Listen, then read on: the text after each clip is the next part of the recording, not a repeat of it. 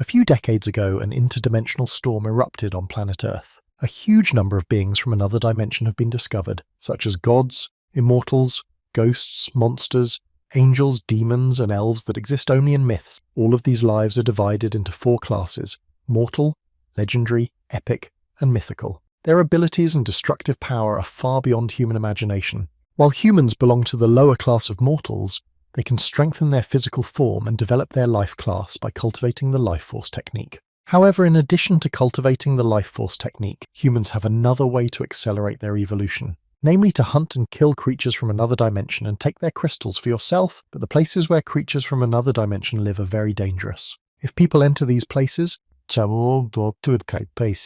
their chances of survival will remain very slim. A math lesson was taking place in an ordinary secondary school. An elderly teacher with a bald head and glasses turned to a student named Joe Wen.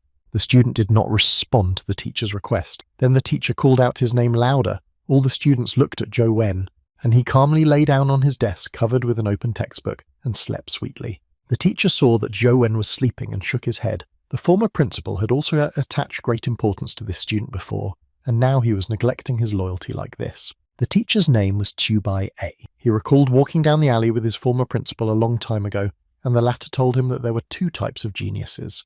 And the first type is Joe Wen, and all the other geniuses belong to the second type. Suddenly the bell rang for recess. Joe Wen seemed to be awake. He abruptly jumped out of his seat, shouting the word bell, and ran out of the classroom. Teacher Gueday just thought that the principal had clearly overestimated this student. Joe Wen quickly ran out of the school and into the street. He was actively thinking about something. He was approaching the sports field. When he arrived there, he sat down under the netting and picked up the phone. His life had completely changed since he received that mysterious phone. He stopped listening in class and even stopped cultivating diligently, all because of playing on that phone. This phone is extremely strange in general. First, you need to turn it on by dropping a drop of blood on it. The phone will turn on. Then you need to launch the Dungeons application. The app started to open and Joe Wen looked around. After those manipulations, he picked up the needle again to pierce his finger. One more puncture is needed to get another drop of blood that Joe Wen used to create his character. So another drop of blood hits the phone screen and something incredible starts to happen. This drop activates the creation of the game's hero.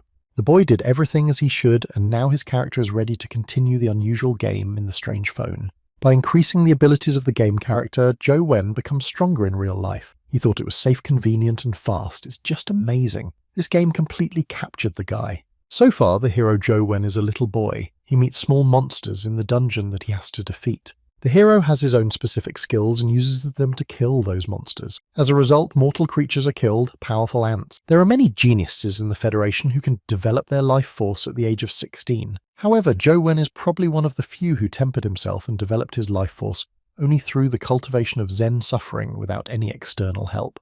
All the teachers and students at Gueday Middle School thought that Joe Wen would definitely make great progress in the future. It is not difficult for him to take first place in the real combat test that will soon take place with his abilities.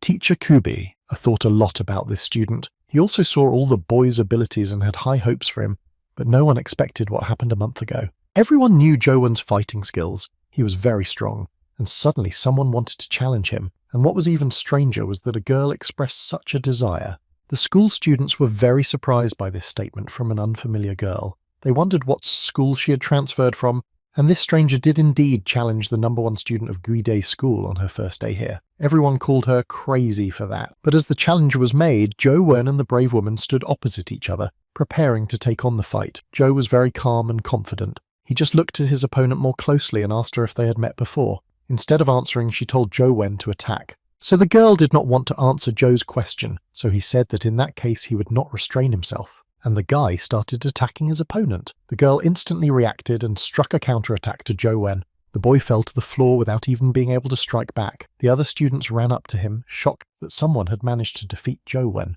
They exclaimed in one voice that the girl was very strong. Everyone wanted to know her name. Her name was Anjing, Teacher Gueday. Thought that she was the reason why Joe Wen was behaving like this. The guy collapsed just after Anjing defeated him, and now he's either sleeping or playing. Unfortunately, this was the situation. The teacher sighed sorrowfully, worried about what would happen if this continued. And Joe Wen continued to sleep in class and then play a game that fascinated him. He sincerely believed that if he continued in the same spirit, he would be great. And now he was sitting under the fence again, playing on his phone. By defeating monsters, he was getting crystals. Immediately those crystals were absorbed. After absorbing the crystals dropped in the game by the bloody avatar, it will directly affect the player himself, increasing his own abilities. Not only that, but this player through the game can also clearly see their characteristics that cannot be seen in reality. Zhou Wen knew that if he simply cultivated suffering Zen, he probably would not be able to progress so quickly even after a few years. It's a shame that the crystals that drop in the game can't be realized. Otherwise, Zhou Wen could lead a relatively comfortable life simply by selling low-end crystals that he would not use. The boy got so lost in his thoughts that he was a little distracted from the game. Suddenly, his avatar was attacked by a red, mutated, powerful ant. The speed of this ant is definitely greater than that of ordinary powerful ants, as is its strength. It can be defeated if the guy has enough time. However, in general, there are more and more monsters, and they all attack the bloody avatar. Zhou Wen was sitting by the fence of the sports ground as usual, specifically on the badminton court, and then a girl began to approach him. She had short-cropped pink hair and brown eyes. She wore a light hoodie and shorts. She looked at Zhou Wen with interest. Her name was Fan Josie. The boy was worried that she was looking for him. After all, it only prevented him from playing. It was very bad timing. Zhou Wen can't let her find out the secret in this phone, or it will be very troublesome. On the other hand, he can't stop playing because he's in the middle of a battle. Zhou Wen did not know what to do in this situation. Meanwhile, Fan Josie came closer to him and said that she had finally found him. For Zhou Wen, it was not surprising that in the eyes of others, he was nothing more than an internet addict addicted to games. Fan Josie explained why she was looking for Zhou. She wanted to invite him to join her team for the final combat test of the final exam. Zhou did not expect such an invitation at all. He even decided to ask if it was really true. He asked why Fan Josie wanted to join a team with him. At the same time, Zhou continued to play his game and was very worried that he was going to lose because of all the talk. Fan Josie said that she had to do her best to get a high score in the real combat test, so she needed strong teammates. Then she added that she knows for sure that Zhou has strength. Zhou asked, upset, if Fan was referring to him from a month ago when he was really strong. However, the girl furrowed her brows and said loudly and clearly that in her opinion, Zhou Wen is Zhou Wen. He's still the only one she considers her rival in Gueday High School. Then Zhou asked what Fan thought of Anjing. She replied that Anne had transferred to another school, and she even thought Zhou knew about it. But this was real news for the guy. Fan continued. She didn't know what Anjing's background was, but she was sure that this girl had surpassed the mortal class. Her arrival and departure was so unexpected that one might even think that she'd come to beat up Zhou Wen on purpose. Fan Josie also thought that Anjing and Zhou had known each other for a long time, and that there was some kind of enmity between them. The guy immediately denied these speculations. He said that he had never met Anne before, so there could be no enmity between them. Fan just always thought about everything a lot. She asked Zhou again what he had decided about the team, whether to join or not. Without taking his eyes off the phone screen, the guy replied that he didn't mind if she did. Fan also added that she had found 2 other people to join them on the team. The 4 of them will train together during self-improvement classes in the afternoon, and they will do this every day to achieve a well-coordinated teamwork during a real combat test. After agreeing to train together for the exam, Fan Josie went on about her business and Zhou Wen remained sitting on the sports field, continuing to play his game. The guy was completely immersed in it, and his bloody avatar managed to defeat the mutated, powerful ant. When the monster was defeated, a spatial crystal fell out of it. Many other mutated, powerful ants gathered around the avatar. Zhou decided to quickly pick up the crystal and run for his life. However, it was difficult to escape, so at least he would keep the crystal. As soon as the spatial crystal was in the hands of the bloody avatar, it was destroyed by mutated ants and the game was over. Zhou Wen stood up, his legs stiff from sitting in one position for a long time, and decided to check the latest statistics after returning home. But suddenly he felt terribly weak. The phone in his hand seemed to catch fire. Zhou felt very bad. The spatial crystal had done this to him, and he was acting crazy. He even thought that this crystal might contain the legendary life force skill. But what kind of skill could have fallen out of the mighty ant this time? Zhou immediately decided to get back into the game, so he quickly dripped a drop of blood on his phone screen to activate it. He opened the stats and saw that his avatar had gained the life force skill Divine Mighty Fist, level 7. A little while later, Fan Josie along with Zhou Wen addressed her team and informed the other participants that Zhou would now join them as the 4th participant. One of the team members said that Zhou Wen is a really strong player, but he hasn't trained for more than a month, and it is unlikely that he'll be able to return to his previous level now. Their team's goal is to win first place at Gueday School in the college entrance battle. Therefore, that player believes that Zhou Wen is not the best choice for them, and suggested that they invite their friend Zheng Yi to join the team instead. Zhou thought that the combat test for college admission is a very important event that affects the rest of one's life. Whether you get into a prestigious school or find a job or even a classroom, All of this is largely related to the combat test. Moreover, the strength of teammates also affects personal safety. That's why it's normal for teammates to think this way. However, Fan Josie had a different opinion. She said that even though Jung Yi is talented, she still thinks that Zhou Wen is more suitable for them. Then one of the players suggested a small test in this case and asked Zhou if he didn't mind. And depending on the result, they will know whether Zhou Wen is a good fit for their team or not. Fan Josie asked what kind of test her team wanted to give Zhou since none of them had ever taken it. Tian Shangdong said that everything would look very simple. Since he is the weakest player in the team, Zhou Wen will compete with him. If Zhou wins, he'll get the right to join their team. It's not like they're mocking him or anything. Fan Josie said she was fine with that, but Zhou Wen said that in a real battle, there is a risk that one of the two of them will get hurt. Tian Xiangdong said that their school has a strength meter, but dry numbers are boring, so he suggests fighting with fists, and the one who backs down loses. Fan Josie wondered what kind of a competition in strength it would be. Tian Xiangdong cultivates the Thunderbolt Life Force technique, which specializes in bursts of power and includes the Thunder Fist skill. Despite the fact that Zhou Wen cultivates the Suffering Zen technique, he has never bought any crystals to help him improve. His family is probably experiencing financial difficulties and he may not even have the Life Force skill. Reflecting on these aspects, Fan Josie had no idea what Zhou would decide, and Zhou replied that it would be better to use the school's strength meter. Tian thought he was just scared. Zhou laughed at that and said that he was afraid of accidentally killing his opponent in an unequal battle. So the four of us returned to school and went to the gym to compete in strength on the appropriate apparatus. Tian Shangdong asked Zhou who would be the first to show his strength. Wen replied that he didn't care. Then Zandong laughed and decided to start the competition. He stretched his fist, adjusted himself, and struck the force measurement device. On the screen of the device, the numbers flickered, replacing each other, and finally the result was shown, a strength of 7 units. I'm not much of a difference between that meter and the power stats in the game. Zhou knew that, but it shouldn't be too different at either. His strength was only 7 before he received the mysterious phone. It was obvious that Tian Shangdong was satisfied with his stroke. He invited his opponent to participate in the competition, and Zhou performed his stroke. Meanwhile, teacher 2/A was walking through the school corridors. He heard some noise and wondered who decided to use the school's force meter at such a late hour, so he went to see. The teacher slightly opened the door to the hall, deciding not to enter immediately but to look through the crack. 2/A was extremely surprised to see that Zhou Wen had struck such a powerful blow. Xiao was still standing alone, reeling from how hard he had hit the device. Everyone was waiting for the result, looking at the screen. Numbers were running across the monitor, and finally they stopped at 10. Everyone was quite surprised.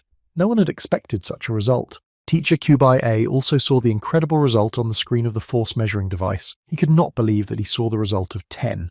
Kubi-R wondered if Zhou hadn't given in to despair, if he always slept in class because he was practicing hard. The teacher immediately remembered what the former school principal had told him about the boy. He did have a black eye, a class of mortals with the power of 10. Perhaps no one in Gueday's school can compare to him. Zhu delivered a 1-inch punch. In fact, he used the most difficult technique to measure strength. He managed to score 10 points without using any life force skills. This impressed Fan Josie quite a bit. Tian Shangdong approached Zhou and told him that he had made it to their team, but if he thought he could beat him for nothing, he was deeply mistaken. The guy was very angry that Zhou Wen showed a better result than his own, so he wanted to compete a little more. He roughly pushed Wen away from him and went back to the force measuring device. Another team member noted that Tian Shangdong is desperately trying to maintain its reputation. Shangdong gathered all his potential together and used his Thunder Fist and Life Force skills. He struck the butt of the rifle with extreme force.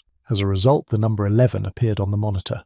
Tian Shangdong was very pleased with himself because he had surpassed his opponent's previous score. Zhou praised him, and then he began to look at the force measuring device thoughtfully. Xiangdong asked him what he was looking at. If it's hard for him to continue the competition, let him say so. After all, there is absolutely no shame in losing to someone like him. Zhou only asked if the school would make him pay if he destroyed the force meter. Tian Shangdong replied that if Wen actually destroyed the meter, he would pay the school for it himself. Then Zhou said that this calmed him down and now he was ready to strike at him, so he prepared himself well. Everyone was waiting, even teacher Kubai-A, who was peering through the doorway. Tian Shangdong himself thought that Zhou was playing a fool, because this device was designed to measure strength, and although it is a rather old model with a limit of only 20 units, there are only a few high school students who can beat the maximum value on it, and there are even fewer who can break it. Meanwhile, Zhou Wen curled his fingers into a fist and prepared to deliver a punch so powerful that everyone's mouths dropped open. When intended to use the spiritual power skill, the blow was struck. It was something never seen before.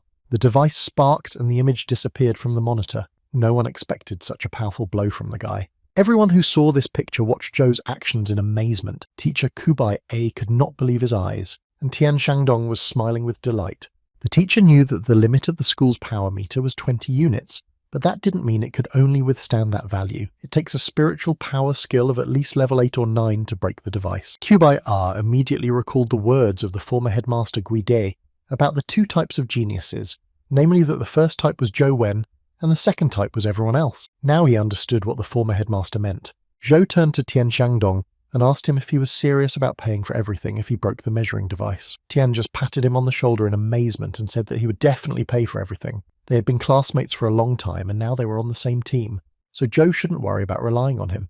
And Fan Josie was only pleased to note that Zhou Wen was even more interesting than she had thought when she invited him to the team. It was starting to get dark, so his classmates decided to go home. Zhou Wen also walked home, thinking about the events of that day. Usually, people who have received the legendary class consider it beneath their dignity to even stand next to mortals. But Anjing, on her own initiative, challenged him, a mortal student. Zhou Wen had never travelled outside of Gueday County in his life, so how could he possibly have pissed her off? Such thoughts swarmed in his mind.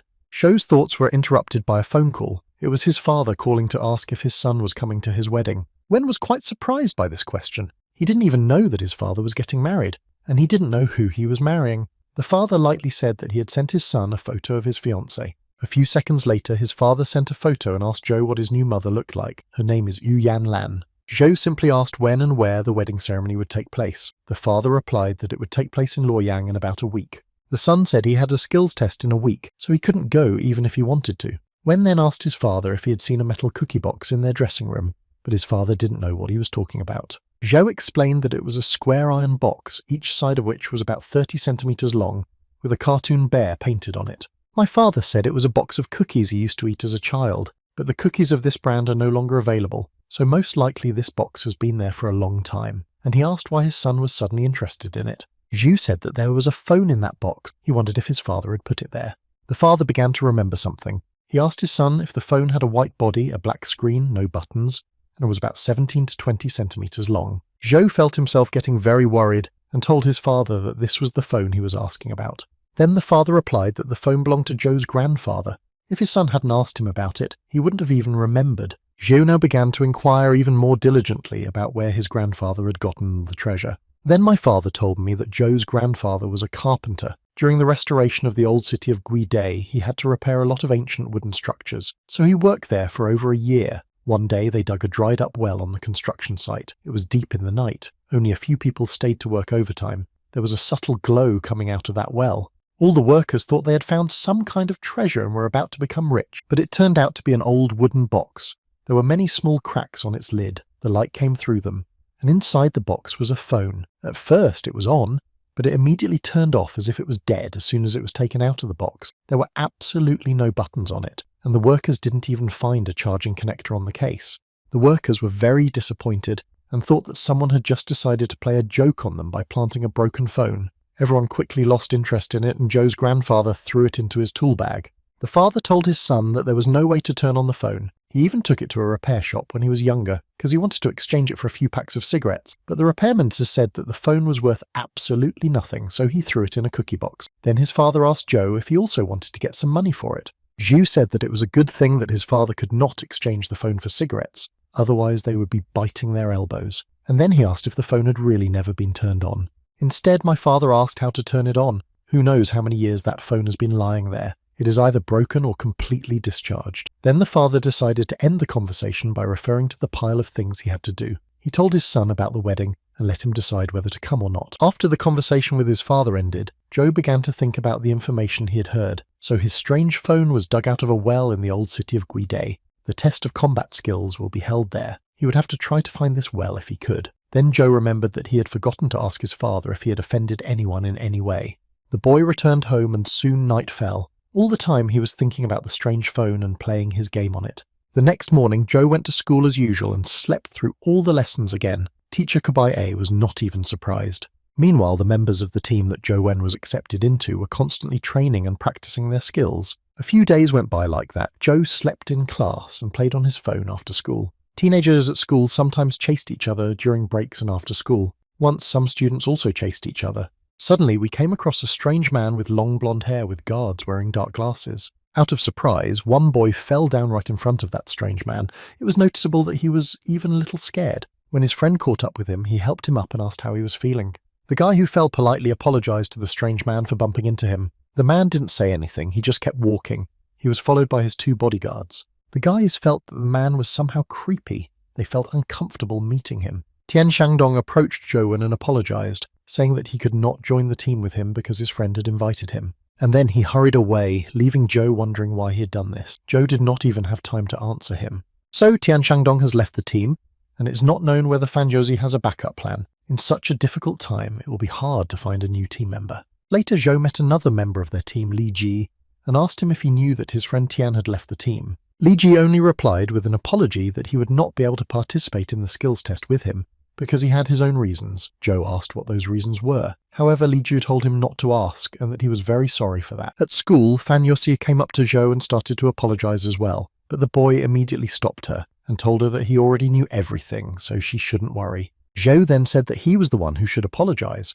After all, someone still wants to deal with him, and as a result, members of his team were also involved in that incomprehensible story. Wen put his hand on the girl's head and told her to try to find someone to replace him as soon as possible. He also said that Fan needed to get a good grade in her skills test, otherwise he would be very upset. Fang Josie said that she had no idea who Zhou crossed paths with, but that person clearly had a lot of influence, so he should be careful. Zhou simply walked away, waving goodbye to Fan. The test of combat skills that was to take place soon was very important, and time was running out.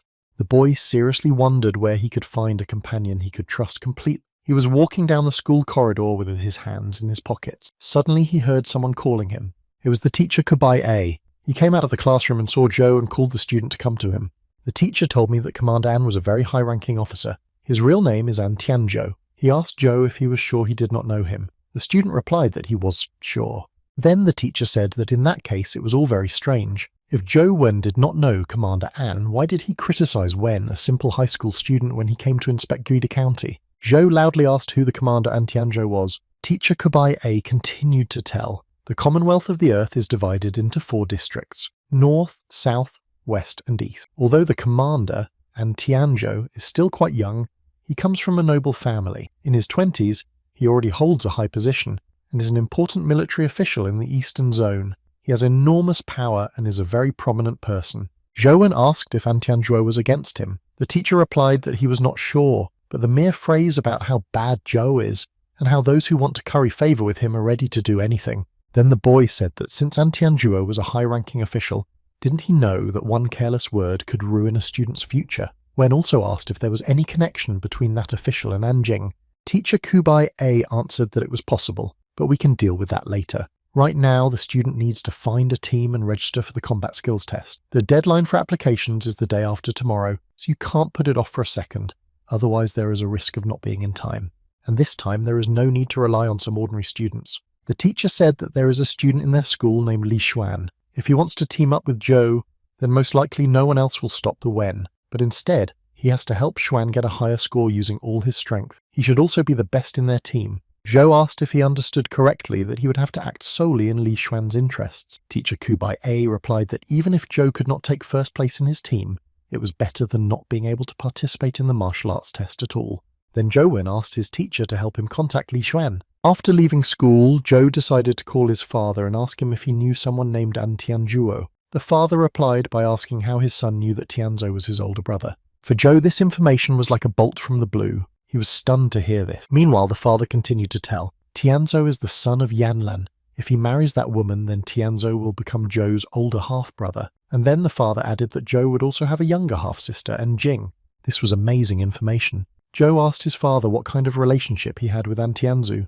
His father replied that they had a good relationship and that An Tianzhou and Anjing respected him very much. After talking to his father, Zhou was left wondering why his future stepbrother and sister were treating him this way. Perhaps deep down they are against their mother's marriage to Zhou's father. Anjing could easily defeat him, and just because of one phrase from An Tianzhou, he almost lost the opportunity to take the entrance exam. Zhou realized that he was still very weak. If he were an epic-class strong man, then there was nothing they could do to him. After this conversation with his father, Zhou Wen became completely immersed in the game. His apartment ended up with a pile of garbage. For the past few days, he had been doing nothing but destroying powerful mutant ants. However, he hadn't gotten anything else besides the crystal with the spiritual power skill that fell out of the first ant, even though he had killed more than 10 of them. In fact, there were no more ants left. And then, after the last mutant ant was destroyed, something interesting fell out of it. It was an egg with a pet. Here it is. But as far as we know, mortals rarely have a companion pet. Mostly those who've already reached the legendary class have them.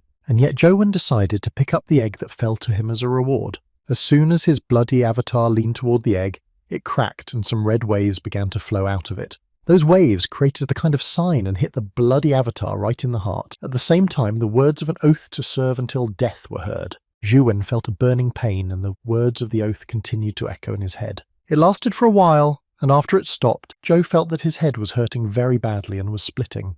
The guy sat down on the bed and held his head with his hand. Then, when he felt a little better, he looked at his left hand and saw the imprint of a mutant ant's face on the outside of his hand. Zhu immediately picked up his phone and looked at what was happening in his game.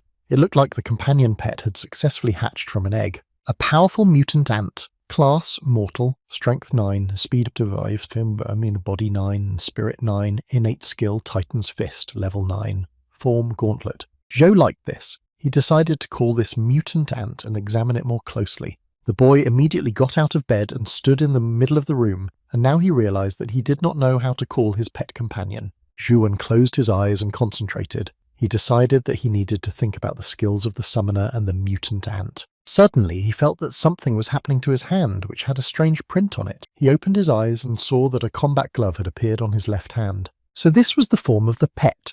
Rumor has it that it improves the characteristics of the user. A mutant ant most likely increases strength. Zhu summoned a powerful mutant ant. Of course, his apartment is absolutely not suitable for testing the ant's power here, but we can at least get a good look at it. After that, the glove flew off Joe's hand and the sign on his arm began to emit red waves. A few seconds later, a huge, powerful mutant ant appeared in front of Joe. It periodically made some kind of buzzing sound. The boy was even a little scared of the sight. Mutant ants look much cuter in the game. A giant ant was standing in front of Joe and the boy didn't know exactly what to do now, so he decided that he had a chance to ride it. The next day came. In the evening, teacher Gueday decided to introduce Joe to Li Xuan. He said that he liked to show off, but that he was a good person. The teacher drove Zhou by car to meet Li. He gave him instructions to remember that he was here only for the exam and not to take anything else to heart. Joe assured the teacher that he knew what he had to do, so he shouldn't worry. The car was driving quite fast, and finally Zhou, accompanied by his teacher Gueday, arrived at the Imperial Health Club. When they went inside, they were immediately met by the administrator. The teacher said they were looking for the other young Mr. Li. The administrator showed them the way in a friendly manner. Gueday and Wen walked down a corridor with a marble floor. The boy was struck by the gaudy grandeur around him. Finally, they entered a lush, huge hall with music playing loudly. In the middle of the room was a table, surrounded by sofas with girls sitting on them, and Li Xuan in the middle of them. The guy shouted without even getting up from the couch that teacher Gueday had come and offered him a drink with him. The teacher refused, saying that he still had classes tonight. Then the teacher introduced Li Xuanyu to Zhou, and said that this was the boy he had already told him about. He also added that Wen was very bright and would be very useful in the exam. Li Xuan replied that the teacher should not worry too much because the boy trusts him completely, so he allows Zhou to join him. It won't be difficult to get a good grade. After such a short acquaintance, the teacher said he was going back to school and let the boys discuss all the issues related to the test of combat skills among themselves. Finally, the teacher said he would help with registration. Then he turned to Zhou and told him that he would stay here in order to get to know Li Xuan well in the last few days, which would allow them to understand each other better during the trial. Wen thanked the teacher goodbye. As soon as the door was closed behind the teacher, Xuan told Zhou what he had heard about him, in particular that Wen was the #1 genius of the Gueday school. Zhu indifferently replied that it was just a rumor and that he shouldn't believe everything. Li agreed, because Gueday is a small town, so how could a genius come from here? After all, if Zhou were a genius, Anjing would not have defeated him in one blow. Xuan then said they didn't need any coordination training. Zhou just needs to listen and stay out of the way when the time comes and everything will be fine. Zhou sat on the couch and played his game on his phone. In response to Li's instructions, he simply said he understood. After that, Li asked if Zhou could drink, and he suggested that if he drank the whole bottle, he could choose any of the girls present. But Zhou politely thanked him and refused, saying that he didn't drink at all. Li Xuan seriously thought about who Zhou was. He had given up after only one punch. It was strange to Xuan that teacher Kabaya had to humiliate himself and beg for such a worthless person.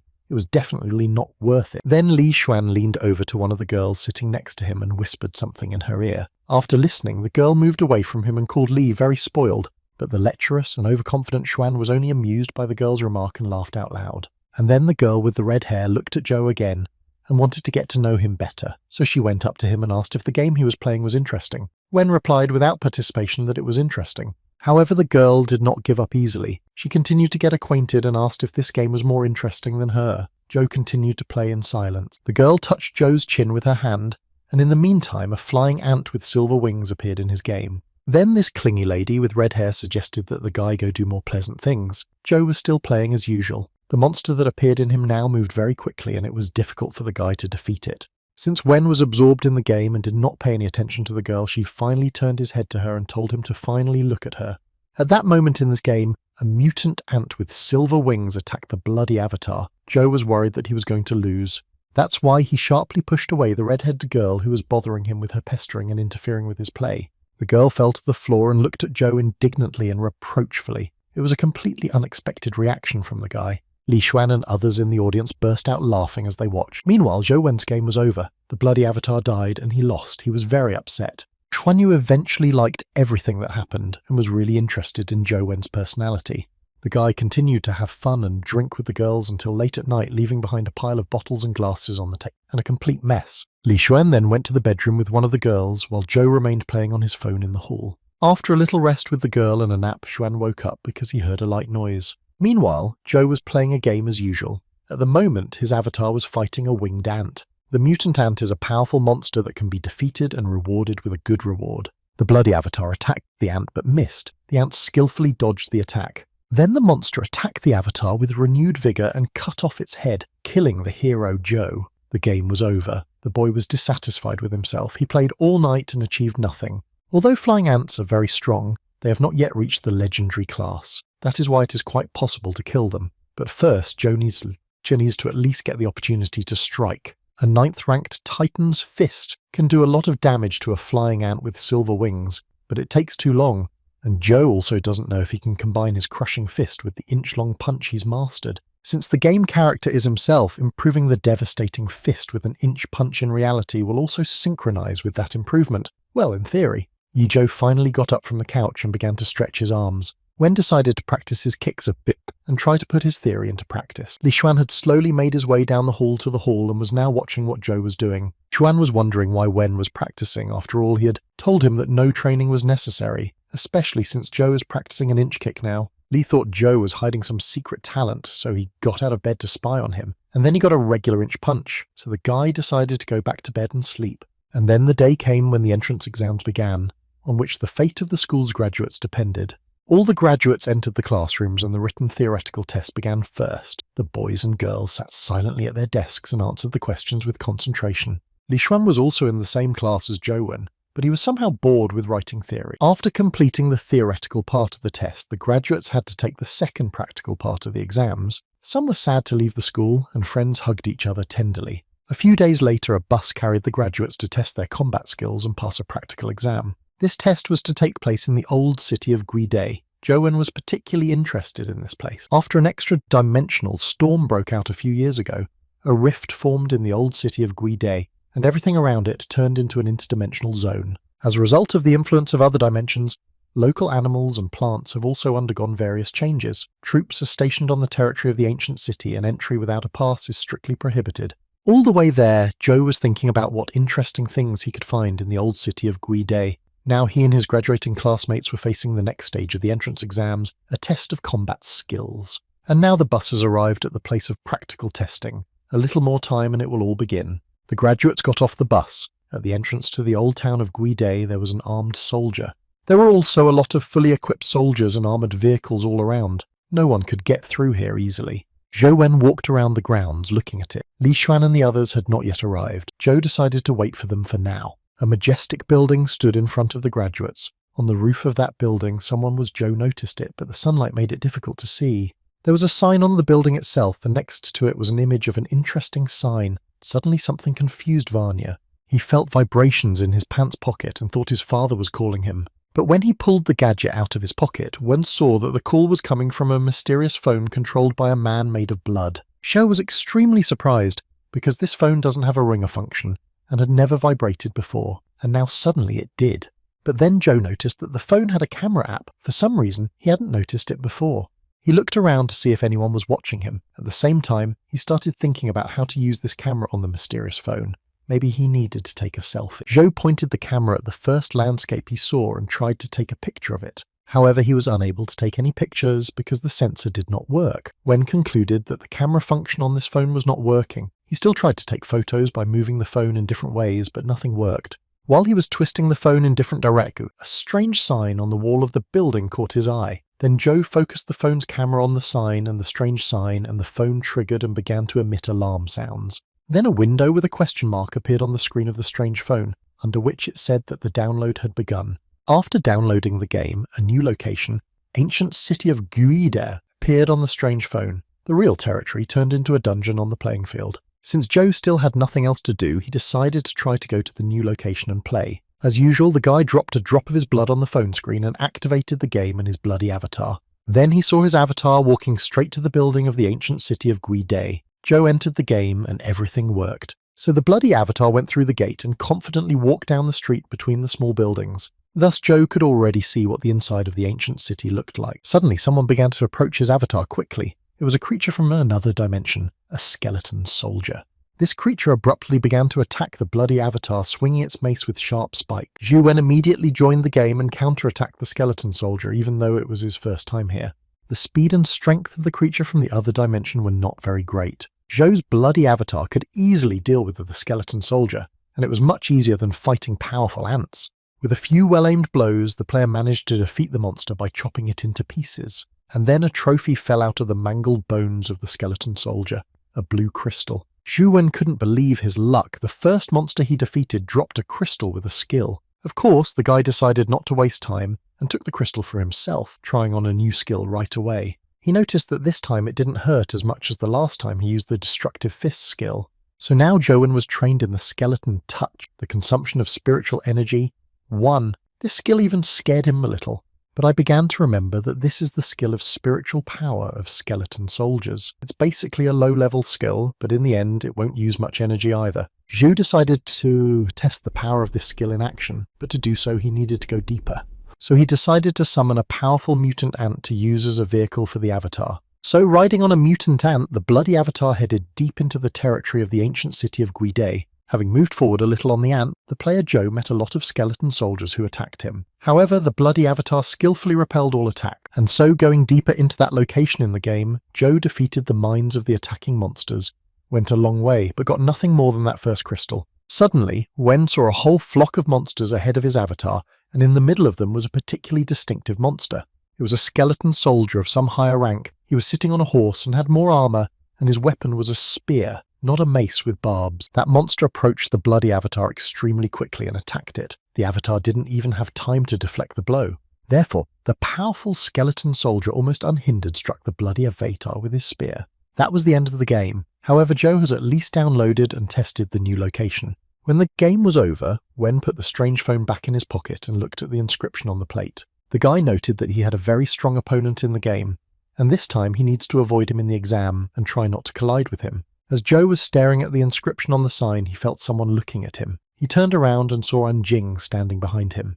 The girl walked closer to Veng and abruptly stretched her fist right up to his face. He thought she was going to hit him, but Anne briefly told him that Uncle Feng had asked her to give him this. She opened her fist and a flashcard fell into Zhou's palm. Uncle Feng is his father. Anjing looked down on Zhou and decided to stab him with her own words, saying that his father had tried so hard for his son in vain. She also added that it was pointless to waste energy on people who do not develop themselves and want to degrade, and she slowly walked away. These words outraged Zhou. Then Anne turned around a little and told Wen not to even think about telling anyone that he had anything to do with the Anne family, and she said with disgust that there was no place for talentless people and weaklings. The girl behaved terribly with Zhou. It was obvious that she hated him. Zhou only thought to himself that he did not yet belong to that family, and that Jing was jumping to conclusions. Suddenly, he heard someone calling him. He turned around and saw Li Xuan, accompanied by 2 other graduates. Xuan went up to Zhou, put his hand on his shoulder, and told him not to worry about anything because Gueday himself had stood up for him.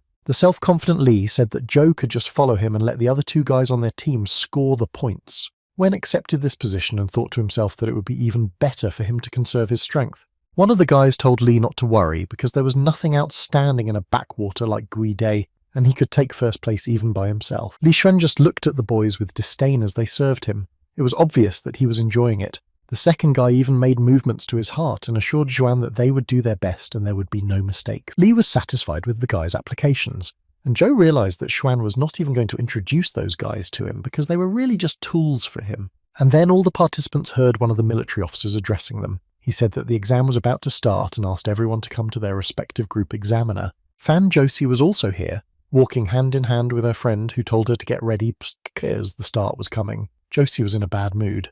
The girls hurried to get ready and then Fan Yossi met Joe's eyes. He also saw her. The guy showed her a sign with his hand with a thumbs up, which means that everything is really fine. In response, the girl also wished Vinny success and that he would do his best. Suddenly, a blue glow appeared from the building in front of the graduates. The practical part of the exam was about to begin.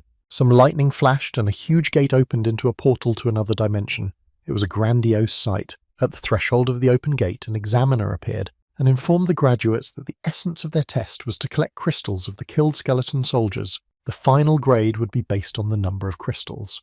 Then the teacher invited the graduates to go inside through the open gate where they were waiting for the test. Finally, he wished them all success in passing the combat test. All graduates, including Zhou Wen, started the practical part of the entrance exams. Zhou understood that this dimension was formed as a result of the terrible catastrophe that had previously covered the Earth. The graduates went through the gate and headed for the portal.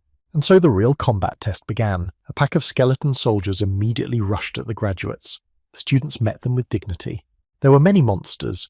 They kept coming, but the graduates were good at dealing with them. Zhu saw how the guys from his team, whose names he did not know before, coped with the combat test. One by one, the destroyed skeleton soldiers fell. The graduates simply blew their heads off. The guys from Zhou's team were actually good trained fighters.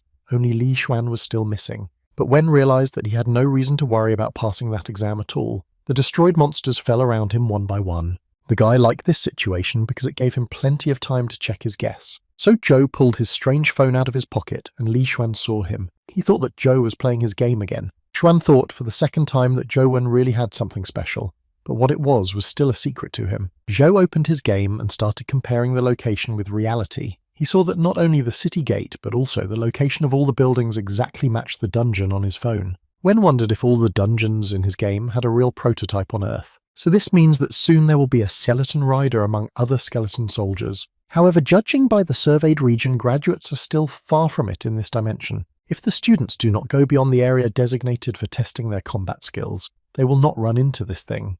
Li Xuan called his team together and asked the guys if they were going to move further into the depth. In this area, there were very few skeleton soldiers left, and the boys needed to get new crystals to get good grades. The rate of appearance of skeleton soldiers has also decreased. The guys said that if they wanted to get a higher score, they needed to move further into the depth. Then Zhou turned to Li Xuan and said that in his opinion it was very risky to go outside the territory. It could be very dangerous there. One of the guys from the team told Zhou that if he was afraid to go further, he could stay here. Then he turned to Xuan again and said that the skeleton soldiers are appearing here very slowly and chaotically. To secure the first place, they must leave that area and kill as many skeletons as possible. Another guy added that they have a complete plan of the territory and a map of the division into plots, and nothing will happen if they enter the buffer zone. Li Xuan liked the idea and saw the point in it, so he turned to Zhou and said that there was nothing to be afraid of. Even if something happens, the other two guys will easily handle it. Wen wondered what to do because he couldn't tell them directly that a monster was waiting for Wurm, ready to kill them all. So he decided to go back into his game and try to kill that monster with his phone, but he didn't really believe it. So his entire team ran further into the territory. Zhou decided that if the situation was critical, he would simply take Li Xuan away. The boys went ahead and destroyed all the skeleton soldiers that came across their path. Li Xuan followed quietly behind them, and at the end, Zhou continued to play a game on his phone. His bloody avatar walked through the dungeon and tried to overcome the skeleton rider over and over again. But each time the meeting with that monster ended in defeat for the avatar, and the game ended. Zhou didn't know how to defeat this terrible monster yet. His avatar failed to do anything, even though he dodged and jumped, but the rider still instantly killed him. That monster is even stronger than a flying ant with silver wings. However, it was quite obvious that the skeleton rider did not maintain high agility all the time, but only momentarily increased his speed just as he was making his stabbing blow. Joe realized that this must be his spiritual power skill. The guy realized that this way the skeleton rider could easily destroy their entire team. And then the guys from the team killed another skeleton soldier and a spatial crystal fell out of him. The guys picked up the crystal and showed it to their leader Li Xuan. The boys gave the crystals to Xuan and continued to kill monsters. Zhu Wen approached Li and said that since they had already scored enough points, they could go back. However, the guys did not support his proposal. One said it was too early to return, especially since Zhou himself didn't even need to do anything. Another guy added that it was better to kill a few more monsters to be on the safe side. Li Xuan looked at his phone with a map of the area and saw that there were no spatial creatures of legendary level or higher registered nearby, so he decided it would be better to go a little further.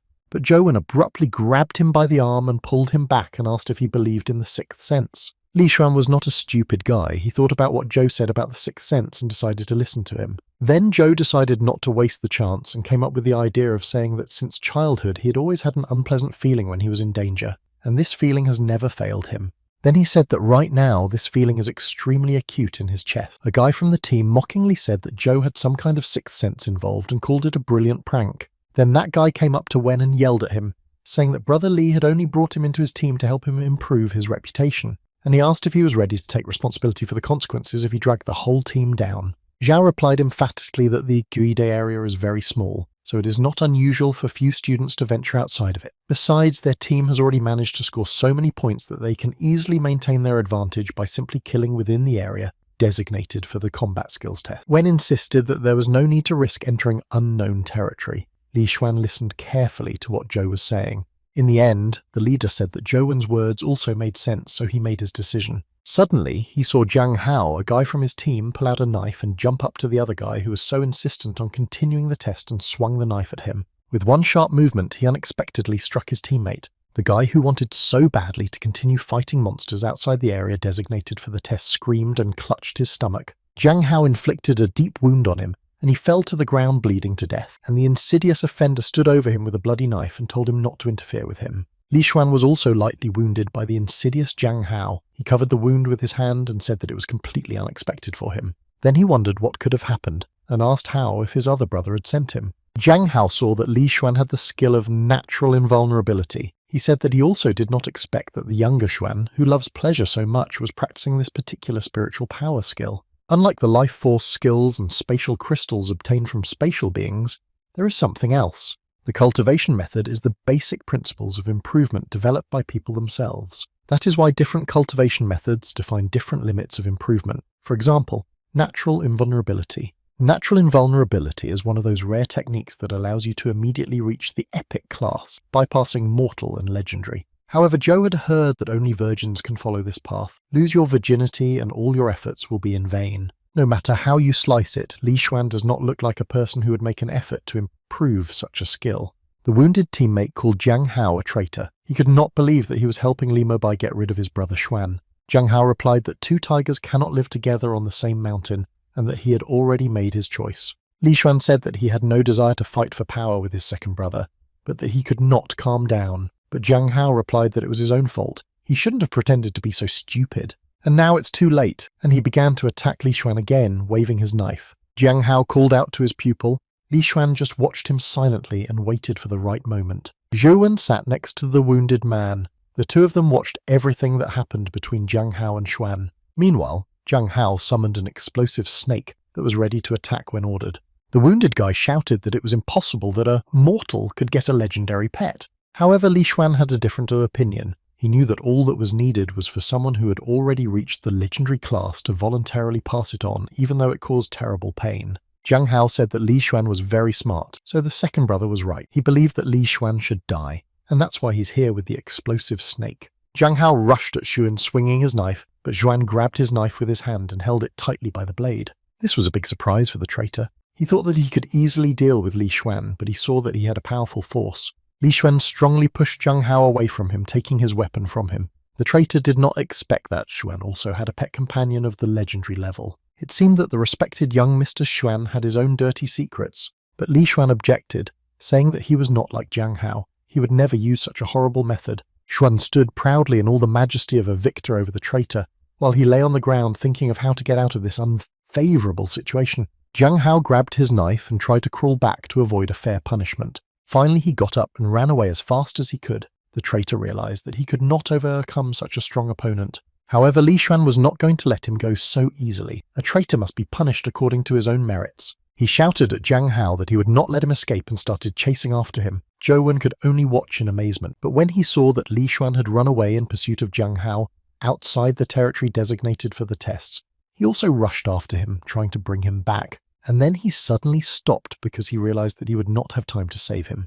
It was too late. The wounded man shouted at him why he had stopped and told him to help his brother Zhuan Yu immediately. And Zhou turned to him and told him to go first, and he just stopped right there.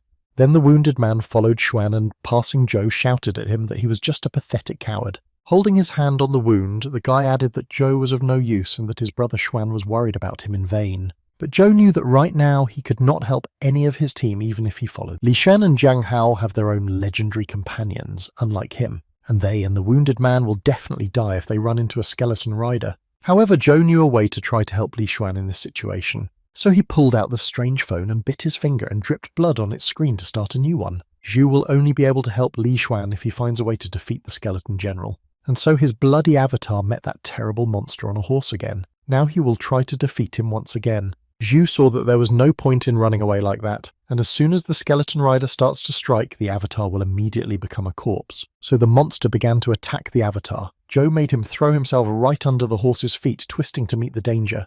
As a result, the monster's blows missed their target, and the bloody avatar deftly dodged the skeleton rider's attack. Zhu moved his avatar very quickly to avoid blows and prevent defeat in this battle. The skeleton rider dealt a lot of blows to the player, but they all passed by without causing damage to the avatar. Zhou thought so. Now he understood how to act in order not to die at the hands of a terrible monster. Suddenly, a terrifying shout was heard, calling for the destruction of the intruders. Zhou realized that Li Xuan had already encountered the skeleton rider. This distracted the boy from the game, and as a result, his bloody avatar received a fatal blow from the monster. So Zhou realized that now he had no choice but to act as quickly as possible. Taking into account this battle, Wen saw that the skeleton general is very strong, but it seems that there is a blind spot near his horse where he can strike. So Zhao ran as fast as he could toward the danger to help his team get out of the mess. Perhaps he will have a chance to win if he uses this opportunity to get into the monster's blind spot. Wen walked down the street among the ruins, and there were traces of a struggle everywhere. It looked like Li Xuan and the wounded guy were already somewhere nearby, so he hurried. Finally, Zhou saw them wounded and completely exhausted, but alive. Li Xuan asked him why he hadn't come for so long. Zhou asked if he was okay. Xuan answered honestly that he was not feeling well. It was hard for him to fight the skeleton rider. Only now did Zhou Wen see the real skeleton general, and he looked very creepy. Zhou also noticed that the real skeleton general was too different from his image in the game. The strange thing was that behind the skeleton rider Gueday, Jiang Hao stood calmly, completely unharmed. The skeleton general did not even try to attack him. This was the strangest thing about the situation. Then Zhou Wen looked at Jiang Hao's armor and thought that such a powerful defense against the skeleton rider was hidden in it. Zhou tried to remember this armor. Perhaps it was another companion of the legendary level. Wen thought that it was very good to be rich. Then Zhou turned to Li Xuan and said that it looked like his brother really wanted him to die here. Xuan only clenched his fist tighter. And then the skeleton general said again that there were intruders and that they needed to be destroyed, so he rushed to attack again. Li Xuan immediately shouted to Zhou to immediately move back and rush to counterattack the monster. The skeleton general struck a powerful blow from which Xuan covered himself with his shield. However, the shield immediately shattered into pieces. The guy from the team who was defending Xuan was thrown far back by the blast wave, but enduring indescribable pain, the guy coughed and said that he was fine and was coping. He asked Zhou to help Xuan Yu immediately because he was now under direct threat from the skeleton general. Meanwhile, Jiang Hao finally decided to join the fight and released his pet companion on Xuan. Jiang Hao really began to swing his knife and his explosive snake spun around him. He said defiantly and indifferently that he just wanted to see how long Xuan would last alone against the two of them. Jiang Hao rushed to attack Xuan, but Xuan did not give up easily. He still had enough strength to resist the traitor. Zhu Wen saw that if this continued, Li Xuan would definitely die here. So he asked him how long he needed to deal with Jiang Hao. In the meantime, he would detain the skeleton general. Xuan shouted that 2 minutes would be enough for him. Jiang Hao did not believe what Xuan said. Then the team leader repeated to him that 2 minutes would be enough to kill him. Jiang Hao just laughed at this. He ironically stated that a mortal wanted to measure himself against a skeleton general, and he concluded that Xuan had sentenced himself to death. While the two were fighting, Zhou Wen threw off his jacket because he was going to buy time for Xuan by delaying the skeleton rider. 2 minutes is the time during which the boy had to distract the monster to allow Xuan Yu to calmly defeat Jiang Hao. Zhou then quickly ran to the skeleton general's horse from behind and beckoned the rider to come to him with his finger. The monster turned his horse around and faced his opponent. Zhou prepared to hold back the skeleton general's attack. The monster didn't hesitate to attack the boy, but Zhou was able to dodge the blows. He noticed that the movements of the skeleton rider were not much different in reality from those of the monster in the game. This made the guy's task easier, but he still had to be as attentive and dexterous as possible. In the game, the attacks of the skeleton general are template and predictable, but the real monster is more agile. Avoiding the blows of the skeleton rider, Zhou tried to attack the monster himself at the same time, but nothing happened. Not a single scratch appeared on the skeleton general. Zhou began to doubt whether the monster had any weaknesses at all. A wounded guy from the team was watching the battle from afar. After being hit by the skeleton general, he got back on his feet. The boy wondered how Zhou managed to capture such a powerful monster as the skeleton general himself, even without a pet companion. Jiang Hao heard this and for a moment was distracted from the battle with Xuan because he too could not believe Zhou's agility. And Li Xuan immediately took advantage of the situation and dealt a powerful blow to his opponent, saying that he should not be distracted while the fight was going on. With that blow, Xuan threw the traitor away, but Jiang Hao was a strong opponent and he had many of the necessary skills. He defiantly shouted at Xuan Yu to keep attacking, and then they would see who would die first, him or that bastard Zhou Wen. Xuan did not hesitate to strike again at his overconfident opponent. Li Xuan realized that in no case could he be allowed to fight against both of them, Jiang Hao and the skeleton general, at the same time. First of all, he decided that he had to destroy this strange armor that protected Jiang Hao, so he struck his opponent in this area. Hao called for an explosive, scaly snake because he realized that he could lose this battle without help. This entity enveloped Jiang Hao in its protection, but Xuan was already ready for this. He asked if he hoped to buy time for himself in this way since the struggle was ongoing, and Jiang Hao simply decided to use the time he had gained to kill Zhou Wen, who was annoying him, and he swung his knife at the guy. Li Xuan then called out with lightning speed to Zhou to dodge a direct, treacherous blow to the back. Wen quickly realized and ducked back to stand on the bridge, and it helped him see the weakness, so he wasted no time in calling his pet companion. Zhu immediately struck a powerful blow to Jiang Hao, which was completely unexpected for the traitor. He could not have imagined that Zhou could have such a pet. It knocked him out of his track. With the help of his companion, Zhou managed to get to Jiang Hao's armor, and he became vulnerable. Immediately, the skeleton general focused on him and attacked him. The explosive snake screamed in pain as the skeleton general pierced Jiang Hao's armor. The armor, split into several pieces, was lying on the ground. The roar of the explosive snake gradually subsided, and finally that roar turned into a faint squeak. The huge snake became a small animal again. Jiang Hao was defeated. Li Xuan crushed this little snake with his boot. Then he looked at the bloody Jiang Hao, who was lying motionless on the ground, and said that it was all his fault. And the skeleton general was now simply furious. He was insanely irritated and rushed to attack again with incredible force. Zhao realized that the monster was moving too fast and he would not be able to avoid its blow. He was already prepared to die. But Li Xuan saw all this, and he instantly stood between Zhou and the skeleton general and took the brunt of the attack. However, the knight in black armor had almost reached his limit. There was not a minute to lose. Li Xuan told Zhou that he would distract the skeleton general and let him find a way to deal him a fatal blow. The skeleton rider attacked Xuan again and again, who still had the strength to defend himself, but it was getting harder and harder to do so. So he asked Zhou to speed up or they would all die here. Wen tried his best to find the skeleton general's weak point. It seemed as if he had already found it, so he struck it. The monster just coughed up the blow, and it didn't even leave a scrap. And Zhou thought he had found the Achilles heel of the skeleton rider. He thought that his punch would at least cause damage to the monster. The hard battle continued. The skeleton general struck at Li Xuan, who was holding back, but Zhou Wen attacked the general looking for a weak spot on him. But this monster was very strong. Li Xuan said that they had attacked it so many times and there was not even a single crack on it. Suddenly Zhou grabbed onto the word crack, and the skeleton general had a large crack on his skull on the front side. Wen realized that the monster's weak point was there. Xuan agreed with him. Meanwhile, the skeleton rider was already rushing to attack the boys again. Li Xuan suggested taking a chance now. Zhu prepared to strike at the skeleton general. The guys worked in tandem. Li Xuan suffered a lot of damage from the monster. His black armor was almost destroyed. He shouted to Zhou to deal a crushing blow to the skeleton general. Zhu pointed his fist directly at the skull of the skeleton general where there was a crack in it. The skeleton rider fell to pieces, and this really turned out to be a weak point on him. The boys finally managed to defeat the monster. And as a reward for the winner, an egg was hatched from the skeleton. It was in yellow and orange colors like fire. It fell next to Joe, and the boy picked it up, a well-deserved reward after a very difficult battle. Li Xuan approached his classmate and saw that he was holding an egg with a pet companion. It was a great success for them. And then Xuan walked away indifferently. Joe asked if he didn't want the egg, but Xuan simply told Wen to keep it. Li Xuan picked up his shirt and began to dress, and said that if it wasn't for Joe, he and Miantu would probably be dead by now, and let Wen accept this egg as a thank you for making everything so successful.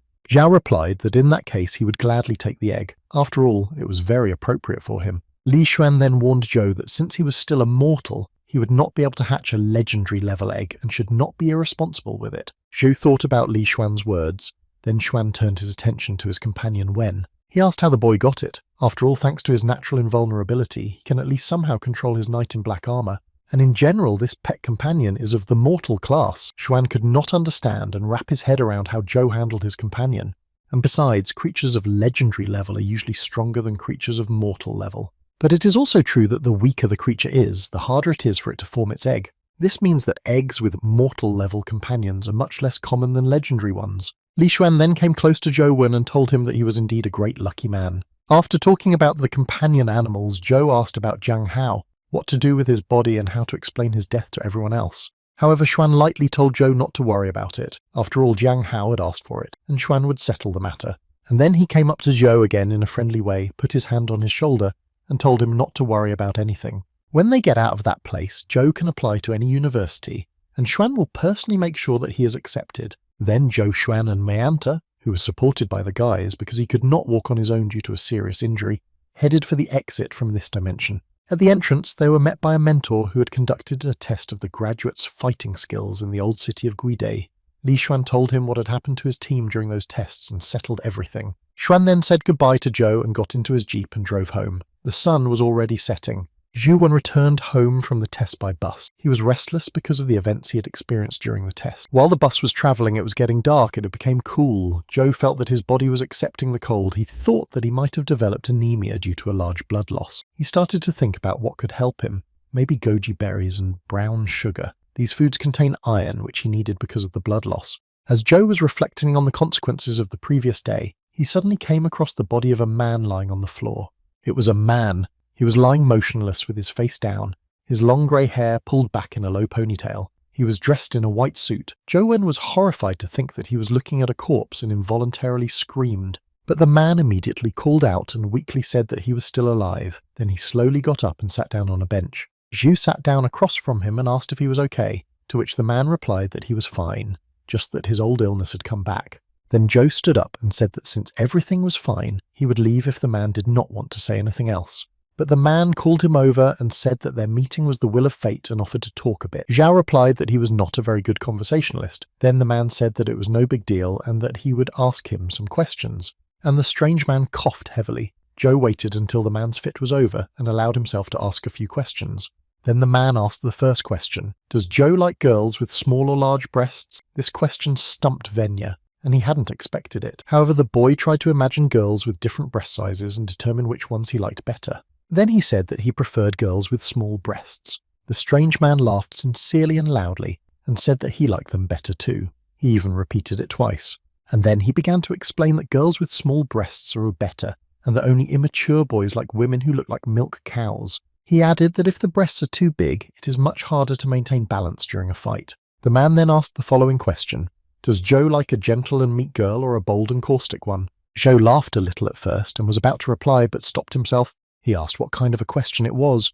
What kind of a normal person would reject a pretty girl and choose a megalomaniac? However, if Zhou continues to say what the man wants to hear, this conversation will never end. In fact, the boy was eager to finally return home to wash, change clothes, eat and play, has already repented of his actions. As the grey-haired man waited for an answer, Zhou said that he liked the bold and the sarcastic. The man felt uncomfortable with his lie. The strange man's eyes lit up when he heard Zhou's answer. He said that he and he were just kindred spirit. After all, it's women like that who are interesting and fascinating, and there's nothing fun about gentle and sweet women. He then told Zhou that he hadn't expected the boy to be so good at judging women at such a young age. Zhou immediately regretted that he had chosen to tell a lie. He still didn't understand and wondered who would choose such a bold one, and remembered his younger sister who immediately beat him. Meanwhile, the grey-haired man continued. He said it was rare to meet someone with such good taste and called Zhou an outstanding person. Then Joe hurried to ask where the old man lived and offered to walk him home. But the strange man did not listen to the boy at all. He kept talking about girls. He said that the body is the main thing you need to conquer a girl, and he noticed that Joe had very little chi and vitality. Even his good taste would not help him. Then the man said that he felt the boy was angry with him. He suggested that Joe improve his method of cultivating spiritual power and handed him a letter. Zhu took the letter, opened it, and read about the method of cultivating spiritual power that the old man was offering him. Meanwhile, the man laughed madly. He said he just needed to figure it out. He guarantees that with this method, Joe will be able to make any problematic woman absolutely submissive. The letter would have read in the title, "A Method for Cultivating the Spiritual Power of Conquering Women." Joe decided to return the letter to the old man. He politely thanked me for such a valuable gift, but had to refuse it. He explained that he was already using another method of cultivating spiritual power. Then a strange man said that meditation through suffering was nothing. He held a piece of paper in his hands and taught that even though the Heavenly Demon Treatise was not a first-class technique, it was far superior to meditation through suffering. Then Joe asked how the man knew that he was improving with this particular method, and the old man said that the boy looked like he lacked vitality. But beyond that general fatigue, I also noticed that Joe has a strong and healthy body, and as far as he knows, this is achieved through meditation through suffering, and it's good that Joe has just started. However, the old man said that if he didn't stop doing this nonsense, it would destroy him. Afterwards, the man handed Veni the sheet with the Treatise of the Heavenly Demon written on it, and insisted that he take it, saying that this method was 100 times better. Then the man laughed very loudly and corrected himself by adding that this method was 1,000 times better. Zhou thanked his uncle for his kindness, but said that they had just met by chance, so he could not accept such a valuable gift. Moreover, Zhou had never heard of the Heavenly Demon Treatise before, and did not take the second copy from the old man's hands. The guy said that if the man didn't need anything else from him, he would go home. Zhou thought that if this was a lie, the man was just a scammer. But if it is true, it means that he is going to give such a valuable thing to a person he just met. In this case, it is hard to say what is really in the old man's mind.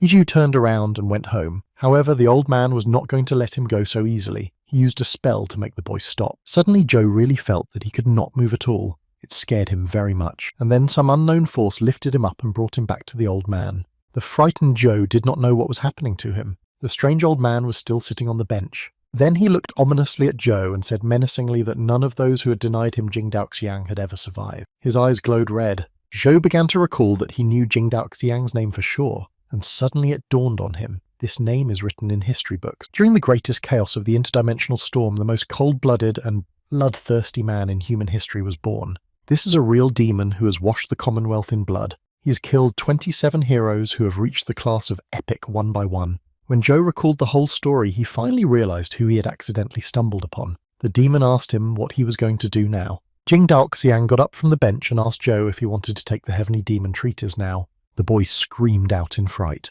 He realized that he could not resist a real demon, but it was his fear of death that spoke. Jingdaoxiang looked the boy straight in the eye and said that although he had expressed his agreement, his heart was screaming that he did not want to learn the skill of this demon. Zhu wondered what kind of nonsense Daoxiang was talking about. After all, if he mastered this skill, wouldn't the Commonwealth want to arrest him for associating with such a demon? And then Jingdaoxiang somehow changed his tone and said that even if he gave the boy the treatise, he would still not be able to train. The demon stood there as if deliberately stretching the time and pretending to think about something, and then intriguingly said that he had another very interesting method. Yijing Daoxiang pulled a small black box out of his pocket and asked Zhou if he would study. Zhou felt like a small child at that moment. He politely stretched out his hand and the demon put his box in the boy's palm. At the same time, the demon asked the boy, looking into his eyes, if he would not push the old man away again. Zhou replied that he would not. Hearing this answer from the boy, Jing Daoxiang closed his eyes and took his hand out of the box, leaving it in Zhou's palm, and then simply turned around silently and calmly walked away.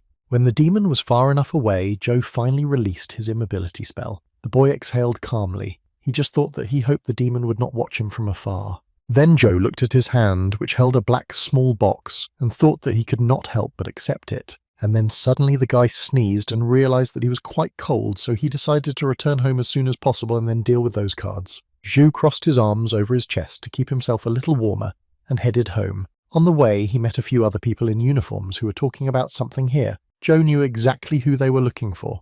They were ordered to stay in touch and thoroughly search the neighborhood. They were people from the Commonwealth. They walked down the street in a group of several people. Zhou stopped for a moment and looked behind them. He wondered if those people were looking for Jing Daoxiang. and then he turned around and ran home as fast as he could. Who or what the people from the Commonwealth were looking for was not his concern. Finally, Joe returned home. The first thing he did was take a shower. He had a very busy day. First the assault on Li Xuan, then the meeting with the legendary criminal. Zhou looked tiredly at his reflection in the mirror and said to himself that he just wanted to play games in peace.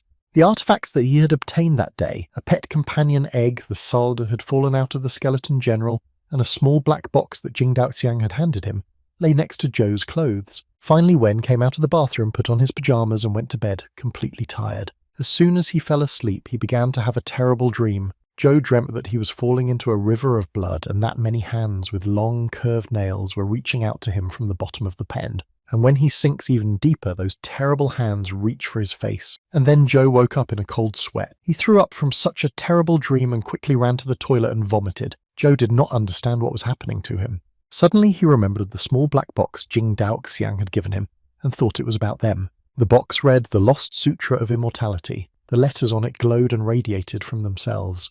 Zhou walked over to it, picked it up, shook it a bit, and decided that there was nothing unusual about that box. Then the guy thought that maybe he felt sick because he had lost a lot of blood the day before. After calming down, Zhou went back to bed and fell asleep again. This time he slept until dawn. In the morning he woke up and went to wash his face. His mental clarity returned, and the nighttime discomfort almost completely left him. Since Zhou was already awake anyway, he decided to do his favourite thing, play a game. So the guy picked up his strange phone, sat on the bed, bit his finger as usual, and dripped blood on the screen. His game has changed location again.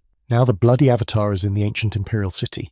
And almost immediately, to his surprise, he saw the skeleton general there. Zhou did not expect that monster to still be there. It was as if the monsters in the game and those in reality had no effect on each other. Zhou even liked this feature because he already knew how to defeat the skeleton rider. He will be able to try once again to accomplish what he and Li Xuan had struggled to do the previous day during the combat skills test. So the bloody avatar prepared for the attack, and the skeleton general, for his part, also launched an attack on him. The rivals clashed, and the fight ended in the defeat of the bloody avatar. Zhou lay down on the bed and wondered why the trick he and Li Xuan had pulled in the game in real life hadn't worked. The skeleton general in the game is much weaker than in reality, but without fault tolerance, the ability of a technical system to remain operational after the failure of one or more of its components, the knight in black armor Zhou will be able to defeat that monster only if he calculates every move. However, in any case, there are still a few days before the results are announced, and Zhou decided to use this time to try to kill the skeleton general. He wondered how much more blood he would have to use for this, and Zhou began to search the internet for ways to restore blood to the body.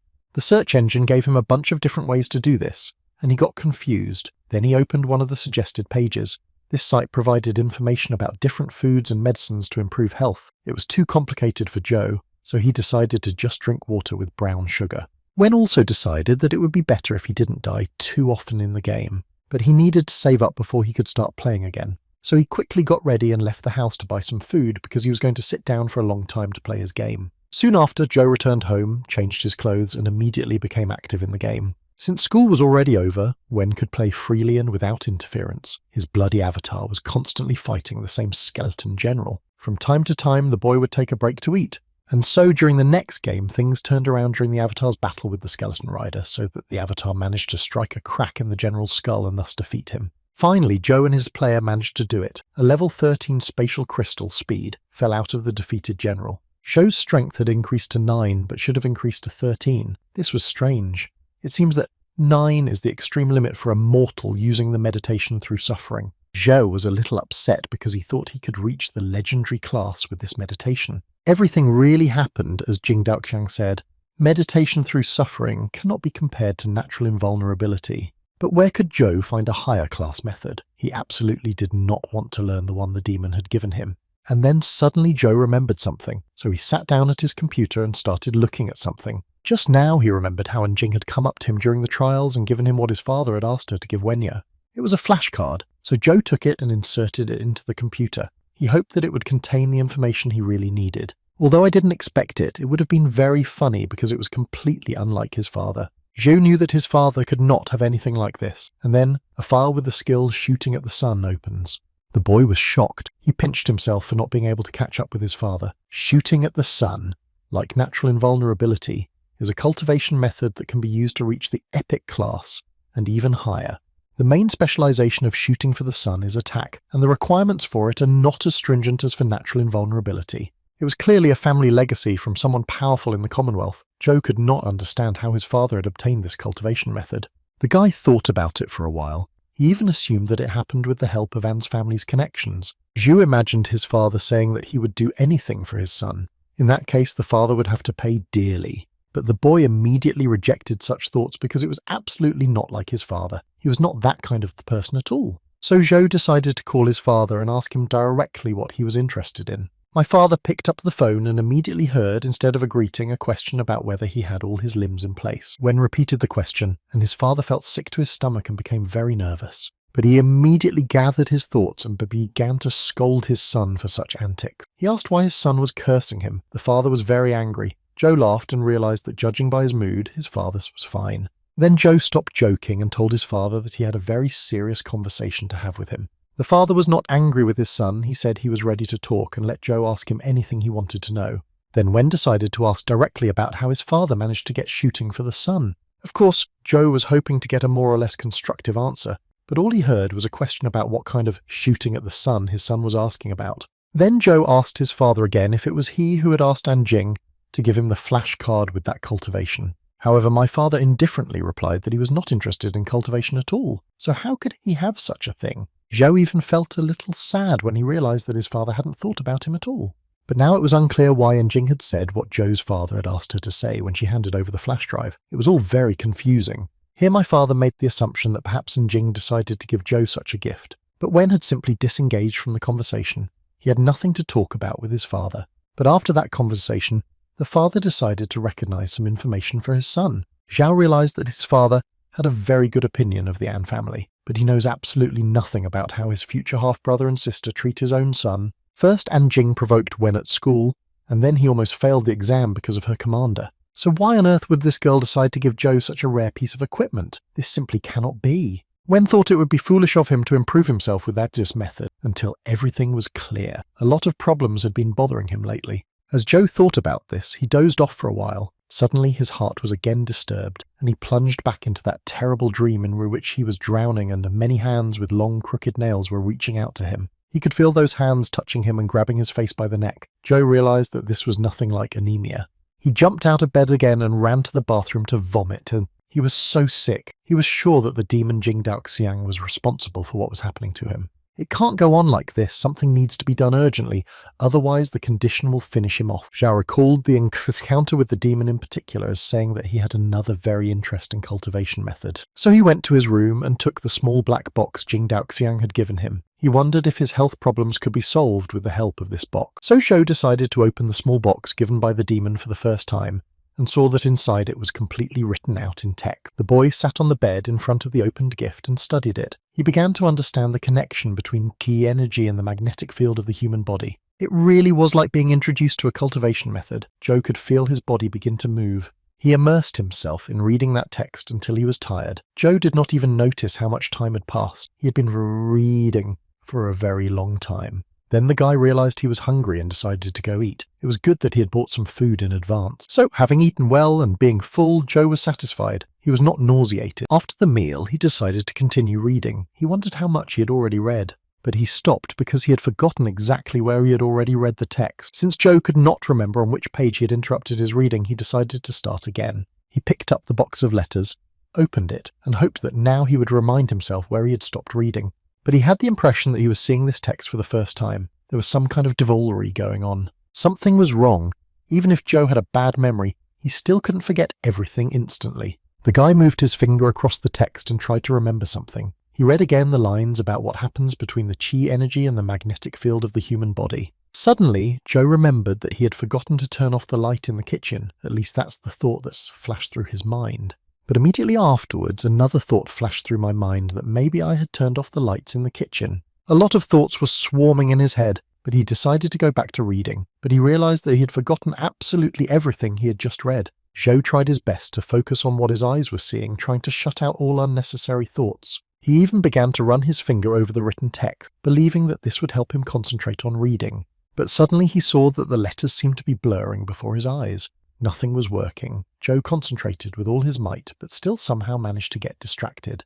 But what was even stranger was that everything I read completely flew out of my head, even if I was distracted for just a second. However, Joe was a very persistent guy and he was determined not to give up easily. So he found a way out, to rewrite the text so that he could read it later. He picked up a pen and immediately forgot why he had done it. Then he decided to try another option. He turned on the camera on his phone and decided to take a picture of the text, but the camera could not recognize it. Joe thought that this thing was very strange indeed, the lost Sutra of immortality.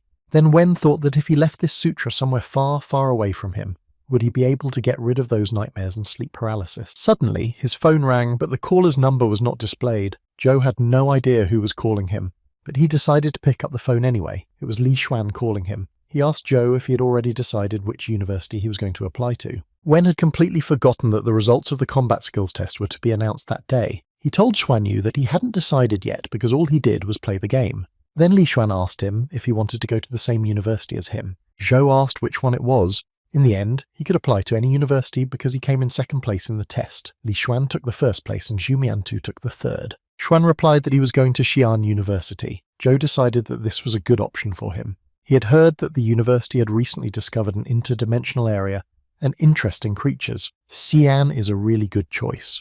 But suddenly Zhou turned sharply pale and thought about something unpleasant. If the boy remembers correctly, Xi'an University is located in Luoyang, and Luoyang is the An family's sphere of influence. Putting aside all his unnecessary thoughts, Zhou sat down to play the game again. His avatar was fighting flying ants. The hero Venya has already acquired a lot of different skills and used them in battles as he progressed through the levels. However, it was not easy for him to pass those levels. Powerful mutant ants were strong opponents. Zhu was just getting started. He should have made a lot of progress by now, but for some reason the flying ants with silver wings are still having problems. These mutant ants have a frantic speed and can even fly. The boy was frantically thinking of ways to defeat them. Suddenly he heard a knock on the door. Wen was not expecting anyone to visit, so he asked who it was. He was very tired and had bruises under his eyes.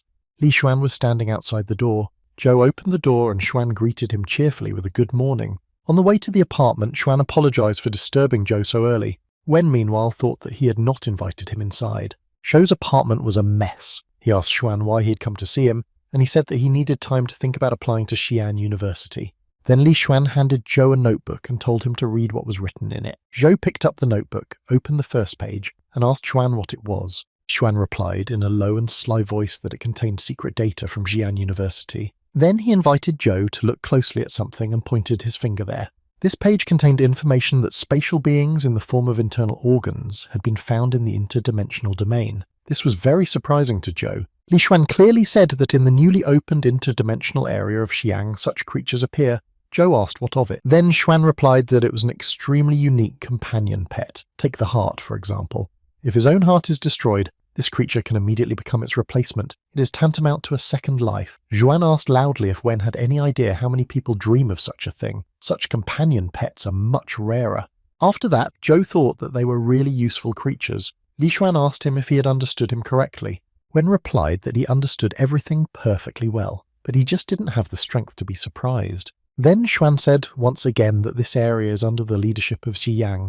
Therefore, it is obvious that only students of this university will be able to get there. Then Xuan added that if this information is made public, the best students from all over the world will rush to that university, but the enrollment is, of course, limited. Shouwen thought about it for a while and decided that he would go to Xi'an University, but he thought to himself that he would only need to avoid An. And Li Xuan, who knew absolutely nothing about the animosity between Zhou and his future half-siblings, said that he had heard that the An family would also be applying. When he said this, he saw Zhou's ambiguous reaction to this information, so he asked if he was scared. But Zhou feigned complete indifference and put his hand in his pocket and told him what he had to fear. Then he pulled his phone out of his pocket and said that he would immediately write an application to Xi'an University. He explained that there was no point in postponing this case any longer, since he had already decided for himself. Then Li Xuan suggested that he quickly pack his things and they would leave for Luoyang together. Meanwhile, people from the Commonwealth continued to search for the demon Jingdao Xiang, who was spotted in the city. They had already obtained the surveillance footage. Now they were watching the recording from Jiangjun Street, because it was there that Jingdao Xiang's appearance was recorded. Carefully reviewing the recordings, people from the Commonwealth saw Zhou in the footage. The head of the department said that this guy had definitely been in contact with Jingdao Xiang, so he ordered to find him immediately. Meanwhile, Zhouwen was on his way to Luoyang. The weather was stormy, and lightning was raging everywhere. The trip took twice as long because we had to go through all these interdimensional areas. Zhu was sad that he couldn't advance in the game, so every attempt he made was a waste of his own blood. The guy was thinking hard about what to do now that he couldn't play his game. He started to feel sleepy and was very excited about Li Xuan being in the salon next to him. If Zhou develops sleep paralysis while sleeping in the car, he will have serious problems. Zhou felt very sick again. It was as if he was running a fever. He recalled how the demon Jing Daoxiang told him that the body was the main thing needed to conquer a girl, and that he had very little qi and blood. Zhou decided that he needed to monitor his health very carefully, so he would try to play games more balanced. Zhu Wen was very angry that he had met Jing Daoxiang in his life. He simply cursed this demon, and the boy decided that one day he would definitely beat Jing Daoxiang when he became stronger. Suddenly, he was pulled by something to take the sutra given by the demon out of his pocket. He had a strange feeling. Zhu Wen pulled the notes out of his pocket. The letters there once again radiated a calm, inviting light. The boy read what was written on the cover, namely the title, The Lost Sutra of Immortality. Zhu immediately realized that the driver had to keep his eyes on the road and Li Xuan was meditating, so most likely they would not pay any attention to him. And as much as he was drawn to reading, he saw nothing wrong with it. Besides, he had absolutely nothing else to do. So he decided to just cut down on his commute to the university. It might even be useful. And then the book seemed to open up by itself, as if a glow swirled in Zhou's solar plexus, and the boy noticed that the book had disappeared from his hands. The Lost Sutra of Immortality suddenly disappeared. Zhou could not understand what was happening. In his head, he had a picture of all the letters twisted in a spiral, and him standing in the center in a circle with signs. Zhou realized that he had finally read the Lost Sutra of Immortality in its entirety. Now his method of cultivating spiritual power, the Lost Sutra of Immortality. However, he has no spiritual force skill. So the panel has changed. Zhou will no longer be able to use meditation through suffering. Then the guy decided to look up on his phone what the Lost Sutra of Immortality was and what kind of technology it was. Zhou looked at the table and saw that his strength had increased to 10. The amazing thing was that he had even managed to overcome the limit of 9 points set for the mortal class. Zhou was pleased because he was now stronger. He really felt sorry for Jing Daoxiang. Finally, Li Xuan's car parked in the courtyard of a luxury mansion. The guys got out of the car and Xuan said that he would take care of everything. He suggested that Zhou stay here until classes started. Wen agreed and said that Li Xuan was indeed a very rich man. So Zhou went into the house and sat on the couch and waited for Xuan. When he came, he brought drinks with him. Zhou asked if he had any maids here. Xuan replied that he did not have any maids and lived completely alone. Zhou politely thanked him for the drink. It was hard for him to believe that such a spoiled Li Xuan was cleaning such a huge house by himself. Suddenly Xuan's phone rang. He was told that a new hotel had opened in the city. Then the guy ordered to prepare the best for him. And when he was told that everyone was already dressed up and waiting for him, he replied that he would be right there. Xuan then said on the phone that they would soon apologize and warned him that he was hanging up. Zhu Wen drank the drink brought by Xuan and asked him if he was tired of pretending. Xuan adjusted in his tie and said that if his older brother wanted to see him like that, he would play along. Then he said that he was going about his business and that Zhou should get a good rest after such a long trip, as he was probably very tired. So Zhou was left alone in that big Xuan house. The journey had exhausted him. But first he wanted to train a bit because his strength level had increased. The Titan's fist has a very large amplitude of motion, so it is difficult to apply force as with an inch-long punch. Zhu tried to use it on flying ants with silver wings, but they easily dodge the blow because they are very fast. So it turns out that you need to use other techniques to defeat those mutant ants. The guy was recalling what other techniques he knew, and the skeleton palm technique came to mind. But this technique is of a very low rank, so it is absolutely unknown whether it will be of any use at all. It takes very little time to deliver this punch. It was a surprise, but the skeleton palm goes well with the inch punch. This is a first level technique, but Zhou noticed that for some reason it took a lot of spiritual strength. He was tired, so he sat down to rest and try out a new technique in his game. So Zhou activated the screen of the strange phone with blood, and his bloody avatar was ready for new challenges. The hero Zhou immediately saddled up a wild mutant ant and set off on an adventure. But suddenly Wen noticed that his spiritual strength was almost at 0. He had spent a lot of it training. But a little time passed and my spiritual strength recovered somewhat. The Lost Sutra of Immortality really speeds up the restoration of vitality. The bloody avatar used a skeleton palm strike against a mutant ant with silver wings. Learned the palm of a skeleton of the highest level. The skill palm of the skeleton, 1st level, has passed into the skill Ash Palm, 10th level, so it was already a 10th level skill.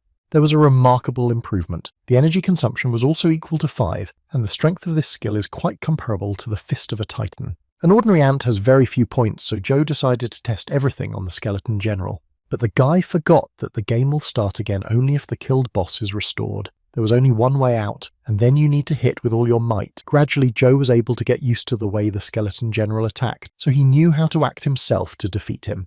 During the monster's next attack, the bloody avatar chose the right moment to deliver a crushing blow to the opponent, and then he used the new skill Ash Palm to direct a blow directly into the crack in the skull of the skeleton general. After the game, Joe went to rest. Suddenly a girl came into his bedroom and woke him up.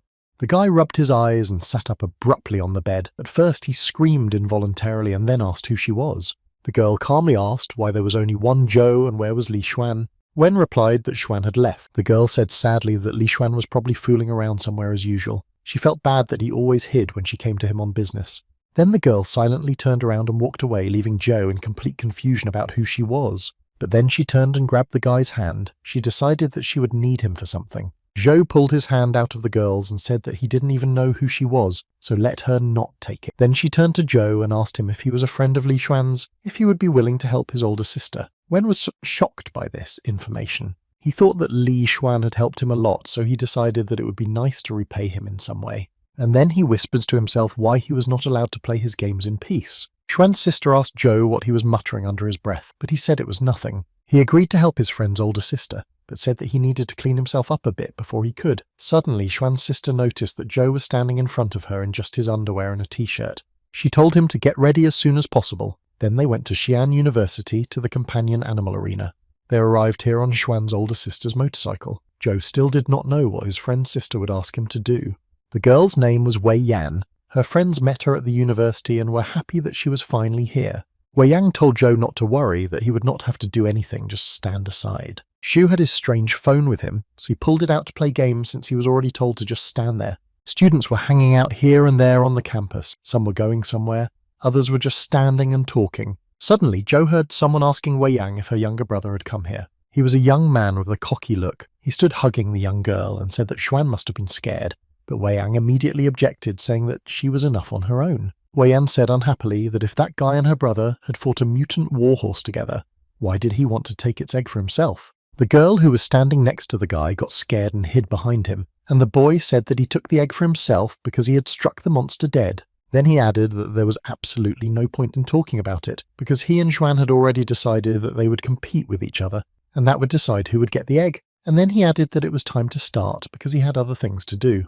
That cocky guy's name was Gao Yang. Wei Yang asked him if he thought she couldn't beat him. Gao Yang said that he was a fourth-year student and she was a second-year student, so he has an advantage and his victory will not be fair. That's why her classmate will be fighting her, and Gao Yang smiled very unpleasantly at this. Zhu Wen was watching from the sidelines, and he did not like the ominous expression on Gao Yang's face. Meanwhile, Wei Yang's opponent entered the arena. The girl recognized him. It was Gueday. They were both standing in the center of the field. The guy confidently suggested that Wei Yang attack first. He looked like a rather stout man. Wei Yang was not one to be easily intimidated. She gathered all her strength together. She prepared for the fight and told her classmate and rival Gueday to do the same. Suddenly someone shouted, calling Wei Yan a sister, urging her not to fight with that guy and that they didn't need that egg. And Joe asked the people standing next to him who Gueday was. A girl standing nearby heard Wen's question and replied with genuine fear that Gueday was the man they called the demon. She heard that on his first day at the university he beat up a fourth-year student who wanted to make fun of him. Zhu wondered if this big guy was really so strong that everyone was so scared. Then he looked at the fragile Wei Yang and was a little worried about whether she would be able to cope with this demon. Gao Yang laughed and asked with humiliation if Wei Yang was afraid when she saw who she was going to fight. But the girl shouted at Yang to stop talking nonsense and prepared to attack Gueday. She was not going to back down. So Wei Yan started the fight and kicked the big demon in the neck first. Gueday didn't even move, just closed his eyes for a moment. Wei Yan's punch did him absolutely no harm. It scared the girl a little. The big guy had a very strong defense. Then Xuan's older sister continued to attack. She had many skills, and she tried to use super acceleration. The girl jumped up, twisted over herself, and struck a second blow to her opponent. Wei Yang did it again, kicking, aiming for his neck like the first time, but Gueday caught her foot near his face, and then the big man abruptly and powerfully threw the girl holding her by the leg to the floor. Wei Yang fell on her back with a thud. She had not expected Gueday to be so skillful and strong. The girl lifted her shoulders a little, coughing, and Gueday told her sternly that she was not his rival, and kicked her so hard that she flew away. Wei Yang was hit very hard and she was still coughing, but she didn't want to give up. Gudian asked her if she wanted to continue the fight. Wei Yan's brother shields at her, repeating several times that they did not need that egg, that they did not need it at all. Then the girl who was standing in Gao Yang's arms said to Li Wei Yang, "Didn't she hear that they were telling her that they didn't need that egg?" With great effort, Wei Yang finally got up from the floor. It was hard to stand, but she said she wanted to continue the battle. Gudin didn't wait long. He approached the girl and immediately knocked her to the floor again, this time apparently for good. The big guy turned around and declared that Wei Yang had lost with the winner's move and left the arena. However, Xuan's older sister was very stubborn and did not want to give up. The girl slowly began to get to her feet and said she would continue to fight. Gudin was furious that Wei Yang was continuing this unequal struggle, so he decided to hit her hard enough to prevent her from saying anything for a while. And then Zhou decided to intervene in this senseless duel. He could not continue to watch the unlawful beating of his friend's sister. He didn't understand what she was trying to achieve. The boy ran as fast as he could to the arena to intercept the blow that was intended for Wei Yan, and he successfully succeeded. Gudin was rebuffed and asked Zhou who he was that dared to interfere in the fight. Zhu Wen introduced himself and said that he was starting his studies at Xi'an University this year. Gao Yang just laughed at that and said that their newcomer wanted to rescue the beauty in a heroic way, and he sarcastically wished him success in doing so. Meanwhile, Zhou was approached by Xuan's sister, who told him that the arena was dangerous. She asked him what he was doing there and told him to leave immediately. But Zhou came up to her, took the girl on his shoulder and said that in his opinion it was her who should be taken away from here, because it was time for her to rest. The girl resisted as much as she could, punching Zhou's back and ordering him to let her go. He was not carrying a pig. When Wen carried Wei Yang out of the arena, her friends met her and sympathetically asked if she was okay, to which she replied that she was fine. Wei Yang looked back and saw that Zhou had returned to the arena with Gudian. Wen said to the big man that they didn't need to fight at full strength. Neither of them could take responsibility for what might happen as a result.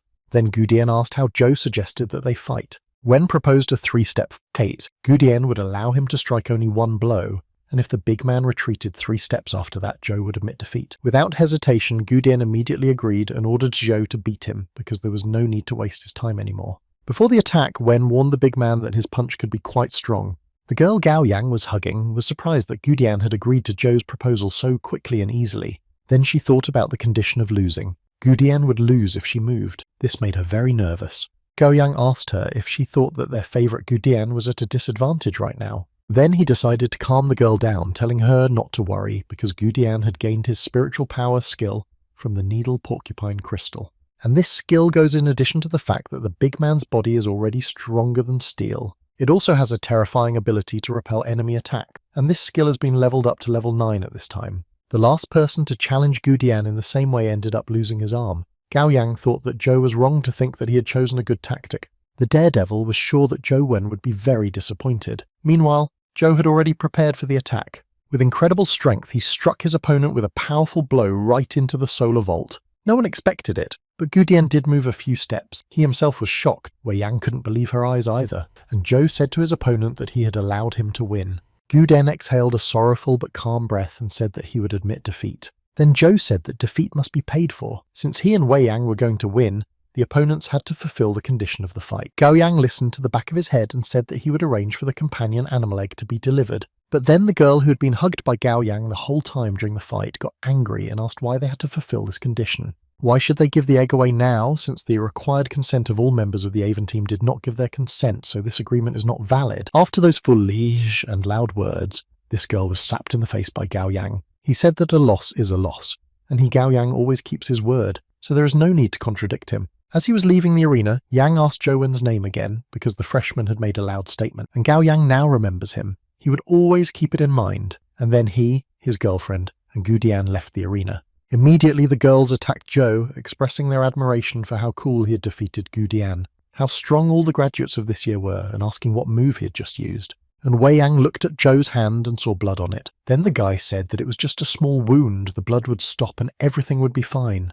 And then he said that it was her Wei Yang who needed to go to the medical center as soon as possible. She agreed with him. Then Zhou threw her over his shoulder again and carried her to the doctor for examination. And the girl was happy to think that her younger brother Li Xuan had friends like that. Finally Zhou returned to Xuan's house, and he didn't even think it would take so long. He wanted to get into his game and play as soon as possible, as he hadn't managed to do so since the morning. And then Li Xuan also returned. He stopped on the threshold in front of the fallen door and called out to Zhou. Wen decided to get ahead of him and suggested that they talk calmly first. He said his older sister had kicked the door in. The phone didn't even have time to warm up. And Li Xuan, as if he had not heard what Zhou was talking about, approached his friend, touched his shoulder and asked if he still remembered the interdimensional zone he had told him about, the one where creatures in the form of human internal organs were found. And without waiting for an answer, Xuan asked if Zhou wanted to go there with him. Finally, Zhou was able to get a word in, so he asked if Xuan was suggesting that we look at this interdimensional zone. Because as far back as Wen can remember, they are not allowed to enter this area until the start of school. Then his friend asked him arrogantly if Zhou had forgotten who Li Xuan was. He could easily lead anyone there. But Zhou continued to play the game on his strange phone as if nothing had happened. Xuan came closer to him and asked him if he could at least respond to what he was talking about. Zhou replied on cue that brother Xuan was great, but Xuan still kept up with Zhou and said that he did not feel his words were sincere. Realizing that Zhou was completely immersed in his game, Xuan told him to go to bed because they had to get up early tomorrow. But Wen wasn't going to sleep yet, because he hadn't had time to play his game that day, and he really needed to. Zhou looked at the screen of his strange phone and read the statistic. Something caught his eye. So the guy called out to Li Xuan for a moment. He asked his friend what it takes to get a pet from a legendary level egg. Xuan asked if Zhou wanted to breed a skeleton general, and he advised the boy to think carefully before doing it. After all, breeding a pet companion to a skeleton general is a dangerous business. First of all, to get a pet from a legendary level egg, you need to have more than 10 points of spiritual power. If spiritual strength is not enough, his blood and body will replace it. This often leads to very serious injuries and even disability. Zhou grabbed onto the word most often and said that it meant that there were exceptions to the rule. Then Li Xuan proudly said that he was the exception. His natural invulnerability and high regeneration ability allow him to quickly restore his vitality. That's why he can take out several legendary level creatures without any consequences. Then Xuan warned me that if the difference was too great, even he would not succeed, and he advised him to give up the idea for now. However, if he was not afraid of death, he could act at his own discretion. Zhu made it to the bed and laid down tiredly without taking off his clothes. He was not afraid to die in his game on the strange phone. He held the egg that had fallen out of the skeleton general and realized that it was quite real. Then an idea came to him. Since his strange phone uses real objects to create a dungeon, this can be used in some way. And the guy pointed the camera at the legendary level egg he had, and the phone immediately scanned it. Almost instantly, full information about this egg appeared on the screen. It has now been added to your inventory to Leighton. General Egg, legendary level, purpose, defense of the city, strength 15, speed 13, physical data 16, spiritual power 18, spiritual power, skill armor piercing spear level 3. What could be brought out and could be drained. Even the phone immediately identified all the qualities of that egg, but Zhou did not understand to understand what fusion meant, so he decided to press the button. Immediately he was informed that a powerful mutant ant was found among the inventory. Combination rate 47%, the system asked whether to start the merger. So Zhou's character in the game, his bloody avatar, clicked on the accept button. The merger began. Zhou thought that his spiritual powers were probably not enough to take out the skeleton general, but he decided to see what would happen to that ant when it merged with a legendary level egg. He was watching what was happening during the merger. It was very difficult to predict the outcome. Finally, the bell rang and everything was successful. The result was a mutant bone ant. Mortal level, strength 10, speed 9, physical data 10, spiritual strength 9, innate skill, bone thorn 10th level, form battle armor. So the mutant ant remained mortal even when merged with a legendary level egg. However, the value of strength and physical data rose to 10 and a new skill appeared. It's not so bad. Zhou started the game again. He was confident that this time his bloody avatar would be able to defeat the silver-winged ant. As soon as the winged mutant ant appeared in the player's field of vision, the bone ant was ordered to detain the flying ant. The bone ant carried out his order, and the powerful mutant ant was detained, so the bloody avatar had the opportunity to destroy it. At the same time, Zhou noticed something else. Here, the player has just used a spiritual power skill based on flight. Early in the morning, Li Xuan and Zhou Wen got ready to go to the university. In front of the mansion, a strange giant beast that looked like something from the cat family was waiting for them. Zhou asked his friend if he was sure they should ride it. Xuan leaned against the animal's delicate fur and squinted his eyes, saying that it was a real beauty. It was a legendary white tiger with jade eyes. Xuan Yu had to sweat a lot to bring out such a beast. Zhou just said that he would definitely attract a lot of attention, and then he asked Xuan if he was going to perform in front of his older brother anymore. Li Xuan replied that he was not the kind of person who would silently endure being beaten. Saddling his horse, Xuan bent it down so that Wen could climb on it. Then Xuan winked and said that he would never give what was his what he deserved. Then the boy gave his friend Joe a hand and successfully climbed on the back of a white tiger with jade eyes, and they all went to the university together. The tiger was running very fast, so I had to hold on to its mane to keep from flying off. Joe started to feel sick and complained why they couldn't just drive away. Finally, the boys arrived at their destination. New adventures were about to begin for them. A guard met them at the entrance. Li Xuan put his identification card to the device and was allowed to enter. The guard told the boys to go inside, so Zhou Wen and Li Xuan went inside. The capital city of Luoyang, which united 13 ancient cities, was affected by a spatial storm. The whole area sank very much and was connected to the unknown underworld. That is why this place got its specific name.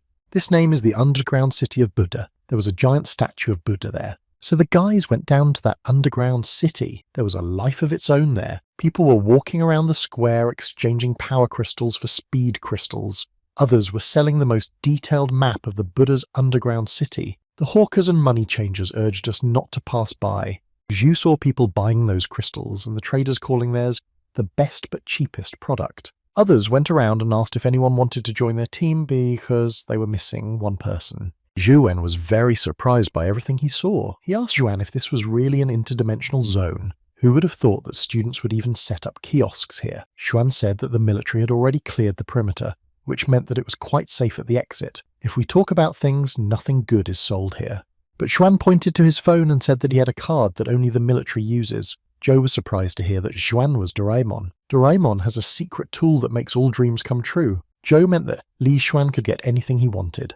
And the guys used this military map to move on, and then they came to the place Xuan was thinking about. It was probably the same underground pond where the lotus of the Buddha's heart grows. Suddenly, Joe saw the same sign on the floor as the one on the gate of the building where the graduates were tested for their fighting skills. He accidentally stepped on it. Then the guy pulled out a strange phone and pointed its camera at the sign. The phone immediately responded to him. An image of a lotus flower appeared on the screen and was labelled Buddha's Underground City. Zhou thought that there was a dungeon in the game that duplicated this real place. Li Xuan saw that Zhou had pulled out his phone and was filming something, and he thought that Drun was taking a picture of something for himself as a souvenir, so he hurried him along a bit, and the friends went further through the underground tunnel to reach the underground pond where the lotus of the Buddha's heart grows. Finally, the boys reached that place. The water in the pond was emerald in colour. Pink lotuses grew and bloomed on it. Xuan said that this is the lotus of the Buddha's heart, and the form of this being is the heart. It looks like they will not be easy to get. Xuan asked why those flowers couldn't grow closer to the shore. Zhou asked if he could just swim to them. Xuan replied that it was absolutely impossible because this water dissolves flesh and any living creature that falls into it will turn into a skeleton. But Li Xuan was thinking intensely about something. He was looking for a way to get to the lotus of the Buddha's heart, and it seems he came up with something. Suddenly, the boys felt a wind rising behind them and a bright beam shining. It was Luo Xuan who appeared, with luxurious wide white wings behind him. He used them to hover in the air. So, as Luo Xuan thought, you can only get to the lotus of the Buddha's heart by flying to it. The newcomer decided to fly to that flower and cut it off. To do this, he called upon his sword. As he approached the lotus, Luo Xuan used the split moon skill and swung his sword at the flower. Zhou was surprised at how fast his sword was, and Li Xuan said that it was not surprising because the Luo family is known for the art of swordplay. So there is definitely nothing outstanding about it. Everything is quite ordinary for them. The sword damaged the lotus leaves and petals in several places. Zhu insisted that this thing looked very impressive anyway, and he would have definitely tried to get a flying pet companion if he had learned about them earlier. Then Li Xuan looked at his map and suggested that we look elsewhere. He said that there must be other spatial beings here. Zhou agreed with him. But the area they are in now is particularly anomalous, and the military classifies it as an unknown danger zone. Zhou was a little worried by his friend's words that this area was anomalous. He asked what it meant. Then Xuan showed me the secret map on his phone that he used to navigate here, and on it was the place he was talking about. He said that many soldiers had been killed while exploring this area. They were not attacked, they just died while walking. Their organs simply failed. Therefore, Li Xuan said that for the sake of their own safety, they should never rush and act rashly. Suddenly, the bank of the pond where the lotus of the Buddha's heart grew expanded, and the boys pressed themselves against the wall, and the lotus flower closed its petals and turned into a monster, a kind of scary, huge head. The guys looked at this transformation and wondered what kind of monster it was. They had never heard of it before. That monster suddenly began to make waves around him. Luo Xuan called out to his horse Xiaobaiya. The man asked Xiaobai to hold on at least a little longer. The horse that was summoned also had luxurious white wings. And then the monster opened its eyes slightly, and Luo Xuan and his horse began to fall down into the pond. As soon as they touched the water, they were dead. Unfortunately, the horse fell into the terrible caustic water, and immediately only bones remained of it, while Luo Xuan managed to land on a wide lotus leaf. Li Xuan noticed that this means that Luo Xuan's spiritual power skill allows him to move more easily, but he is still far from the shore. Suddenly Li Xuan turned his attention to Zhou and wondered what he was doing, and Zhou put his gloved hand into the water of the pond and noticed that the water could not harm his glove. It seems to act exclusively on the flesh. And the guy had an idea. Li Xuan asked his friend what he was going to do, and Zhou said unequivocally that he was going to rescue Luo Xuan. He had already figured out how to do it. Meanwhile, Luo Xuan was jumping from one leaf to another, but they were all gone. And then, suddenly, when the boy was about to fall into that terrible water, Zhou's companion ant, a mutant ant, came out from under the water right below him, and Luo Xuan landed on her back and did not fall into the water. These were extremely exciting moments. Luo Xuan was a moment away from death, but everything ended well for him. Zhou managed to call his pet companion in time. Luo Xuan was sitting on the back of a mutant ant. Zhou then called his pet companion, the bone ant, to him. The giant ant reached the shore of that terrible pond unhindered, carrying the rescued Luo Xuan on its back. Now the boys have seen what kind of pet companion Zhou Wen has. It is a powerful mutant bone ant. Zhou's student brought Luo Xuan to the shore unharmed. As soon as he stepped ashore, Luo Xuan asked Zhou what his name was. The boy said his name. He saw how easily Luo Xuan jumped to the shore. Then he went up to Zhou and bowed to him, thanking him very much for saving him. Zhou was a little embarrassed and said that he had done nothing wrong. Then the rescued boy made him a promise. He bent the fingers of his right hand into a fist and pressed it into the palm of his left hand and said that one day he would repay him for this kindness. Li Xuan looked at his friend's pet companion and finally asked who he was. Zhao replied that it was a bone ant. He had just seen it in action for the first time in real life. Li Xuan nodded his head in approval, stroked his chin and said that that bone ant was cool. He noticed that the poisonous water from the pond where the lotus of the Buddha's heart grows does not corrode Zhou's companion because he's already a skeleton. Blood, water and seed attacks, as was evident during this fight, do not cause the mutant ant any harm. And Li Xuan had an interesting idea. He suggested that Zhou kill a lotus flower with the help of his pet companion, because the guy has a feeling that a real treasure is hidden inside that flower.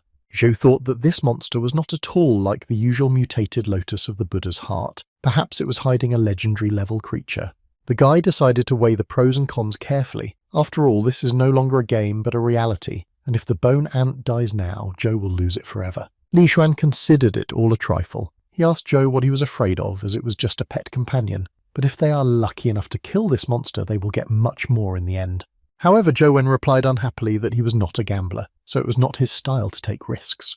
The guy walked on, and Xuan caught up with his friend and asked him if he was angry with him. He also said that Zhou was not as cold-blooded as he wanted to appear. The friends returned home. Li Xuan reproached Zhou for wasting the 2 passes he had gotten. He said that the next day rumours about the giant lotus would spread and he would not be surprised if someone beat them to it. Zhou simply said that he was going to his room and asked Xuan to give him a copy of the map of Buddha City because he might need it someday. Xuan had no problem agreeing. Wen went to rest, humming a song to himself. Xuan Yu thought his friend was in a good mood for some reason. When Zhou got to his room, he immediately picked up his phone and got active in his game. The location was Buddha's underground city. The bloody avatar was standing on the bank of a pond. There were much more flowers in the game than in reality. Here they were even at the very shore.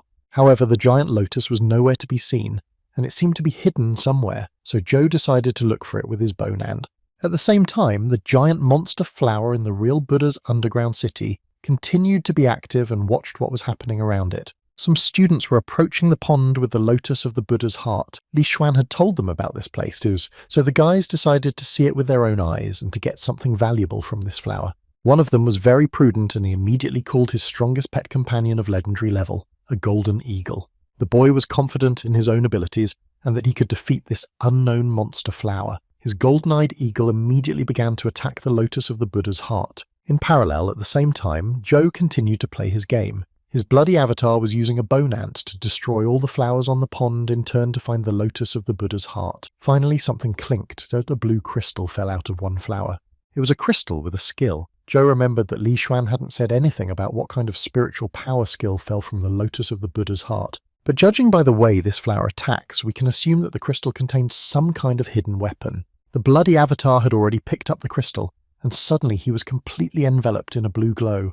The same blue radiance enveloped Zhou's body. He felt very warm and pleasant. The sensation of that radiance was not at all like the sensation of pain from the Titan's fist. So the improvement was complete, and Zhou managed to acquire a new skill, Calming the Heart, 7th level. Zhu Wen had a bit of a strange feeling after learning a new skill, because it was a strengthening spiritual power skill. The guy immediately decided to try it out. He sat comfortably on the bed, closed his eyes, and tried to activate it.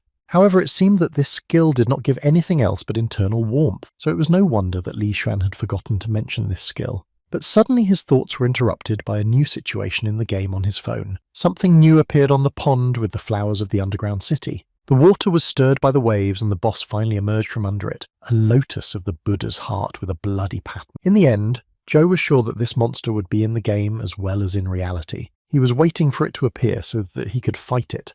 The bloody avatar ordered his pet companion to attack this huge monster. In the game, they have nothing to worry or fear. You can try out different methods of destroying the lotus of the Buddha's heart. Suddenly, the monster was the first to attack the bone ant and fired some powerful round projectiles at it. The shells did not harm the ant at all, and it continued to step on the lotus flower. Meanwhile, the shells exploded. The lotus of the Buddha's heart began to sink again. Zhou thought that it wanted to escape, so he ordered his pet companion to destroy it. The bone ant rushed at the monster, which had almost disappeared under the water of the pond. Suddenly, the lotus of the Buddha's heart rose to the surface of the water, opened its petals, and it became clear that inside that flower was a terrible mouth with sharp teeth. As soon as the bone ant approached the lotus, the petals instantly closed, swallowing Zhou's pet companion completely. The boy saw that the lotus of the Buddha's heart had simply deceived him. After the bone ant died, the bloody avatar was left alone with the monster. The problem was that he couldn't go into the poisonous water in the pond, otherwise he would die immediately. Then Zhou thought that since his avatar would reappear in the game anyway, he decided to use it to go to the forbidden zone that Li Xuan had told him about. So the bloody avatar ran through the underground tunnel towards that zone to find out what was hiding there. On the way, we came across the ruins of some buildings. Water poured between them, creating waterfalls. Finally, the avatar ran to the stairs that went down to the forbidden zone. This place was very strange. Not even a single monster was encountered while the player was running here. The bloody avatar began to walk down those stairs. The restricted area was right in front of him. It was a huge, intact building with a tall arch in front of it. On the arch, Zhou read the inscription, Small Buddha Temple. The boy was surprised that it was called a small church because the building was not small at all. Suddenly the game was over. Zhu Wen didn't even have time to realize how this could happen. His bloody avatar had just stepped into the restricted area and immediately died. So Zhou had to re-enter the game and try to get into the forbidden zone with his avatar again. The bloody avatar ran through the tunnel, climbed the stairs, and began to descend to the square in front of the small Buddha temple. Once again, the game ended suddenly. The player was dead. Zhu noticed that when his avatar died, something terrible happened to his insides, as if they were twisted a little. The guy recalled what Li Xuan had told him about the mysterious deaths of the explorers of the Buddha's underground city. There were no external injuries, just internal organs that failed. It was really an anomalous zone, so it is not surprising that even the military was completely helpless there. However, it was already too late and Zhou was already very tired during the day, so he decided to postpone this issue for later and go to bed now. Miracle woke up at dawn the next day. He woke up and heard his friend laughing loudly. Li Xuan was very pleased that the news about the lotus of the Buddha's heart had created a lot of noise around him. After all, he expected it. Zhou got out of bed and went to the bathroom to wash his face. While he was brushing his teeth, he decided to ask Xuan what he was laughing about. Then Li Xuan read him an excerpt from the latest news about how a senior student tried to kill a flower last night with an aerial attack by his golden eagle. The news reported that as a result of that attack, all the feathers of the companion pet were burned. Li Xuan laughed a lot about this. Zhu Wen, however, was not too amused by the failure of others. He only said that if they had listened to Xuan yesterday, everyone would be laughing at them today. Li Xuan did not care at all about the fate of those senior students. He only added that the news had simply shaken the entire university. Xuan also said that it would soon become even funnier because many people would want to try to win the lotus of the Buddha's heart. Zhou then asked if the military was going to take at least some measures to prevent such failures. Although the lotus of the Buddha's heart is quite strong, there are those among the military and students who can destroy it. Li Xuan said that since the military had not intervened so far, it would probably continue to be so. The Commonwealth has long had clear rules for such situations. For the military to act, the creature must pose a certain level of danger. A different algorithm is provided only in special circumstances. This is a great opportunity for everyone to get resources, and Zhou Wen and Li Xuan were well aware of this. Suddenly, someone knocked on the door. Xuan immediately reacted to this and invited the knocker to enter the house. Meanwhile, Zhou's phone rang in his pocket. He looked at the screen and saw that his father was calling him. Joe came out of the bathroom and picked up the phone. His father was standing in front of a huge panoramic window. He immediately asked his son if he was in Luoyang. Joe answered in the affirmative and asked why his father was interested in this at that early time. The father was a little embarrassed, but then explained that Joe's new mum wanted to meet him and have lunch together. The gorgeous Miss Lee was sitting on the strange and drinking coffee at the time. Joe did not like this proposal and told his father that he was doing very well now and did not want him to spoil this state by interfering with him. He heard Li Xuan calling him. His friend said that they came to see him, so he went to the door.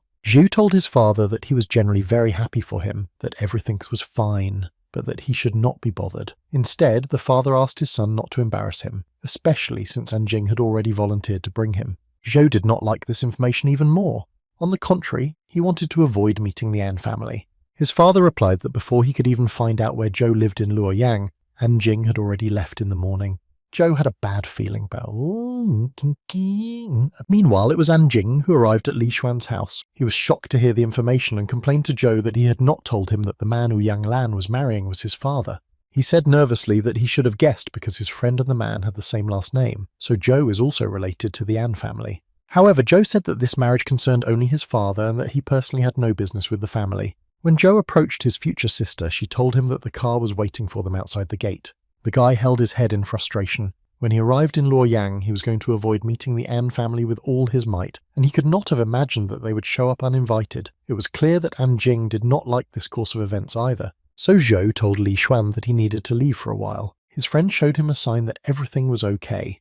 Anjing and Zhou left the house. It was a beautiful sunny morning. Jing complained to her future brother that he had not practiced shooting at the sun. Then Zhou took out the flashcard that Anjing had given him earlier, and said that he knew that his father had not given him anything like that. The girl was very outraged. She turned sharply to Zhou and asked him with a shout if he thought it was a fake, and then she turned her back on him and quickly walked to the car. She also said that it was great that he didn't train because she wanted to hurt him. Zhou felt strange that Anjing was so angry about it. Something was wrong here. But whether that method is genuine or not is of absolutely no consequence anymore, because the guy using the expended immortality Sutra has no other methods of cultivating spiritual power available to him. Finally, Zhou and Anjing went outside the courtyard gate, and the girl impatiently asked whether her future brother was getting into the car or not. The guy walked up to a fancy, expensive car and got in. It was all recorded on a video camera. Someone was watching what was happening and taking pictures with a camera and filming video.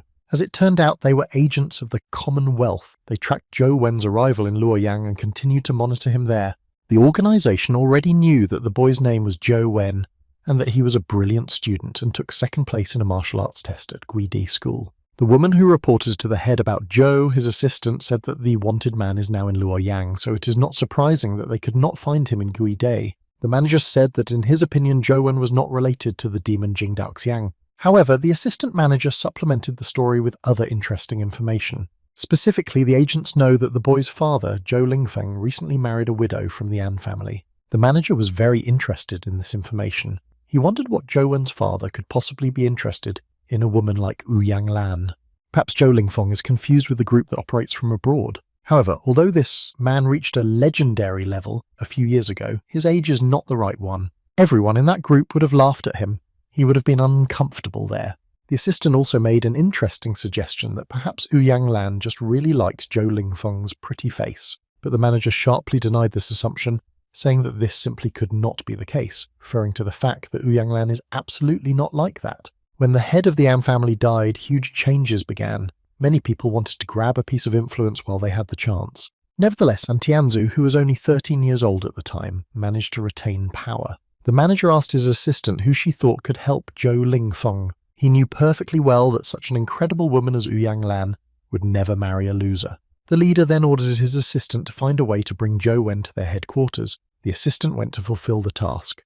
The head of the Commonwealth added that the An family should not even suspect anything about their search for Zhou Wen. Meanwhile, Anjing's fancy car took her and Zhou Wen to their destination. Jing told Wen that they had arrived so he could get out. Zhou got out of the car and was incredibly impressed by the luxury he saw. A real huge palace appeared before him.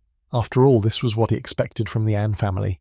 The children's father, Wen Ninfeng, and mother, Jing Ouyang Lan, immediately came out to meet them. Father Wen was in a good mood. Ouyang Lan told Zhou Wen in a very gentle, friendly voice that she had finally met him because she had been longing for this meeting. Then we all went to a luxurious house. They entered a large hall where a table was set with various expensive dishes. Uyanglan brought a dish on a large plate that she said she had prepared herself. They were very fresh shrimp. They were delivered by air this morning, and the mother added that her daughter Jing loves them the most. Anjing nodded her head in satisfaction to confirm her mother's words about her food preferences. However, Uyanglan said that Zhou was their dear guest today, so she cooked these shrimps for him. This was unexpectedly unfortunate news for Anjing, who simply scorched her stepbrother with her eyes when her mother put a plate of her favourite shrimp in front of him. And then Uyanglan leaned over to Zhou and whispered quietly to him to ignore Anjing.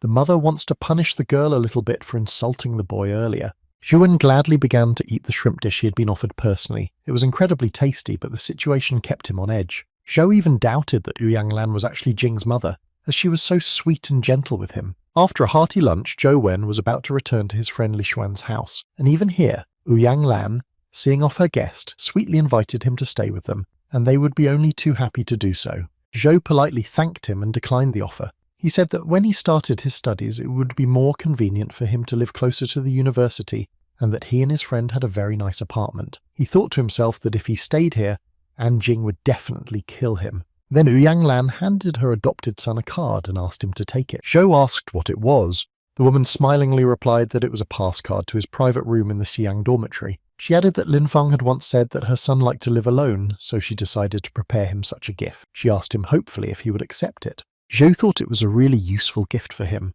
If he lives alone, no one will stop him from playing games. The boy wondered how his father knew what he really needed. Zhou decided to accept the gift. Taking the pass card in his hands, he thanked Uyanglan and called her auntie. Then the woman playfully touched her hair with her hand and asked if she really looked that old and told Zhou to call her Ms. Lan. Zhou noticed that women are really too worried about their age. When Wen returned to Xuan's house, his friend was not at home. Apparently he had gone out again.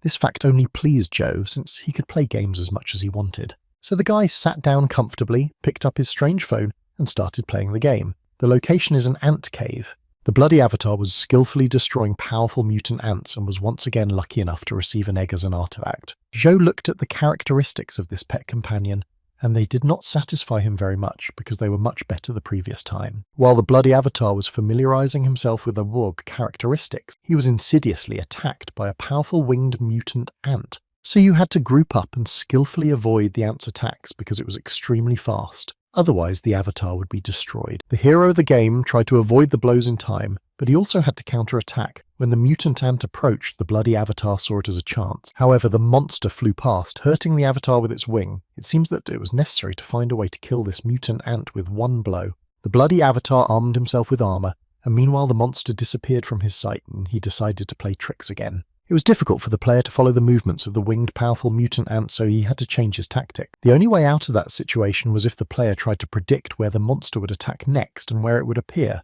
Suddenly, a flying powerful mutant ant appeared right in front of the bloody avatar, but he was ready for it. The player delivered a crushing blow to the monster right in the chest. He managed to figure out where the ant would come from. With that blow, the bloody avatar repelled the monster's attack, but still didn't destroy it. The mutant ant could still move and fly. The player gathered all his strength and decided to finish off the exhausted monster before it launched a new attack on him. It was a hard fight, but in the end the bloody avatar defeated the flying powerful mutant ant. A red egg fell out of it. Zhou was very pleased because he managed to get the egg on the first try. Once again, the game offered the option to breed the pet immediately, or use it to merge with a bone ant. Their compatibility is 20%. This information surprised Zhou, and he even thought they had made a mistake. Both pets were ants, but the game showed that their compatibility was much lower than with the skeleton general before. Zhou wondered whether it was worth the risk to try to breed a legendary level pet. He thought that even if he failed, it shouldn't affect reality. For some time he had doubts.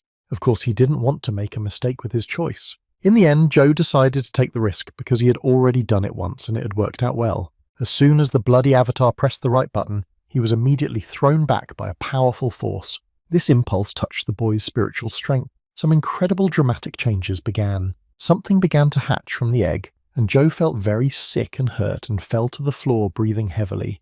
It was as if someone's sharp fangs were tearing his back. Unknown changes in the body brought terrible pain. Zhou could barely stand it as a stream of blood poured out of his mouth. So strong was the internal shock of the changes. As a result, a whole pool of blood spilled out in front of him, which scared the guy quite a bit.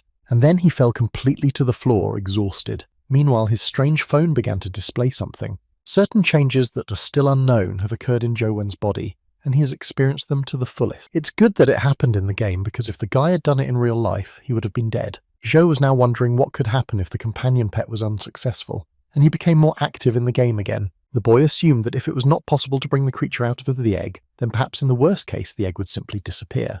When Zhou entered this game after those transformations, he saw that someone had hatched from the egg he had managed to get. The boy was pleased with the result because thanks to the ant with silver wings, he will finally be able to fly and thus deal with the lotus of the Buddha's heart. So the bloody avatar called his new pet companion and was immediately surprised by what he saw. A tiny flying ant appeared in front of him. It was completely unexpected. This legendary level silver-winged ant was in its initial stage. Its purpose, king of shaving flight, innate skill, flash of silver wings, form, wings, strength 12, speed 14, physical data 10, spiritual power 10. The player hugged his little ant Zhou, thought about what the initial stage meant. It seemed that this flying ant with silver wings was too weak for a legendary level creature. Although it was quite good when it was tried to kill him, the pet companion was so small and defenseless and seemed very cute. In the game, an inscription appeared that a mutant ant with silver wings was very hungry and needed to be fed as soon as possible. Zhou wondered how and what he should feed his new pet companion. Two options were proposed for feeding this creature, a mutant bone ant or an eggs of a powerful mutant ant. Zhou was quite surprised by the diet of his new companion animal. After all, he was going to eat either another companion animal or eggs with them.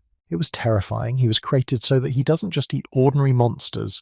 The little flying ant with silver wings was very hungry and asked for food, so Zhou decided to give it one egg after all. The ant was happy to eat the egg, but it did not grow in size at all. Zhou realized that this only solved the problem of hunger, and it was not easy to raise such a companion pet. This ant can't even fight properly yet. You need to see what this creature can do in the form of wings. Small silver ant wings appeared behind the bloody avatar's back. The player found himself back in the ant cave, which was quite spacious, and he decided to try out his wings there.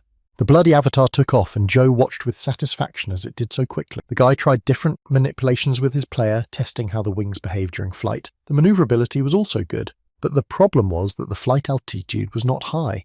The player simply could not fly high. This means that the agility of the king of shaving flight is manifested only at low altitude. Zhou also realized that since he could now fly, there was no point in killing the mutant crawling ants that had no wings. So he decided to fly to explore the cave and find out what was in its depth. After a short flight, Zhou noticed that the cave was beginning to narrow. Everywhere in the cave there were crawling mutant ants, then there were more and more of them. And in the end, the bloody avatar found himself facing a whole army of mutant ants that had gathered together. However, Zhou did not worry about this at all because he could now fly. And although there were a lot of ants, they did not pose any threat to the bloody avatar and could not catch him. And then suddenly a huge pile of ants began to transform and create one solid figure. This shape resembled a palm, so the mutant ants, which had no wings and could not fly, formed the ash palm.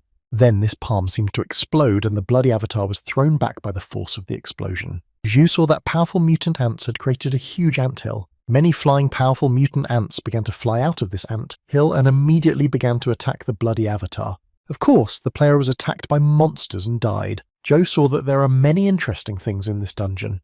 The boy was sorry that his abilities did not allow him to get closer to the anthill. He decided to return the little ant to its original appearance. Zhou played the game for a long time this time, and now he felt very hungry. So he went to the kitchen, opened the fridge and saw that there was no food in it, only bottles of alcohol, so he had to go for a walk. So Zhou got ready and went outside. It was already evening and there were few people on the street. People from the Commonwealth were closely watching the boy. They immediately reported to the management that the target had left Li Xuan's house and was heading for the main street. The agents asked Captain Lisa if they could capture Zhou Wen now, but the captain refused because there were enough people around for such an operation and old Chow asked them not to reveal their identities, so she decided to take over. The woman was wearing a rather open short light dress and stockings. She put on lipstick and said that the boy would not be able to resist her. Captain Lisa stood around the corner of the building and waited for Zhou to come closer to her. As soon as the guy approached, she came around the corner and pretended to stumble. The woman fell to her knees in front of Zhou, sobbing that she was in great pain. Captain Lisa looked up at Zhou Wen and pleaded with him to help her up. However, Zhou did not even look in her direction. He simply walked past, leaving the woman sitting on the ground. Captain Lisa was very angry with him, outraged that the guy dared to ignore her charm. So she decided to use her trump card and began to catch up. There was no time to lose. and Joe walked and thought that now he could fly, it would be much easier for him to get to the Lotus Pond. But to overcome the lotus of the Buddha's heart with a bloody pattern, he needed something else. Suddenly his thoughts were interrupted by Captain Lisa, who had already caught up with him and grabbed his elbow. Joe turned to her, and the woman asked where he was going in such a hurry. He asked who she was in surprise. Then Captain Lisa said that she was lost and had just fallen, so she asked him for help. The woman thought to herself that she had just fallen in front of him, and he asked who she was. Then Joe pulled out his phone as if nothing had happened and said he would call the police for her. This was something Captain Lisi could not allow. She asked him not to call the police yet and said she just wanted him to walk her home. After that, Joe said that he needed to have dinner, so he should find someone else for the occasion, and then he turned around and walked away. It was a huge blow to a woman as charming as Captain Lisa was. She was furious that some guy had dared to say that food was more attractive to him than to her. The woman was completely angry with Joe and decided that if he didn't want to do it in a good way, it would be in a bad way. She turned to her skills to beat Joe unconscious and take him away with her by force. So Captain Lisa activated her skill and stabbed the guy right in the back, but then the woman stepped back, shocked by what she saw after she struck Joe. Antwings appeared behind the guy's back and he flew into the air without any problems. Zhu was now able to get a closer look at the woman who had attacked him so unexpectedly on the street, and he remembered seeing her after his meeting with Jing Daoxiang when she was looking for the demon. Instead, Captain Lisi saw that Joe was very clever, and she had underestimated him. I think we should get serious now. Zhou landed on the billboard and began calling the police to report that he had been attacked. Captain Lisa realized that if things continued in the same way, she risked being exposed and would have a lot of problems if Anne's family suspected anything. The woman was very angry and said that this time she would let Joe go, but let him be. Then Captain Lisi left the place and Joe could safely climb down from the billboard. Now he began to think seriously about why people from the Commonwealth needed him, since he had done nothing. The guy began to recall his meeting with the old man, and was horrified to think that the agents had mistaken him for an ally of the demon Jing Daoxiang. Zhou's friend Li Xuan was having fun at a club at the time. Zhou decided to call him. Xuan picked up the phone and cheerfully said that it was a surprise for him, because he never thought that Zhou would ever decide to call him. Zhou was not in the mood for fun and asked his friend to find a quiet place to talk. The guy said in a serious tone that he had something very important to tell Xuan. So Li Xuan came out of the hall where the music was blaring and everyone was talking loudly, and Zhou told him how he met the demon Jing Daoxiang. My friend said that he was very jealous of Zhou because he also wanted to meet such a legendary character. Zhou only thought that it was a good thing he hadn't told Xuan about the part of the Immortality Sutra that interested this demon king the most. If he had, Li Xuan would have gone crazy with excitement. Zhou also spoke about people from the Commonwealth who were chasing him, and Xuan suggested that they were hyenas. He explained to Venya that this is a special organization created to solve problems that the Commonwealth cannot deal with by legal means. He also said that these hyenas act with particular cruelty, without thinking about methods and consequences. They have a very bad reputation, so they are called hyenas. Zhu Wen was upset when he heard who was hunting him, because by the name of the game it was clear that they would cause a lot of trouble. Zhou then asked Xuan if he knew of any way to get him enrolled in the university as soon as possible. Li Xuan said it was a very reasonable idea. Although the Special Inspection has almost complete freedom of action, they cannot work openly enough or disregard Xi'an University. And then Xuan said that since Luoyang is the An family's sphere of influence, Zhou should just stay close to them, and the hyenas would not dare to do anything to him. However, Zhou asked his friend not to mention this and asked if there was anything he could do to help him. Li Xuan said he could do it, it's just a small thing, and he will also apply for early admission to the university. He said that he would talk to his father and see if there was another way to deal with the problem. Zhou thanked his friend for his participation. After the phone conversation with Li Xuan ended, Zhou wondered why something was always happening to him. He really wanted to become stronger so that his life would be easier. The next morning, the Commonwealth Special Inspectorate analysed the attempt to catch Zhou Wen. The head of the department scolded Captain Lisa for her behaviour during the detention of the target. He had told her many times that she had to work secretly and unnoticed, and recently he received a call from his bosses asking him how he should explain the actions of his subordinate. Captain Lisi justified himself by saying that it was the fault of other subordinates who had misjudged the strength of their target and what he favoured, and the woman asked him to give her one more chance to catch Zhou Wen, and then she would definitely try to finish the job. The manager said a little more calmly that now it would be much harder to get closer to their goal than the first time, and he suggested that Captain Lisa review the materials they had collected on the case. The manager said that he had asked his mentor to find secret information about Ouyang Lan and the An family. Now he is offering his subordinate to read it. Captain Lisa picked up the folder and began to read, turning the pages one by one. As she read, she was shocked. The woman put down the folder and asked the manager if this place was not meant for Anjing, why the An family allowed the outsider Zhou Wen to occupy it. The manager fully agreed with Captain Lisa that there was no explanation for this, but there was no mistake here either. The An family exercised their right to make changes once and gave the seat to Zhou Wen. The head of the special department compared the facts, which all said the same thing. Both Jing, Daoxiang and the An family, everything completely agreed on him. So this Zhou Wen is a very interesting personality worthy of their special attention. At this time, Zhou sneezed because his nose was very ticklish, and he thought that someone was mentioning him. He was on his way to Xi'an University. Finally, he arrived at his destination. It was good that he had a map of the area, so he used it to move on. Just now, he was passing through the Garden of the Four Seasons. So walking through the campus, Zhou got to the right building, that is the dormitory. The guy went inside, climbed the stairs, and used his card given to him by Ouyang Lan to get into the room. So the door opened and Zhou saw how big and beautiful the room was. The guy liked that the room was quite spacious. Ms. Lan arranged everything in an unusual way. Zhou Wen was very pleased with this gift, and now a new life was beginning for him. Then he opened his backpack and realized that he'd been in such a hurry to get here that he had taken too few things, so he needed to buy some more. Or things. There should definitely be a store on campus. Zhou decided to use the navigator again.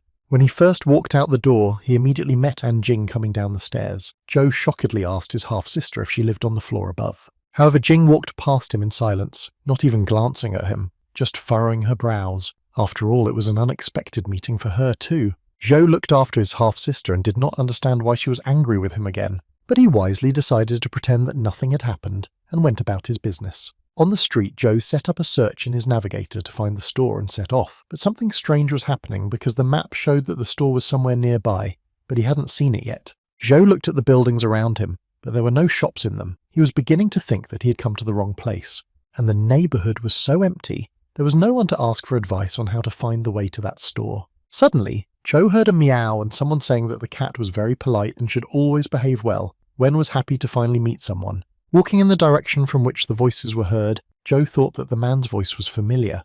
When the guy came even closer and was about to turn the corner of the house, he apologized for disturbing him and suddenly stuttered. Zhu saw the formidable Gueday petting his cat Bite-Sai and tenderly telling him that the cat was the most polite of all and the cat was caressing him. Wen was extremely impressed by what he saw. He could not reconcile the powerful strength of Gueday and his incredible tenderness for the little animal.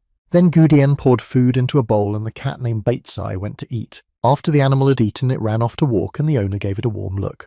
Then Gueday turned his attention to Zhou Wen, walked up to him, put his hands on his shoulders, and threateningly warned him that if he told anyone about what he had seen, he would not live. But Zhou hastened to calm the nervous Gueday, saying that he only wanted to ask where the store was located. The man calmed down a bit and said that this was an old part of the campus, then pointed Zhou in the direction where he should go, where he would see guards who would take him to the store. Finally, without turning around, Gueday had something else to say to Zhou. He told Wen to stay out of their way. It was clear that this was important to him. There were many cats in the area, all of them friendly, and Zhou sat down to pet one of them. After the spatial storm, people were able to enter into contracts and subjugate creatures with enormous power, and most people now do not consider it necessary to pay attention to simple earthly animals. Zhao remembered the fearsome Gueday in today's episode again. He would never have thought of it.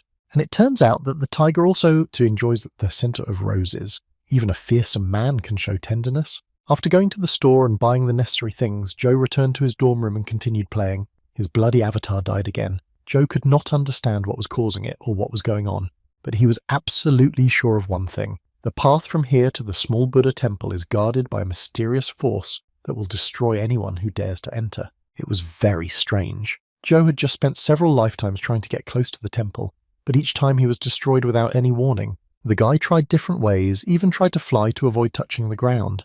But as soon as he got into that zone, he was immediately eliminated and the game ended. Zhu tried different methods, but none of them worked. Perhaps it was a dead end. But it is still a game. No matter how difficult it is, there must be a way out. The skeleton horseman and the flying ant with silver wings are strong and can find a blind spot to attack, but they were still destroyed. And it doesn't even look like a battle with a boss at all. Zhou wondered what it looked like, what it reminded him of. He saw that there was a door. To enter it, he needed a key. So he had to look for a key to get into the small Buddha temple. But in the Buddha's underground city, there is nothing to explore except for a pond with poisoned water and lots of lotuses. Zhao remembered that he had recently acquired the skill Calm the Heart, 7th level. Perhaps he should use it here.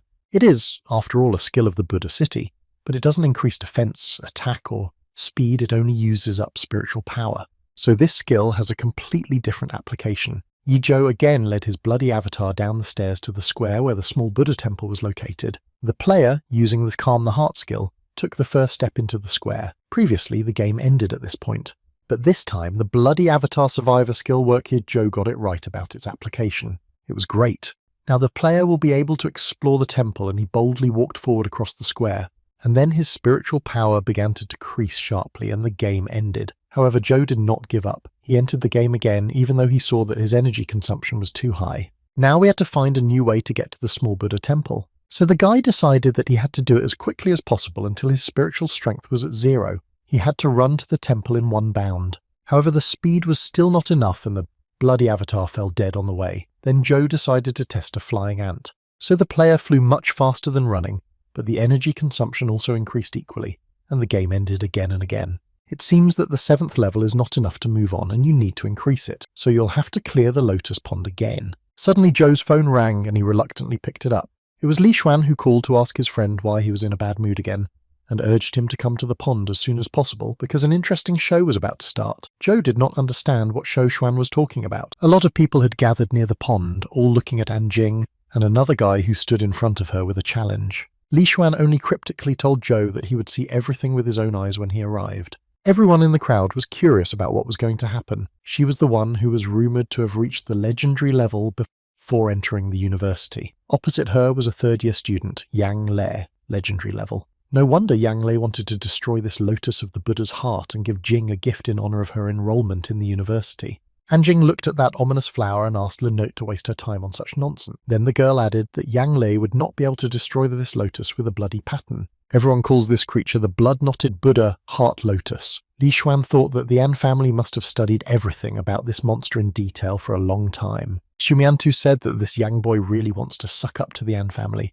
because he put on such a show right after he started school. Li Xuan replied that although the Yang family has some influence, it is far inferior to the An family, and their business depends heavily on the An family's position. Yang Le will never like Anjing. Miantu laughed a little and said that she would definitely only like Li. Li Xuan got angry and shut his friend's mouth and shouted at him to stop because he was not interested in Anjing. Miantu continued to laugh and Xuan added that Jing was his friend's sister after all, and he cannot offend him by courting his sister even if she is not his own. Meanwhile, Zhou Wen came to the Lotus Pond. The guy saw what was happening there, that everyone was gathered to see Yang Lei make a gift to Anjing, and asked Xuan if he had called him here for that reason alone. Li Xuan laughed and said that Zhou's sister had an admirer, so shouldn't he do something as an older brother? Zhou asked why he was so excited about it. Yang Lei, meanwhile, told Anjing that he did not expect her to think so badly of him. In the end, he said he would kill the monster and she would be forced to accept his gift. To this, Anjing arrogantly replied that this was a completely meaningless promise and that he should not embarrass himself. This statement made Yang Lei even more angry and irritated, and he simply walked closer to the pond and said to watch him destroy the monster. Then the third-year student called his pet companion, confident in his abilities. Xumiantu exclaimed with delight when he saw Yang Lei's legendary silver hawk. He had 2 of them. Hawks majestically circled over the Lotus Pond, and Yang Lei ordered his students to finish off the lotus of the Buddha's heart as quickly as possible. Immediately the 2 hawks flew to attack the monster. The lotus of the Buddha's heart struck them lightly.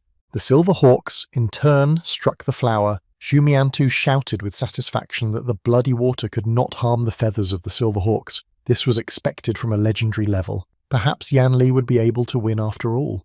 And Zhou Wen, who also watched this battle, said that everything is not as simple as everyone thinks. The battle was not yet over, so it was too early to celebrate victory. Zhou knew how cunning this monster was. The legendary silver hawks flew close to the lotus of the Buddha's heart and scratched its petals with their claws. The flower opened slightly. Then it was completely on the surface of the water. Yang Li noticed that the monster was angry. As a rule, spatial creatures plant are very weak. This is what experience shows. But the lotus of the Buddha's heart is proof of the opposite. This spatial plant being has a powerful force. But Yang Lei was not going to give up so quickly. He was determined to win. However, its blows had no effect and did not harm the lotus of the Buddha's heart. This monster also has defensive skills of spiritual power, which was a huge surprise for Yang Lei. But it seems that this blood shield works only in 4 directions. Yang Lei noticed this peculiarity. The guy decided to just try to distract the monster and struck at it. The second silver hawk was to strike from above. This was Jan Li's strategy. Zhou Wen watched the battle intently. and he already knew what to expect from the lotus of the Buddha's heart. Then the boy shouted loudly that the flower was about to set a trap for Jan's companion animals. The third-year student heard this, but it was too late. The monster was ready to counterattack the Silverhawk. At one point, the lotus of the Buddha's heart opened its white petals with a bloody pattern, and everyone saw the monster's terrible mouth with sharp teeth. The crowd of onlookers was shocked by how quickly the monster reacted to the hawk's attack. If Yangle continues the battle, he will lose even more. But the third-year student was not very stubborn. He understood all the risks for himself, so he called back his pet companion. He was very angry at the whole situation because he was unable to defeat the monster. Then he saw Zhou Wen and approached him. Yang told him that he had thought from the very beginning that he would not be able to handle the lotus of the Buddha's heart with the blood pattern. He asked how Zhou knew this. Then Xu Miantu intervened in the conversation, saying that it could not have turned out otherwise. Everything was obvious. Miantu then told us that Zhou Wen took second place in a martial arts test in Gueday. Yangle said that in this case Zhou was very strong if he managed to take second place, and he smiled, which surprised Mianta. The guy accused him of not caring enough that his silver chicken died because he would have fallen into the ground if he were in its place. Yangle was already getting irritated by these words. He asked what great plan the other one in Gueday had to destroy the lotus of the Buddha's heart. Xu Miantu was very much taken by Yangle's provocative words. He put his arm around Zhou and asked the third year what he wanted to achieve with it, and then he added that if Brother Wen took up the case he would easily win and not be ashamed as Yangle. Zhou himself was surprised that Miantu was talking about it so easily. Just then Anjing ran up to them. She went to her half-brother and asked him if he was sure he could handle that monster. But Zhou had tried many times before to defeat the lotus of the Buddha's heart in the game, and he had never succeeded. In addition, the real lotus with a bloody pattern used a skill that was not in the game. Zhou Wen clenched his fist tightly. He was not happy that Xu Miantu had said so much about him. Anjing stared at her half-brother, and Yangle mockingly asked Zhou what had happened. He said that the guy was just scared, probably. It turns out that he and Miantu can only talk. And then I heard a proposal to try to overcome the lotus of the Buddha's heart together. It was Li Xuan who said it. Yangle wondered who would have thought that a famous dude from the Li family would want to help. The third-year student said arrogantly that even the Silver Hawk lost and that they were weak and dreaming that they would win. But then he stepped back and said he was ready to see what would happen. Let the guys try it. Li Xuan attacked Xu Mianta with accusations that he could never keep his mouth shut, and Zhou Wen said that now these accusations have no meaning. They have already accepted the challenge. Now they need to discuss strategy. The boy failed to defeat the lotus in the game alone, but now there are 3 of them and he hopes that it will be easier than 1. And Li Xuan still has 2 legendary companions. Perhaps things are not so hopeless. The guys began to consult on the strategy. The main question was how to enter the pond. Zhu said that you can't rely on the bone ant alone. It won't be able to withstand all 3 of them. Li Xuan admitted that as soon as they learned about the lotus of the Buddha's heart with a blood pattern, he started looking for an egg with a pet companion that can fly. But this is very rare, and so he managed to find only a mollusk that can barely fly. Zhou immediately thought that the flying shell did not inspire confidence. Then Xu Miantu pulled on a mask and told the boys to rely on him. Mentu said something to himself, and immediately a huge, powerful foot-and-mouth disease appeared in front of them. He immediately plunged into the water. Only the top of his shell was visible. Li Xuan was shocked because it was a turtle with a dragon-scale shell. He thought that Zhou Wen had gotten an interesting specimen view, but Miantu had also saved a mortal-level companion. So all 3 friends jumped on the back of that turtle and swam through the poisonous waters straight to the lotus of the Buddha's heart with the bloody pattern. When they were already at the flower, Miantu told Xuan and Zhou not to worry and to start fighting, and he would guide the turtle to help them. Then Li Xuan called for his defense and told Zhou that they were starting. Zhou Wen jumped off the turtle's shell and onto his pet companion, a bone ant. The guys trusted each other completely. They had already had one experience of fighting together against a powerful monster. So Xu Miantu was left to control his dragon-scale shell turtle Zhou Wen, saddled his bone ant Black was in preparation for Li Xuan's battle. The spectators in the crowd were greatly impressed to see another legendary-level companion, and were also quite surprised to see Li Xuan, who was considered the frivolous and dissolute 3rd son of the Li family. They simply could not believe it. Meanwhile, the boys armed themselves and were ready to start the battle with the lotus of the Buddha's heart with a bloody pattern. Yangle was very angry at what he saw. He was angry that his family was not as rich as Li Xuan's. And Xuan was standing on his little shell, which was very unstable in flight, and the boy was constantly swaying. Zhu saw this and told Miantu that Xuanyu was having trouble controlling the clam, so he should make sure that their friend did not fall into the water. Miantu told Zhou to rely on him. So Li Xuan and Zhou Wen began to attack the Lotus of the Buddha's heart, and Miantu was protecting them. The monster began to fire projectiles at its opponents. Zhou immediately ordered his pet companion to act. The bone ant repelled the Lotus's attacks. Li Xuan meanwhile struck the flower and wounded the monster.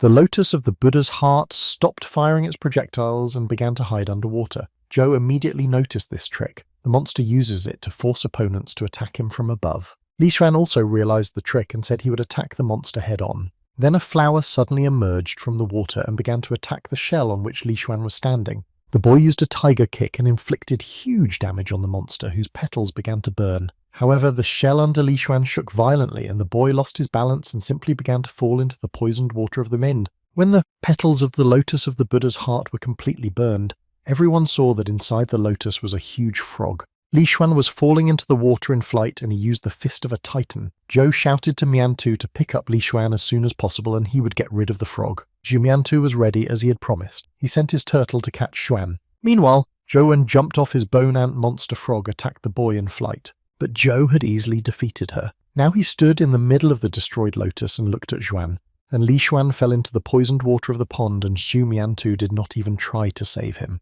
The guy looked his so-called friend in the eye, and the latter challengingly told Xuan Yu that he shouldn't blame him. On the shore, Anjing was also watching the battle, and she had already prepared to defend Li Xuan. Li Xuan himself was ready to die, but Zhou caught him on the fly right above the water by the hand. Xuan could barely say that Zhou Wen had once again saved him from certain death. Zhou got silver ant wings so he could fly. Both boys climbed down on the shell of the turtle Miantu, and Miantu just shouted in anger that this could not be possible. Why Zhou had kept it a secret that he had a flying pet companion until now. Zhu said with disdain to Miantu that he first insulted the senior student and then rushed to help them. This is completely unlike him. Li Xuan then punched his former friend Mianta in the face and told him to learn to pretend better. Miantu fell on his back screaming in pain. Now the fight was between him and his two former friends. Li Xuan asked him why. He only wanted to know the reason for such a betrayal. And Miantu replied that Zhuan's second brother Li Mubai had long ago bribed his brother's entourage and could not cope with him. Then the guy shouted madly that it would be great if they all died together now, and he began to destroy his turtle's shell by splitting it. Xuan and Zhou realized that they were dead. But then suddenly the boys found themselves in a huge bubble, and Mianthu's turtle shell completely disintegrated, drowning its owners in the poisonous waters.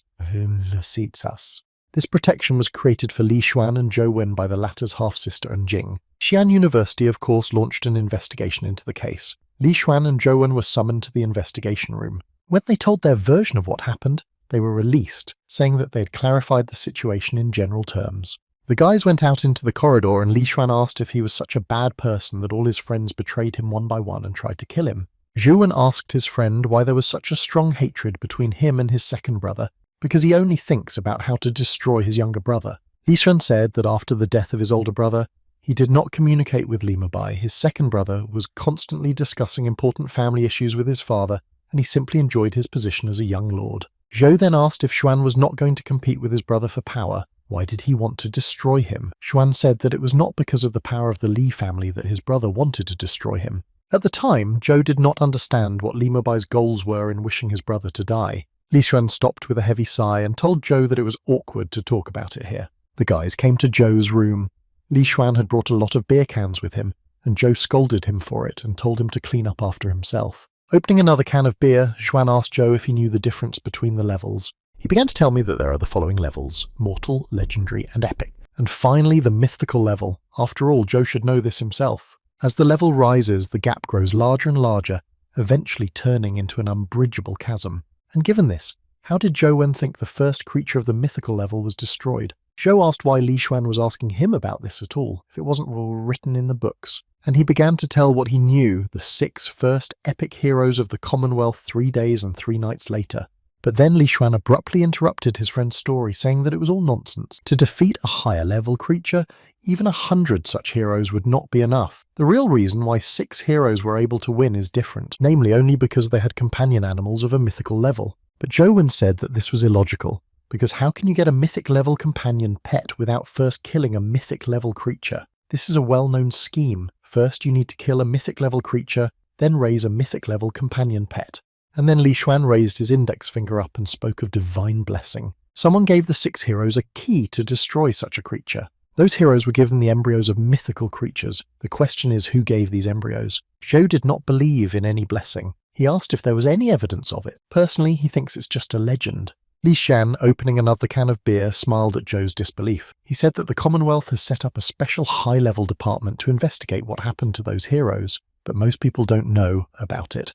And this department allows certain people to receive the same gift. Zhu Wen thought very hard when he heard this information, so the divine blessing really does exist. Now he also wondered why his friend Li Xuan had told him about it, and then the guy began to realize that Xuan was one of the certain people who had been given this key. Li Xuan confirmed these guesses. It was exactly like that. The old man chose him as the first heir to the blessing from the Li family, and Li Mabai can only get this place in one case. This will happen only when the second brother physically destroys the third brother who has been granted the divine blessing, and the guy symbolically showed himself cutting his throat. They talked for a long time and Li Xuan had a good drink, then Zhou gave him his bed to sleep in. He sat down to play his game on his phone as usual to improve his skills. He recalled a conversation with Li Xuan in particular that his friend warned him to be careful because he had already disrupted his second brother's plan several times, and he might be noticed because of that. So Zhou just had to get stronger as soon as possible. He realized that this was no joke. When the boy became active in the game, the information that the flying ant with silver wings was very hungry and needed to be fed immediately popped up. Zhu was not very happy about this because eggs and their companions cost a lot, but there was no way out. If a guy wants his pet companion to grow up, he needs to feed it.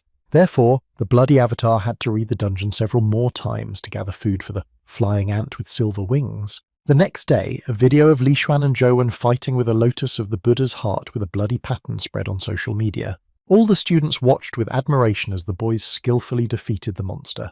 There were 3 legendary level companion pets involved in the battle, and Li Xuan was still immortal. They also saw that Zhou Wen was a good help and that he had a quick reaction.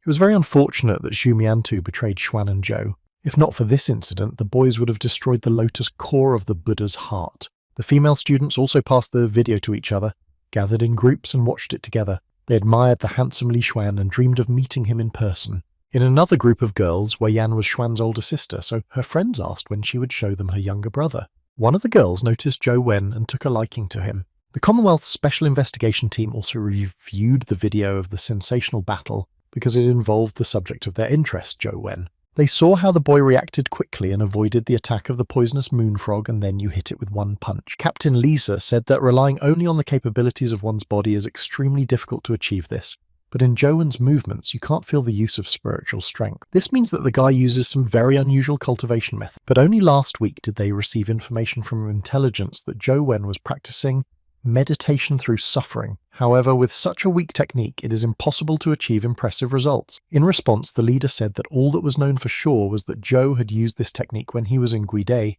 On the evening when the demon Jing Daoxiang was spotted, the head of the special unit could only barely see Zhou Wen, but there could be no mistaking it. A calm jade glow emanated from the boy's skin, a distinctive sign of meditation through suffering. But now that glow has completely disappeared, so this means that he is no longer practicing that cultivation. Captain Lisa asked the supervisor if he thought that Zhou had stopped cultivating the meditation he had practiced for several years. Then there must be a person who taught him a higher level method. And the Faja continued that it could be, for example, a person from Anne's family or someone else. And that other person may well be the demon Jing Daoxiang, whom the community has been actively looking for a long time. Meanwhile, Jing Daoxiang felt that the effect of the lost immortality sutra on his body was getting weaker and weaker. He wondered if Zhou had begun to practice this method. The head of the special unit continued to think. Zhou Wen had met his stepmother only a few days ago. Even if Ouyang Lan had given him an advanced cultivation method, the boy would not have had time to master it. It turns out that the Yan family is gone. This leaves only the demon Jing Daoxiang. Only he could pass on the new method to Zhou Wen. The supervisor ordered Captain Lisa to find any way to accuse Zhou Wen of conspiring with Jing Daoxiang, and then request a warrant for his arrest. The unit had to get at least some information about the demon out of the guy. Captain Lisa immediately got down to business. She needed to find out more information about Zhou Wen. The woman was determined. She decided to personally deal with the boy when they got to him. Captain Lisa then clarified some information with the supervisor, namely whether the An family would protect Zhou Wen since he was now at university. However, the supervisor told him not to worry about it because when they get an inter-regional warrant for his arrest, An's family will not cover it up if they do not want to violate the laws of the Commonwealth. Moreover, An Tianzu and Anjing themselves created problems for him.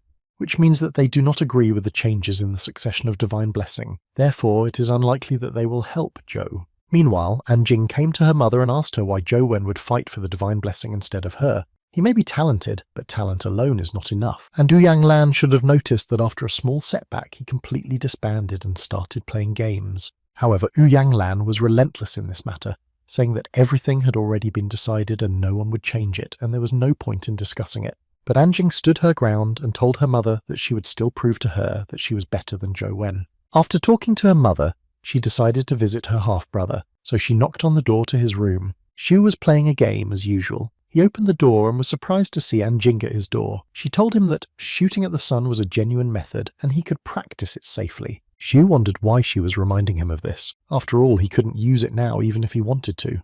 Anjing asked if her brother still didn't believe her. She told Zhou to show the Udis to Uncle Feng, who could help verify its authenticity. Then Zhou asked his sister why she gave him shooting at the sun, after all. The girl answered frankly that it was obvious that she wanted to prove that she was better than him. Then she added that her brother was angry at her for what happened at school, that he lost to her, but Zhou Wen denied it, saying that after that incident he only admired her. Anjing said that she had defeated him in front of everyone, so doesn't he want to take revenge on her? The girl also said she had seen her brother's abilities when he fought with the Lotus of the Buddha's heart, and with the help of shooting at the sun, he can easily reach the legendary level in 3 months. Finally, Anjing said she would wait for him, and when the time comes, they will determine the winner. Zhou then asked if he could immediately admit defeat. If he could, he would do it right away. But his sister attacked him and angrily said that they had to fight in a duel. The girl could not understand what her mother saw in this guy. Then Anjing also told Zhou that if he needed any crystals, he should not hesitate to ask for them. And during the fight, she won't feel sorry for him like she did last time. Zhou Wen could not understand. After all, Anjing was a true genius known throughout the Commonwealth, and she had managed to reach a legendary level at the age of 13. He wondered why she was so eager to fight him, since he was still a mortal. He could not understand anything at all. Then he picked up 2 large black bags of garbage that Li Xuan had left behind in his room. After Zhou threw the garbage in a container on the street, he returned to his game. His bloody avatar destroyed monsters to get more artifacts. He destroyed lotuses on a pond with poisoned water. After another battle with monsters, an egg with the lotus of the Buddha's heart fell out of one of them. Everything was great.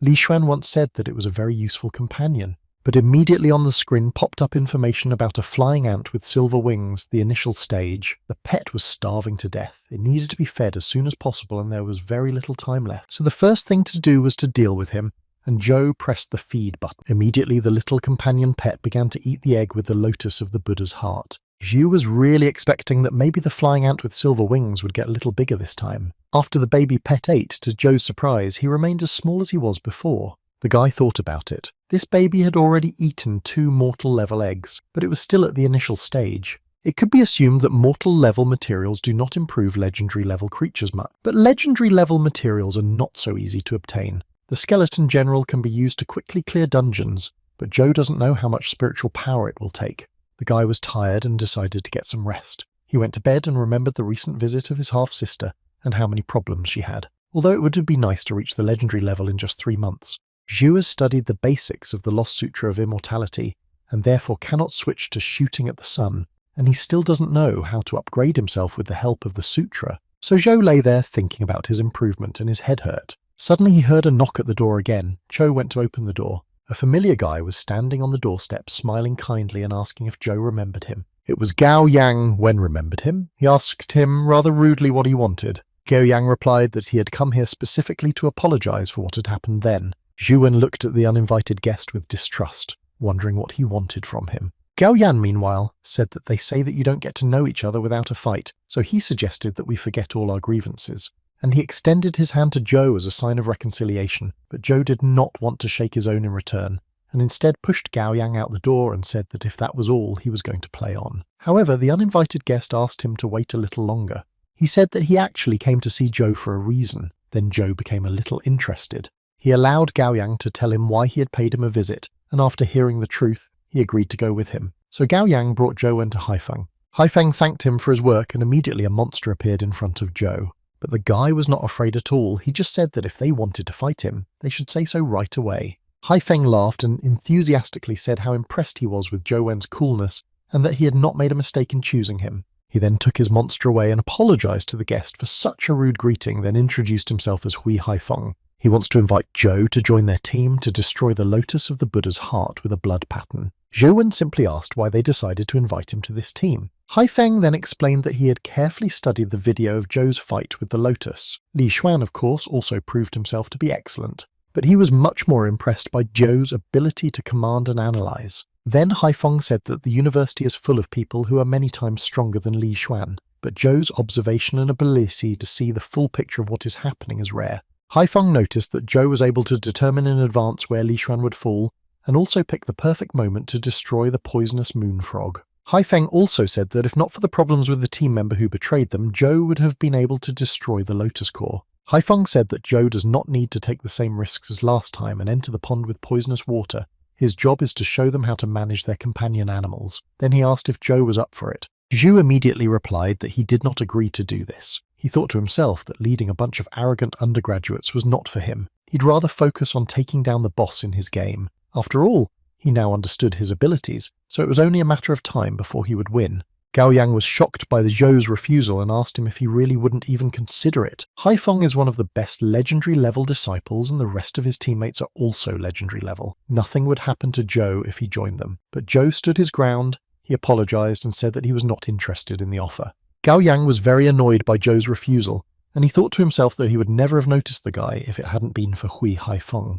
However, Haifeng itself was not going to give up so quickly, and asked Zhou to stay a while longer. He directly told the guy not to refuse so quickly and to just name his condition. Then Zhou decided to try to set this condition. He said he needed an egg with a legendary level companion pet. Gao Yang perceived Zhou's impotence in setting such a valuable condition as enormous. Zhou walked up to Gao Yang as if nothing had happened, and repeated to his face that he wanted an egg with a legendary level companion pet for his help. Gao Yang grabbed the guy's shirt and yelled at him that he was being excessively greedy, because he just needed to manage his companion animals without taking any risks. So why should he be given such an egg? Then Yang also called Zhou a snot-nosed brat, but Zhou calmly said that he had named his condition. It was up to them to fulfill it or not. Then Hui Haifeng intervened in this dispute and stopped the insults from Gao Yang. He then turned to Zhou and asked if there were any special requirements. Zhou replied that he did not. I thought to myself that it would be just fodder. After that, Haifeng immediately took an egg with a legendary level companion pet out of his pocket and threw it to Zhou. Then he said that he had fulfilled Zhou Wen's condition, so the guy should now join their team. Zhou couldn't believe his eyes when he looked at the gift of an egg. He really managed to get it so easily. Hui Haifeng asked Zhou if everything was now agreed between them. Zhou gave his consent and they shook hands. After all, he got what he wanted. Zhou Wen had already gone home, and Gao Yang could not calm down. He asked Haifeng how he had given the boy the poisonous bee egg so easily, and whether he really trusted Zhou that much. Haifeng replied that he couldn't say for sure, but he felt something when Zhou Wen was fighting the Lotus. It was as if he had learned the skills of this monster long ago and practiced fighting it. Gao Yang couldn't believe it. Then Haifeng laughed and said, "What difference does it make now?" They will consider Zhou an additional safety net. Meanwhile, Zhou Wen returned to his dorm room and decided to feed his flying ant with silver wings in reality, so he called her out. The companion pet appeared and Zhou showed her an egg with a legendary level creature. A flying ant with silver wings approached its owner and took the egg into its mouth. And then everything started to spin. Zhou thought that evolution had begun. For a while, the fiery glow was still spinning, then everything calmed down and Zhou saw the result. So it turned out that after the merger, his pet companion also acquired some of the characteristics of a poisonous bee. Perhaps because they were both insects, they had mutated rather than evolved. Zhou decided to read up on this. So now he has a flying ant with silver wings of legendary level, adult, purpose, king of the shaving flight, strength 17, speed 20, physical data 16, spiritual strength 19, innate skill, flash of silver wings, magic light needle, form, wings. Zhou was very pleased because his speed and spiritual strength had almost exceeded the limit for legendary level creatures. Zhou was especially interested in the magic light needle. He didn't know what it was, so he decided to look at the details. Magic light needle, long range, launches a super fast needle of energy at the selected target, piercing the enemy. It was a great range skill. Zhou patted his pet companion on the head with satisfaction. With this ability, he would definitely be able to deal with the Lotus of the Buddha's heart with the blood pattern. Now Zhou has decided to get active in the game again to test his new pet companion in battle. A bloody avatar and a flying ant with silver wings appeared in the dungeon and began to attack the Lotus of the Buddha's heart. The flower again, as always, began to use its trick to capture the opponent who would attack from above. It was a very dangerous situation for the flying ant with silver wings, and the monster dived out to grab his opponent, but he failed. The pet companion managed to escape, but instead managed to launch a magic light needle at the Lotus. The needle reached its target, the monster screamed with a terrible scream, and a powerful explosion occurred. Zhao was surprised at how strong the explosion was, and he did not think that the magic light needle could be so powerful. And the Lotus of the Buddha's heart with a bloody pattern turns out to be exploding before death, and now everything valuable in that Lotus can simply end up in the water, in that poisonous water that kills all life. But then a flying ant with silver wings flew up to the bloody avatar holding a crystal that had fallen from the Lotus of the Buddha's heart. Perhaps the skill of the spiritual power of the Lotus of the Buddha's heart with a blood pattern is the key that is needed to enter the small Buddha temple. The bloody avatar did not hesitate to accept the crystal, and immediately Zhou Wen was enveloped in hellish heat. He felt incredibly painful. He hoped that he had understood everything correctly and was doing the right thing. It was very difficult for him. So the crystal with the Buddha's heart Lotus skill with the blood pattern was absorbed. The original calm the heart skill was transformed into the current bloody Zen skill. Finally, the flames that enveloped Zhou went out. He thought he was going to fry. The heat was so intense that he took off his t-shirt and was wringing sweat from it. When using Blood Zen, the spiritual power is consumed much more slowly. It can definitely last for half an hour. So now, with this new skill, you can go and explore the small Buddha temple. That's why Zhou didn't even take a break from the game and went to the Buddha's underground city, as he thought bloody Zen and calming the heart have the same effect and block the power of that area. So the bloody avatar successfully entered the square where the small Buddha temple is located and stopped in front of the gate. He really wanted to explore this temple, but he was a little worried about meeting some strong spatial beings. After passing through the gate, the bloody avatar walked confidently across the square to the temple. Surprisingly, he did not encounter any spatial creatures on his way. Now the player walked more cautiously each time, expecting something unusual, so he came to the door of the temple. On the stone on the right was written, Short Prajna Paramita. Prajna Paramita is one of the central concepts of Mahayana Buddhism, or, another way of saying it, transcendent intuitive wisdom. Zhou had heard of the great Prajna Paramita. During the spatial storm, the famous Buddhist teacher created one of the original methods of cultivating spiritual power, and now it is one of the two most famous Buddhist methods of cultivation of the epic level. But he did not know what a short Prajna Paramita was. The bloody avatar was standing in front of that sign. Suddenly, all the characters on it were distorted. It was as if they were spun into a fiery vortex, and a powerful energy was emanating from them. The bloody avatar screamed, and his head felt like it was splitting. There was some kind of velry going on here. Something was pushing incredibly hard right into the player's solar vault. His head was buzzing with pain, and suddenly everything stopped. The oppressive pressure on the guy's body stopped. It just disappeared. The circulation of the lost Sutra of immortality had just slowed down in the boy's body, and the pressure was no longer felt. Now Zhou could calmly look at the tablet. He no longer felt anything, but he wanted to know what the secret of the Immortality Sutra was.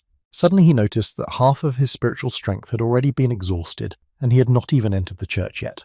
Therefore, Zhou decided not to spend so much time here but to move on, otherwise he simply would not have enough spiritual strength. So the bloody avatar continued his journey and came to the door of the small Buddha temple. The door opened in front of him and the player entered a large building. In the center of the temple stood a huge statue of a three-faced Buddha. Zhou wondered if Buddhism had such a thing. And then suddenly something spun around the bloody avatar and he died inexplicably. It seems that in order to get inside the small Buddha temple, you need to follow some rules. Now, Zhou Wen admires those people from the past who paved their way at the risk of the only thing they had. Even using bloody Zen, Zhou can't get inside the temple, and he didn't see any spatial beings there. So after all, only that stone plaque can help you enter. It is obvious that the stele contains a method for cultivating spiritual power, but because of the lost Immortality Sutra, Zhou cannot use it, and the boy re-entered the game. He decided that it would be useful for him to memorize this text anyway, and the bloody avatar stopped again in front of the stone tablet with the inscriptions. This scripture is quite long, but not as difficult to study as the Spent Sutra of Immortality. It takes a lot of time, but you just have to manage to leave the temple before the spiritual power runs out through bloody Zen. After that, Zhou can regain his strength and return to writing as many times as necessary. So Zhou spent the whole night studying that text. The next morning came. He was very tired, but he had memorized the entire scripture. Once again, the circulation of spiritual power took possession of Zhou's body. The study of the text was not in vain. It was definitely a short Prajna Paramita. He felt that he had become stronger.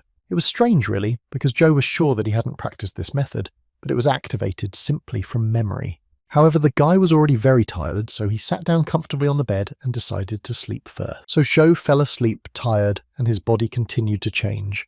When he got enough sleep, he went to the shower and was horrified to see that his skin was shedding off in pieces. But he remained in the same form as before, only as if renewed. He wondered if this was the short Prajna Paramita. So I decided to see how its characteristics had changed. So class, mortal, strength 10, speed 10, physical data 11, spiritual strength 10, method of cultivating spiritual strength, the lost Sutra of immortality. Zhou did not understand. After all, the cultivation method was the same as before, but the physical data indicator had exceeded the limit and reached 11. And there can be no mistake. He can definitely feel the circulation of the short Prajna Paramita in his body. Suddenly, Zhou realized something incredible. Now he could switch from the lesser Prajna Paramita to the lost Sutra of immortality, and he had mastered 2 methods of cultivating spiritual power. Most of them have huge differences in their very nature, which is why one person cannot master 2 methods at the same time. And the better and more sophisticated the methods, the worse they are combined with each other. Zhu was thinking about his transformation when his phone rang. It was Hui Haifeng who called and said that the whole team was already at the Lotus Pond, so where is he? Zhu simply forgot about this agreement. He really overslept. So the guy quickly got ready and went to a general meeting. There, the team began training. They were going to destroy the lotus kernel of the Buddha's heart with the bloody pattern. They threw a water-entangling vine at it so that it would strangle the kernel and it would release an egg with a poisonous frog. The dosa had firmly entangled the flower trunk with its flexible and strong stems. Zhou led the team members and warned them that a poisonous moon frog was about to hatch, so they had to prevent it and act now. He called out for Tengu to fly his blood raven into action. The team acted perfectly and smoothly. Zhou said that now everyone should retreat at least 20 meters. However, Tengu disagreed with this decision and was not going to retreat because he believed that now was the best time to strike. The boy did not want to obey Zhou, so he pushed him away and said that he would destroy the lotus core of the Buddha's heart himself. Tengu launched a shower of bloody blades at the monster from his bloody ravens. The crows flew to attack the lotus, launching many bloody blades on the fly. But suddenly there was an explosion and one raven was killed. Tengu was very angry about this, and Zhou calmly said that the death of the blood raven was not his fault, so he was not going to pay anything. But Teng had no complaints. He admitted that he was too impatient. A girl from the team expressed her admiration for Zhou. Meanwhile, at the university, the teachers were talking about Zhou Wen, saying that he was very promising. He got into teacher Wang Fei's class. She guessed that Zhou knew in advance that the lotus of the Buddha's heart was self-destructive. The lotus took 5 legendary level creatures with it from the Western region's army headquarters. There were already rumours around the university that Zhou Wen was somehow connected to the An family, so the teacher thought that the boy had learned about the lotus from them. However, teacher Wang Fei said that there was a conflict between the children of the An and Zhou families, so it is unlikely that they would have shared this information with him. The teacher asked for more information about Zhou because it would be a great favour to Xiaolan. Perhaps this refers to Ouyang Lan, the mother of Anjing and Antianzu. Zhu Wen, meanwhile, was playing his game as usual to learn new skills. He's already figured out the Blood Lotus attack mode and the Flying Ant's abilities, so now it's easy to eliminate the boss. Having defeated the frog sitting in the centre of the monster flower, Zhou received an egg with a pet companion lotus of the Buddha's heart with a bloody pattern. Legendary level. Purpose, a pure lotus in muddy water. Strength 15, speed 13, physical data 12, spiritual strength 18, skill of spiritual strength, Buddha, statue with a bloody pattern. Since the pet was a legendary level, its characteristics are very good. Zhou thought about it, because the blood lotus had many useful skills, and this pet had only one, and it was very weak. If the guy tries to take it out, he will end up dead, and it's almost certain that this lotus will be in its early stages. So Zhou decided to try again to merge the 2 companion animals. But when the guy saw that the coefficient of correspondence between the lotus of the Buddha's heart and a bone ant was 1/6% and a flying ant with silver wings was 3%, he realized that nothing good would come of it. Then the game suggested using a lotus egg of the Buddha's heart with a bloody pattern as food for a flying ant with silver wings. Zhou was surprised that this ant can be fed even when it is not hungry. Apparently this ant can grow even bigger. Since there were no other good options, the guy decided to feed his pet companion. So the flying ant with the silver wings ate the legendary level egg. At first, no change was noticeable. Zhou was even a little angry about it. Wen then decided to continue exploring the small Buddha temple, and with the help of a short Prajna Paramita, his bloody avatar managed to enter the hall. In the middle of the hall was a huge statue of Buddha. Up close it looked much scarier. Zhou wondered who this Buddha was. Suddenly something emerged from above and fiery patterns appeared on the floor. Zhou thought he was going to die suddenly again. However, inside this pattern he saw an egg with a pet companion. An inscription appeared on the screen saying that Trailokia Vijaya, a devout Buddhist who travels the world guided by the basic vow, offers Joe to accept his gift. Trilokya is the Emperor of Knowledge who conquered the 3 worlds, one of the 5 knowledge emperors of Buddhism. Wen did not believe that they wanted to give him an egg with a companion for nothing, because it never happens. He decided to look at the characteristics of the egg, but since the gift had not yet been accepted, the review of the characteristics was not available. Zhao realized that there was only one way to find out if his bloody avatar was holding an egg. Immediately, the mythical creature Titan hatched from that donated egg. This creature looked like a lion, but Jowen had not yet given his consent to the withdrawal, so he was very annoyed.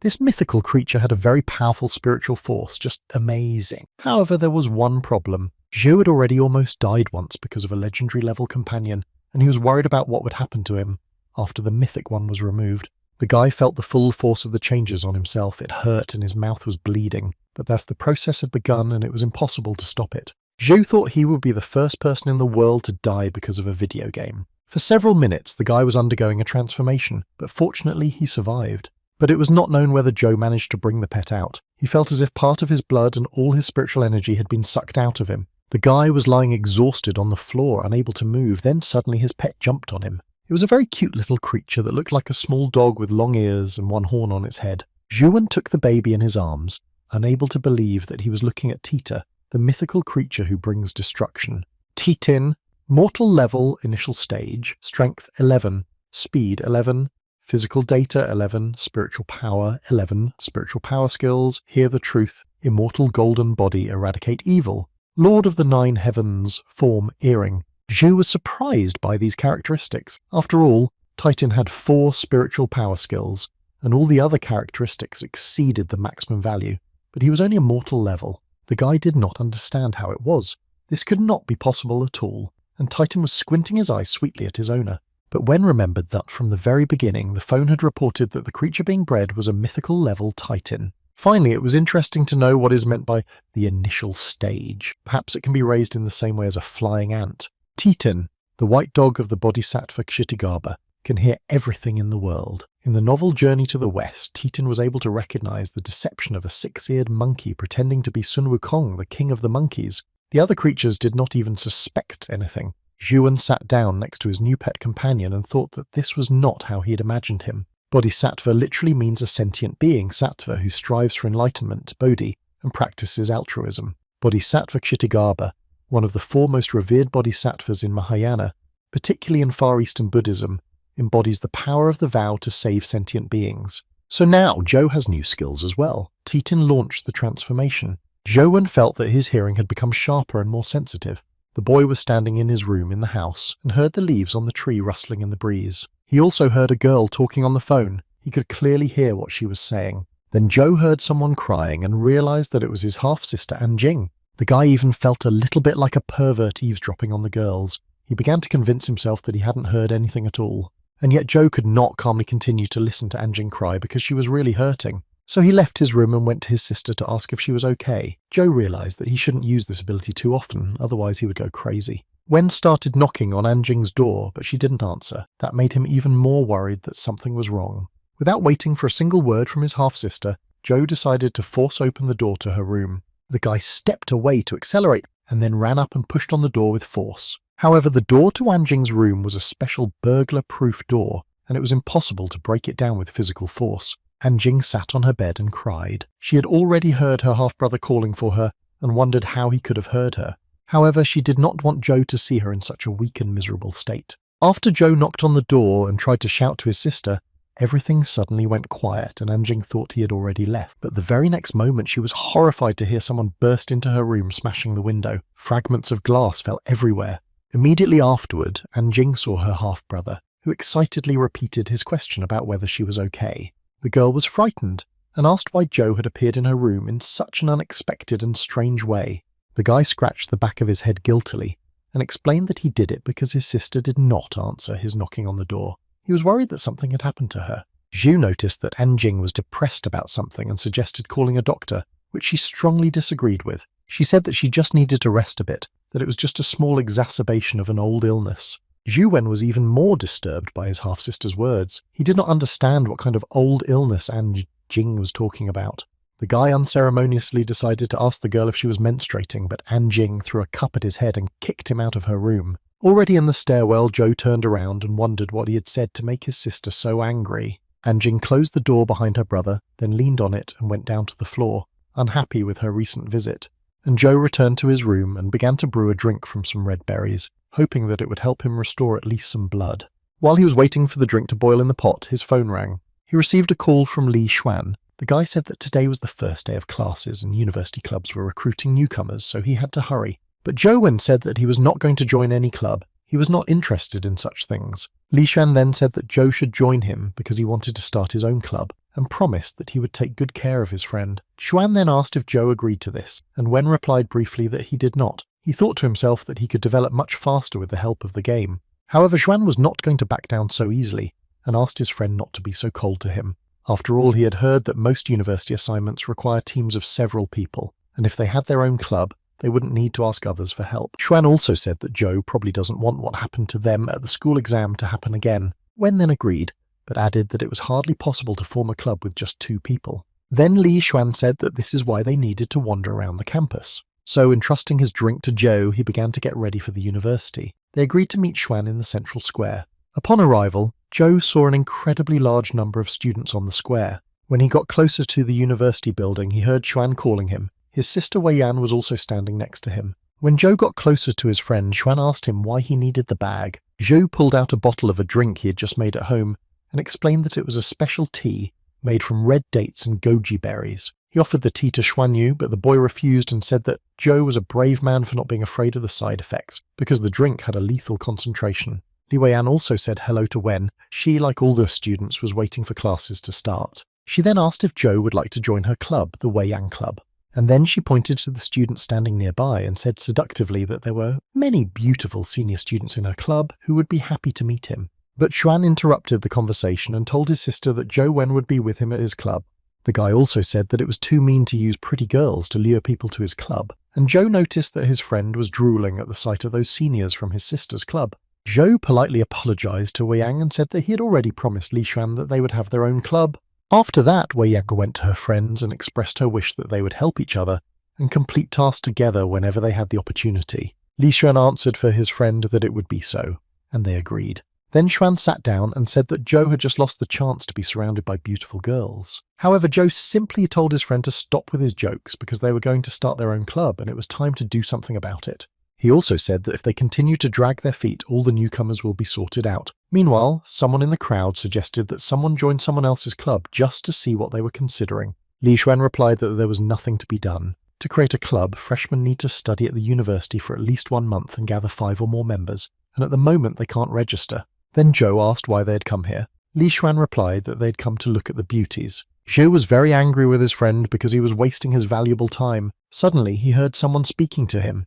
It was Fan Joxi, and Tian Xiangdong was standing next to her. Josie said they hadn't seen each other for a long time. Xiangdong asked Zhou if he hadn't expected to meet them here. Zhou just said that it was a big coincidence that Josie and Xiangdong went to the same university as him. Suddenly, Li Xuan came up behind him and asked him who the beautiful girl was who had come up to them. Zhou replied that the girl's name was Fan Josie, and they had studied together in high school. Xuan wondered why he didn't know her if they had gone to high school together. Zhou said that Xuan only came to some classes. Then Li Xuan approached Josiah and told her directly that he and Zhou Wen wanted to start their own club, so he invited her and her friend to join them. The girl immediately agreed, which surprised Xuan. The guy then added that they would be able to apply for the club no sooner than in a month, so let the girl think about whether she and her friend would wait. Fang Josie said without hesitation that it was no big deal and they would wait. The girl then passed Xuan and walked over to Zhou Wen and bowed low in front of him, apologizing for not taking him to her team to test his fighting skills in high school. She still felt very guilty about this act and was very worried about whether Zhou would be able to pass the final exam. Li Xuan, who heard Josiah's apology, wondered if it was for Wen's sake that the girl had entered Xi'an University. Zhou told Josiah that he did not see anything wrong with her actions because it was impossible to blame them for the situation. Then Tian Xiangdong intervened and said that it was all true that they were just forced to do it, but he personally guaranteed that this would not happen again. After all the apologies, Li Xuan said that everything was going well. Since everyone has known each other for a long time, there is no need to waste time exchanging pleasantries. He added that it was getting late, so everyone should go home and get some rest before tomorrow's classes. Zhu said that everything starts with a test of martial skills, and asked Xuan if this test would take place in the Buddha city. However, Xuan replied that he absolutely did not, because the Buddha city is a territory that has recently been discovered to have too many hidden threats, and no one would risk fresh men. Fan Josie said that judging by previous years, the university will choose one of 4 relatively safe spatial zones on campus. The essence of the tax test is to kill spatial creatures. The more you kill, the higher your rating will be. Zhou was surprised by his friend's awareness and asked how they knew about all this. Fan Josie in turn was surprised and asked if Zhou didn't read the university's spatial forum at all. Finally, the friends went home, and Zhou thought about this university forum all the way home. The forum was created by the Commonwealth to encourage residents of different spatial areas to exchange information. There is no need to confirm your identity to register, so both military and civilians can post here. When Zhou was studying in Gueday, he rarely encountered complex spatial zones, so he didn't pay much attention to them. He did not expect that almost everyone at Xi'an University communicates through this forum. Zhu thought that he really needed to learn how to use that forum. The guy looked at his phone and suddenly heard someone say hello to him and ask if he was also accepted for special reasons. Zhou turned his head in different directions, looking for someone to speak to him, but saw no one. Then he heard the same voice saying that she was here. He looked down and saw a little girl in front of him. Zhou politely introduced himself and said that he lived in this dormitory on the 2nd floor. The girl was happy to see the boy's privacy and said that she had just moved in today and that her name was Wang Lu, but he could call her Xiao Lu. She added that she lived on the 1st floor, so they were now neighbours. While the girl was talking about herself, Zhou Wen had already gone to his room. Wang Lu was left standing in the middle of the stairwell alone, thinking that her neighbour was a rather strange person. Meanwhile, Zhou drank his miracle drink and immediately sat down at the computer to read information about the university forum. He found out that this forum is a platform that provides open access to data. Both university students and all kinds of people share information here. Zhu Wen was quite surprised that such a huge platform does not require identity verification. The Commonwealth needs to be more concerned about security. There is no telling what dark personalities might want to use the formula for their own purposes. Then Zhou discovered that the forum platform had a reward system and the ability to exchange points for various resources. So, as Wen noted, the only way to get points is to publish materials. There are posts that can be read by any user, but the author of few of them gets only a few points for 10,000 views. And if someone wants to earn more points, they can post paid content, and then users will pay to read it. The content of paid materials, and accordingly, their cost depend only on popularity, since the forum is completely anonymous. So you need to earn some popularity on your account to make people want to pay. In addition, the Commonwealth and universities also publish information and the price is quite low. So Zhou seriously thought about what to post on the forum's platform. Wen didn't think for long, but suddenly he remembered something, so he happily started working. At the time, teacher Wang Fei was resting in her bedroom on her bed with a cup of coffee in her hand and a tablet. She was reading the forum and, as usual, was surprised by what the freshmen wrote about, which amused her a little and sometimes annoyed her. The teacher even thought that it would be a good idea to give those young idiots a good thrashing and kept flipping through the pages. Suddenly, Wang Fei's eyes landed on an ad that offered to buy a strategy for the small Buddha temple for 20,000 points. The teacher stood up and did not understand how this could be, and how someone had found out about this place. The vicinity of the temple was declared a forbidden zone by the management of Xi'an University, and most of the teachers have not even heard its name. The teacher continued to monitor the post and noticed that it was posted by a brand new forum user who was demanding 20,000 points for reading the post, and Wang Fei even suggested that it might be a common scammer. But the author of this post knows the secret name of the temple. If this is true, the military losses during reconnaissance will be significantly reduced. So teacher Wang Fei decided to buy the right to read the post. She was given information on how to act when entering a classified area. Namely, it was necessary to use the skill Calm the Heart, which can be obtained from a crystal that falls from the lotus of the Buddha's heart to resist the strange force that protects the temple. The skill constantly absorbs spiritual power, so the higher the level, the longer the effect. There was also a friendly advice in the post not to even think about going inside the temple. It was strange for Wang Fei to read about calming the heart. She considered this mortal-level skill completely unnecessary, and kicked herself for believing in such nonsense. In the meantime, Zhou Wen continued to play his game, and he passed the ancient Imperial City dungeon. A bone ant with silver wings was flying toward the skeleton rider when it disappeared from the monster's view and attacked him by surprise. The duel ended with the victory of the bone ant with silver wings, and the boy was rewarded. And that reward was a long-awaited egg with a pet companion. The bloody avatar picked it up and immediately fed it to his bone ant with silver wings. Zhu, as always, hoped that the ant would grow up a little bit, because it was not so easy to get eggs for it, but it did not happen. Eventually he realized that the skeleton general and the flying ant did not go well together, so his pet did not develop at all. Joe decided to move further into the map. He climbed on the back of his flying ant and they moved forward. It was strange to the boy that he did not see any skeletons as he moved deeper. Suddenly, he drove up to an astronomical observatory near the ancient imperial city of Shankyu, named after the creator of Ebo, the son of Emperor Kuebatai. Ebo's the name of the tower. Zhuwen could not understand where that tall tower came from or how it got there. Ebo, the son of Ku, one of the 5 legendary emperors, this hero became the embodiment of the god of fire. According to legend, he used the tower to observe the celestial bodies, which is why it is also called the Fire God Tower. However, the textbooks say that Ebatai is located in the southwestern part of Gueday, so why does the game show it in the inner part of the ancient city? Suddenly, Joe noticed something flying out of the highest point of the tower. It looked like a firebird. The bloody avatar fell off the back of the flying ant and the fiery bird flew between them. After flying a certain distance, the bird turned around in a circle and stopped a little in the distance. Then the firebird abruptly flew at the bloody avatar, and Joe tried to counterattack it. He was waving his fists in anticipation of an attack, and then there was a collision. The bloody avatar defended itself. However, Joe thought he had missed. He felt as if he had hit the air. Still, the firebird hit the crooked avatar, and this ended. Joe drank a glass of the prepared drink to replenish the blood in his body. Feeling a surge of fresh energy, he decided to try again to climb the tower in his game. The King of Shaving Flight is very skillful, but due to the limitations of this ability, the bloody avatar cannot fly high enough to get to Ebatai. He was also constantly being chased by a firebird and needed to come up with something immediately. When the flying ant dodged the attack, the firebird switched to a bloody avatar.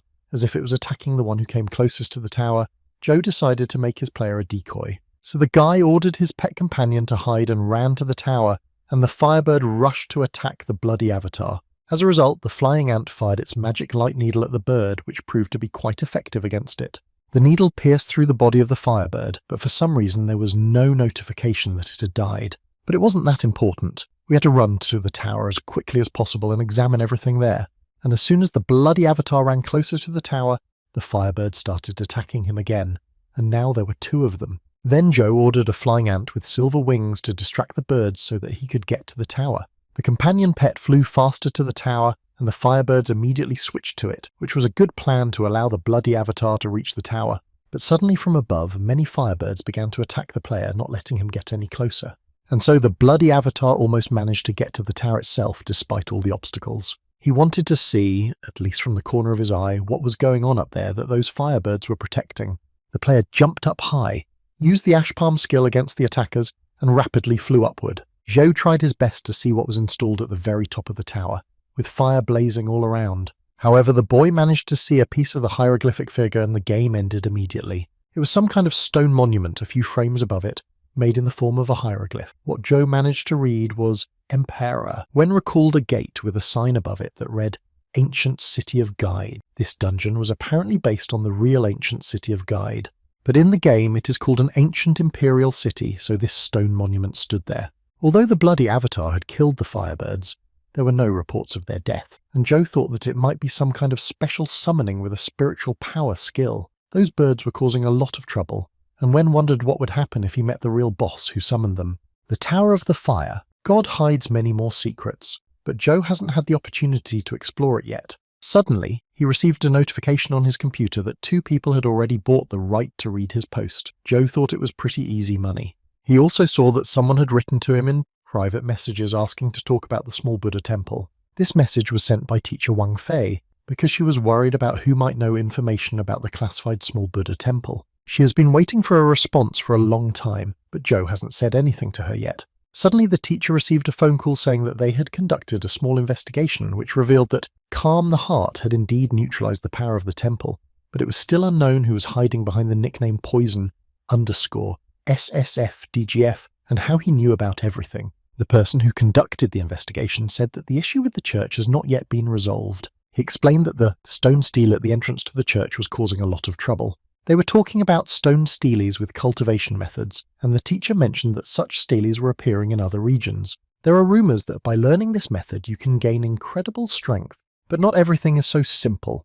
A short prajna paramita is inscribed on the ceiling near the temple. Unfortunately, the volunteers who decided to study the records depicted on the monument died. No one knows what conditions must be met to learn the short prajna paramita. The agent asked teacher Wang Fei to try to find out more information about it. Zhou decided to start a dialogue with the unknown person who wrote to him privately and asked him to specify his request. The teacher had been waiting for an answer for a long time, so she was very happy that Zhou had gotten in touch. Wang Fei decided to get straight to the point and asked her interlocutor if he knew about the short prajna parameter. And Zhou, of course, answered in the affirmative because he already knew about it well and had already studied it. The teacher guessed that Zhou was in the know. It looked like her interlocutor knew the temple like the back of his hand. So she asked what it would take to learn the short prajna parameter, and added that she was ready to reward generously for such information. Zhou leaned back and wondered if there was anything else special about the method of study. But then he remembered the first time he tried to do it, when he almost fainted because of a severe headache. The lost Sutra of Immortality was what helped him in studying the short prajna parameter,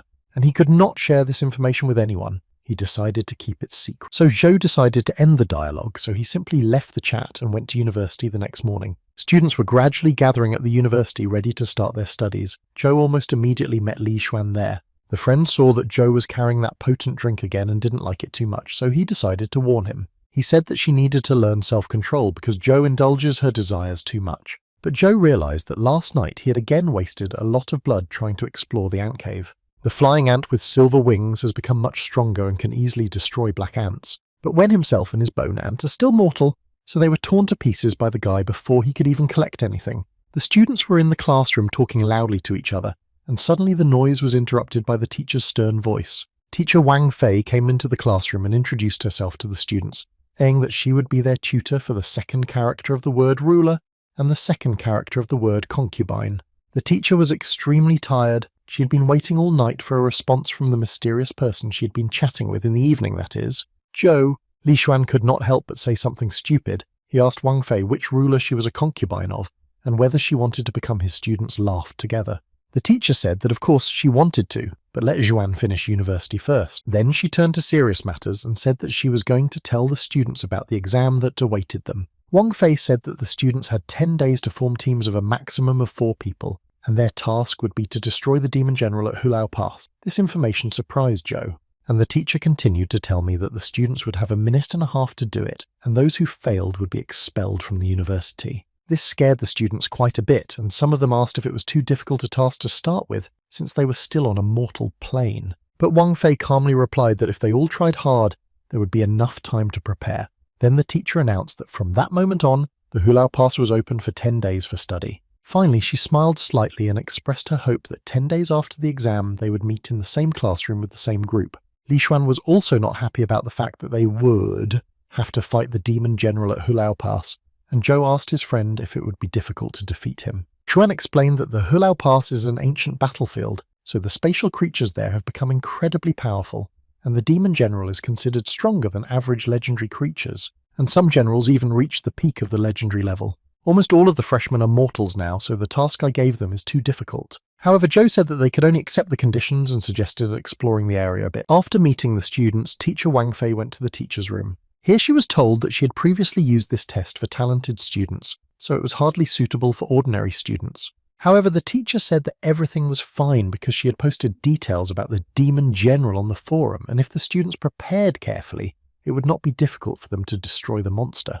And of course, she threatened them with expulsion from the university so that they would not be too overconfident. After all, they may face much stronger rivals in the future. Meanwhile, the students, including Zhou Wen and Li Xuan, went to the Hula Pass. At the entrance to the portal, there was a soldier who was letting students through according to a list. So the students had 10 days to explore the territory of the pass and learn how to deal with local spatial creatures. From the high tower, the students had a view of the pass and saw the creatures there. Li Xuan saw that there were only demonic soldiers in the area, and that the whole area was a vast desert. He suggested that Zhou go a little further to find the demon general, but Wen said that he shouldn't gamble with his own life because he didn't know the area at all and couldn't promise to save his friend if something happened. Li Xuan only said that Zhou was too cautious. He would have taken the risk himself. Wen decided to walk around the neighborhood a bit and explore the area. The guy thought that if there are dungeons that copy the city of Buddha and the ancient city, then anything is possible. Suddenly, he came across a stone pillar with a sign on it that he already knew. He was very excited about this discovery,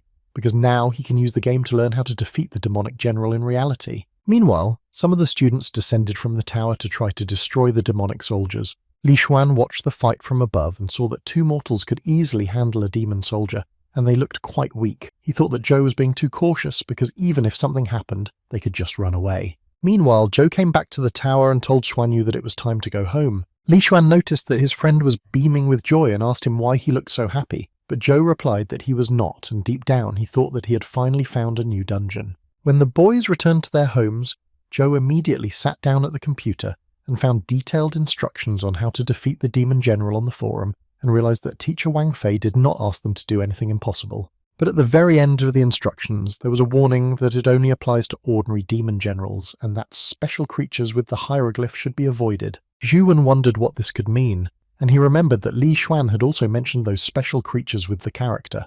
But it didn't matter. The boy had already read all the clues and now decided to put his knowledge to the test in the game. So his bloody avatar ended up on the Hula Pass. The player immediately jumped down from the high tower, where many demon soldiers were waiting for him.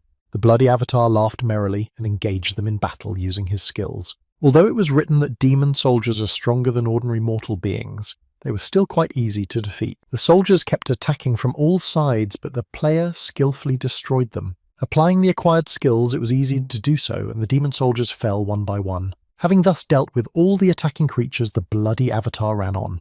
And again, fresh attackers appeared in the middle of the desert. The player and his flying ant destroyed them very quickly. Joe did not know whether he would be able to meet those special generals here. Suddenly, the boy saw a demonic general appear ahead of him. Zhuwen saw that there was a character engraved on his helmet, so this was the special demon general that teacher Wang Fei had written about. So the boy decided to attack the monster and ordered his pet companion to fly towards the general. The monster could not hit the ant because it could fly. The demonic general was standing far away from the flying ant, but he was going to attack anyway. So the monster jumped high and still struck the ant with silver wings. Zhu wondered what kind of spiritual power skill was so powerful that the demon general destroyed the flying ant in an instant. The general was extremely strong, he had a very powerful aura, and Joe was eager to get him. The characteristics of the flying ant, especially its speed, are very high even for a legendary level, but the demon general easily destroyed it. It looked as if the special general had already reached the peak of the legendary level. Zhuwen decided to try a second time to enter the game and fight that monster. When he entered the game, he saw that the general he had fought in the previous round had simply disappeared. Apparently this special creature rarely appears, and unfortunately this time the bloody avatar was only a regular one without hieroglyphics on the helmet. Zhu easily defeated ordinary demon generals with his player. Although both the special demon general and the regular one were of legendary level, the difference between them is very huge. After defeating a simple demon general, the bloody avatar received a 15th level spiritual power crystal. Zhao regretted that his characteristics had already reached the maximum level, and even if he used this crystal, nothing would change at all. This time there is no general with a tattoo blocking the way, so we could move on to explore the area. The player soon came to a majestic structure. Joe thought that this was Hula Pass. Suddenly, from the very top of that building, someone shot the bloody avatar right in the chest. Zhuwen was very angry about this because he was going to explore an unknown area. He didn't even have the time to see where the arrow came from, and only by the sound of it could he tell that it was fired from somewhere behind the gate. Then he decided that he had to break through at maximum speed. But here even the flash of silver wings was useless. The bloody avatar was hit and destroyed again. So Joe decided to take a short break and check the forum to see what else was being written about Hula Pass. In fact, there was a lot of information, but very little that was really useful. Once upon a time, a team of epic level members tried to break through the gate, but was defeated. So the area 2.5 kilometers from the pass is declared a restricted zone. And of course, students and teachers are not allowed to enter it either. And there was no information about the special demon generals with the engraved hieroglyph on their helmets, except that extremely powerful creatures of this type appeared at that location. Joe realized that he could only rely on himself. And then little Titan came up to him, and the boy remembered that he needed to feed his pet companion and also an ant with silver wings. Before clearing a new dungeon, you need to get food for them in the ancient imperial city. Joe learned the terrain that the freshmen were supposed to explore for 10 days at home by playing a game. The students came to the Hula Pass every day to hone their skills because they were facing a difficult exam. Since there were clear instructions on how to defeat the demonic general, everyone tried to test the material they had learned in practice. For several days now, the students have been practicing continuously. Teacher Wang Fei was constantly watching her students and noticed that the student Joe Wen had come to the pass on the first day and never came back. Meanwhile, Joe was learning new skills by playing the game, and also by providing food for his pet companions. Now he came across a crystal of spiritual power. The guy did not expect the chance of crystals falling out to be so low. For almost all this time, he had only been getting eggs with companion pets.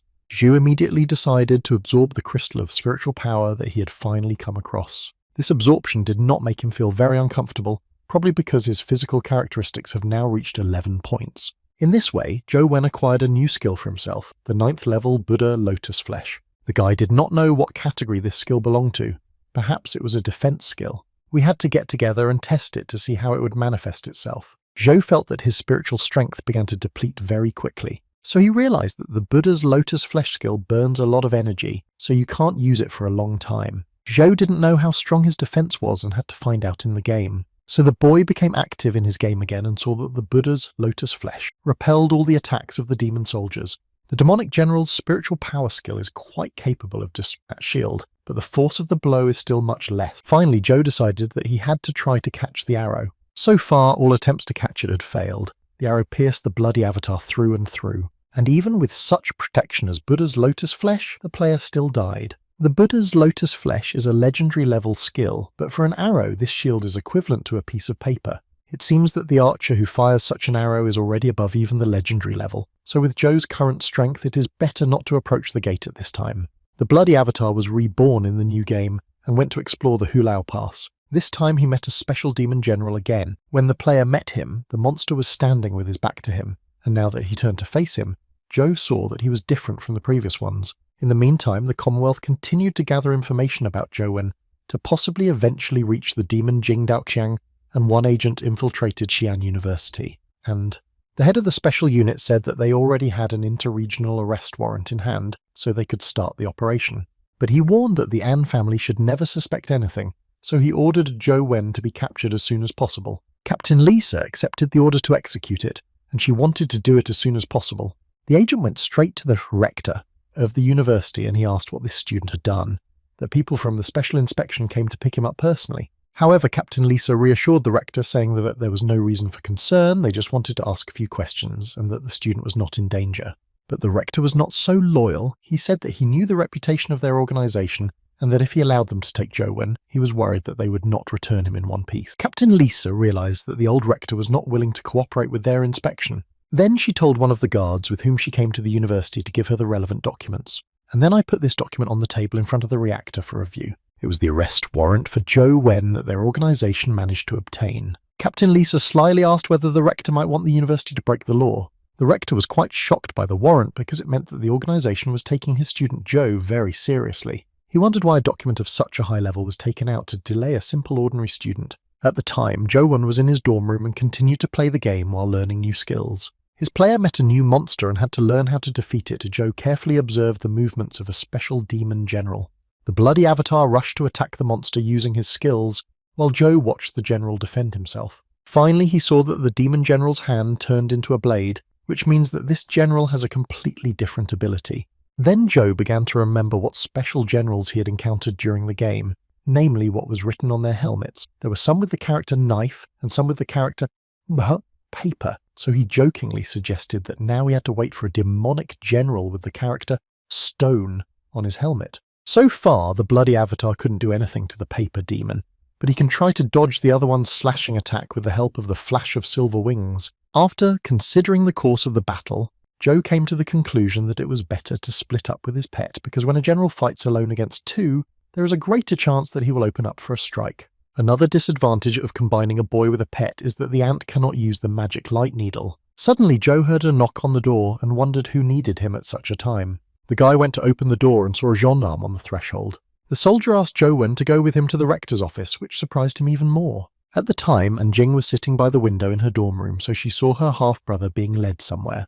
At first, Zhou silently followed the soldier through the streets of the town, and then he began to notice that people were meeting less and less on the road. Finally, the guy stopped and informed me that they were not going to the rector's office because there was only one way out of the campus. And then he was met by Captain Lisa, who said that Zhou Wen was a very observant guy. The next moment, she ran up close to Zhou and stabbed him in the solar plexus. From an unexpected and strong blow, the guy fell to the ground coughing up blood, and Lisa stood over him and said that they had finally met again. Then the woman said, with a malicious smile, that she would knock out everything the boy knew about Jing Daoqiang. Zhou looked at the captain and remembered their first meeting, and now he realized that this whole persecution was because of that old man. The guy got to his feet and asked what would happen to him if he didn't know anything, because when they arrest a person, don't they have to show at least some evidence? Captain Lisa was surprised that Joe was able to get up because someone of mortal level should not have been able to move at all after being hit by her, but she told the boy that they would get proof when they arrested him. She then ordered her escort to grab Joe Wen. However, the guy was not going to give up so easily and asked what would happen if he resisted. Captain Lisa immediately replied that in that case she would simply cut off his arms and legs, so she advised him to just surrender calmly. The next moment the man reached for Joe's neck, but the boy suddenly disappeared, vanishing into thin air. Lisi realized that Joe had flown away with the help of a spiritual power skill and needed to find him as soon as possible. He could not have gotten too far away. The agent decided that the boy was hiding somewhere in the nearby forest, and Joe realized that Captain Li Shi was firmly convinced that he was Jing Daoxiang's accomplice, and she refused to listen to any of his explanations. And he did receive the Lost Sutra of Immortality from that demon, so the Commonwealth can easily invent accusations. Zhou was still hiding in the woods when he was suddenly struck and even slightly injured. Captain Li Shi really quickly caught up with the guy and started attacking. Zhou could see by the situation that he could not go on like this, so he threw off his ruined t-shirt and decided to act immediately. The guy realized that both of his pursuers were of legendary level, so it was only a matter of time before they caught him. After hiding among the trees, Zhou decided to look at the game on his phone. He entered the underground city of Buddha and decided to try to get rid of his pursuers. So the game suggested that this place was actually the underground city of Buddha, and Zhou Wen went there. Captain Li Shi and the agent accompanying her also followed the fugitive into the dungeon. At the entrance to the city, as usual, there was a soldier checking the documents of everyone entering, which angered Li Shi. The agent who accompanied her said that they could not waste another minute because they risked Anne's family finding out. But Captain Li Shi understood that their pursuit had dragged on. Therefore, she decided to act even more cruelly and continuously attack Zhou, who barely had time to dodge her blows. His entire body was already covered with small scratches from the sharp blades Li Shi had thrown at him, but he managed to fly up using your wings, and the captain realized that this was a legendary level ability. However, it was also clear that the guy would not last long in this condition. Meanwhile, Zhou had already managed to reach the square where the small Buddha temple is located. He used his bloody Zen skill and ran up the stairs to cross the bridge. Captain Li Shi confidently shouted after him that the boy would not be able to escape from them. When they reached the bridge, the pursuers stopped and the man said that further ahead of them was a forbidden area. However, the captain was not going to give up so easily and said that if the student managed to step in with his foot, then what should they be afraid of? As the pursuers went up down the stairs on the other side, they saw Zhou stop in the square and sit down on the ground, exhausted. Li Shi asked him why he had stopped. Zhou asked if they were sure they wouldn't die if they stepped any closer to him. The captain ordered the agent who accompanied her not to be a coward and to go on. Zhou continued to sit on the ground, and when the man stepped into the square, he pointed his hand at him as if he was shooting at him. The man immediately fell lifeless in front of Zhou. Captain Li Shi was shocked to see her trying to get closer to her accomplice. Then she put her hand to her husband's body and realized that he was already dead. Horrified and irritated, she asked Zhou Wen what he had done with her accomplice. Zhou angrily replied that he had warned the man about such an end and asked if Captain Li Shi also wanted to try to get him. However, Zhou saw that the woman did step onto the site and that nothing bad happened to her. The captain knew that this place was really quite obscure, so it was no surprise that Zhou ran into it. And Zhou saw that Captain Li Shi was under the protection of a headless angel. Legend has it that this nun went mad when she became a deity, a creature from another dimension who came from the western sector but became known throughout the Federation for her military achievements. This creature has weak attacks, but it has one special technique. The invulnerable body is immune to all kinds of curses, and also protects against evil spirits, and is currently one of the strongest guardian beasts. Captain Li Shi ordered Zhou to surrender and follow her.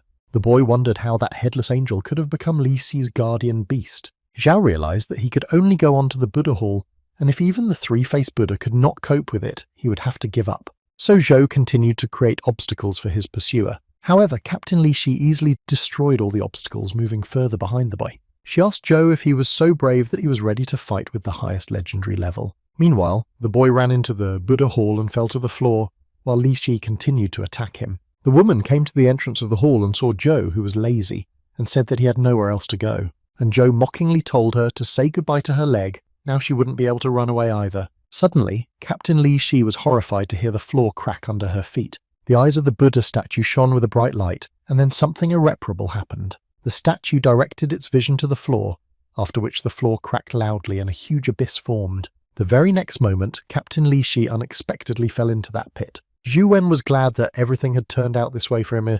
His pursuers were neutralized. The boy realized that Captain Li Shi was very badly injured as a result of falling into the pit, although he himself was also injured. Xu decided to destroy her while she was so weak from the wound she had just received. However, somehow, the woman did not lose consciousness, even though she was severely wounded. Nevertheless, she managed to escape and save herself from certain death. The captain got out of the dungeon on Campus Street. She was completely exhausted, and angrily said to herself that she would definitely file a case against Zhou Wen for the murder of a federal officer, and then even the An family would not help. As she was thinking this way, barely able to move her feet and hold onto the walls of the buildings with her hands, Li Shi ran into a gun pointed directly at her head. A man stood in front of her and pointed a gun at her, asking what would happen if they, that is An's family, came. Not far away stood An Tianzu, who did not know why those men were there. Captain Li Shi looked up and saw that she was now trapped and under the gun. An Tianzuo asked whether Li Shi had chased a student at Xiang Academy, and how she had the courage to do so. The captain began to feverishly defend herself, saying it was an order from the Senate itself.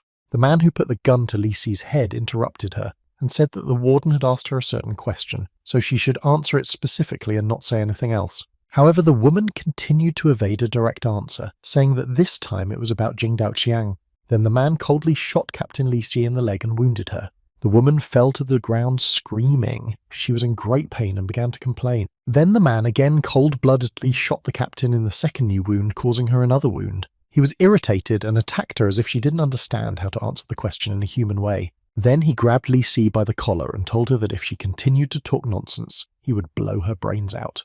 An Tianzu intervened and told Ashen not to waste time, but to simply kill Captain Li Shi and let her body be taken by her superiors. The woman was very afraid for her life and started shouting that Chao Shiyuan had ordered her to come here. An Tianzu simply turned to Ashen, and he immediately understood what his master wanted. Ashen picked up the phone and made a call to Chao Shiyuan to find out the situation. Chao Shiyuan picked up the phone and heard himself being told clearly that he had 5 minutes to come and watch the end of the life of someone who had spat on the law in the academy itself. When the 5 minutes were up, An Tianzu looked at his watch and ordered Ashen to start executing the order. So Ashen, without hesitation, put the gun to Captain Li Shi's head again, and the woman screamed in despair. Suddenly a shout was heard from above for the men to stop. It was Chao Shiyuan who had arrived. When he heard that Captain Li Shi had fallen into the hands of the An family, he quickly packed up and flew to rescue her, not understanding how she could have been captured. The head of the special unit asked the supervisor An Tianzhou to listen to him. First, he apologized for the inconvenience this case caused them, but Li Shi is the daughter of an influential senator and he values his daughter very much. Therefore, Chao Shiyuan asked them to do them the favor of releasing the woman. An Tianzhou asked who the customer was, who was behind all this, and why he personally knew nothing about it. And these were all senior federal officials, and he explained to the supervisor that the Federation was now following Jing Daoxiang, and Zhou Wen was the only witness in the case, so they wanted to ask him to help them with the investigation. Chao Shiyuan then reminded us that An Tianzhuo had also criticized Zhou Wen at one time, and now he was in trouble. Tianzhuo was angry at these words, saying that he understood everything perfectly well, but that a nobody like him did not need to know about it. Chao Xuan recognized that they had gone too far. Then An Tianzhuo arrogantly said that he saw that the head of the special inspection was repentant, so he allowed him to take the woman with him. But only after they deprive her of her cultivation, and Ashen was waiting for the order to do so. The next moment, Chao Ziyuan shouted in horror that Li Shi was a member of the Cape clan, after which An Tianzhou asked the man if he knew why he was nicknamed An, the Heavenly Lefty. Chao Xuan didn't know, so he asked him to tell him why Tianzhou had such a nickname, and the son of the An family replied that he was so named because he was the left hand of God. All this time, Zhou was sitting on the steps to the Buddha Hall waiting for Li Shi to return, but the bitch still hadn't come back, so he thought she had run away, but in fact he was afraid that the woman would bring more people to catch him, so he stayed in the small Buddha Hall for half an hour. Then Zhou decided that he couldn't go on like this and needed to go upstairs to reconnoitre the situation. Although the bone ant was seriously injured, it was restored in time, and now Zhou needs to think about how to solve this problem. He thought about the possibility of contacting Li Xuan. Zhu Wen was thinking and making plans while the elevator was taking him from the dungeon to the surface. As soon as the elevator doors opened, he was met at the exit by Ashen, who bowed to him and called him the young master. At first Zhou Wen did not understand what was going on, but Ashen explained that Ms. Lan had sent a watcher to follow him. The guy was even more surprised that An Tianzhu himself had come to pick him up.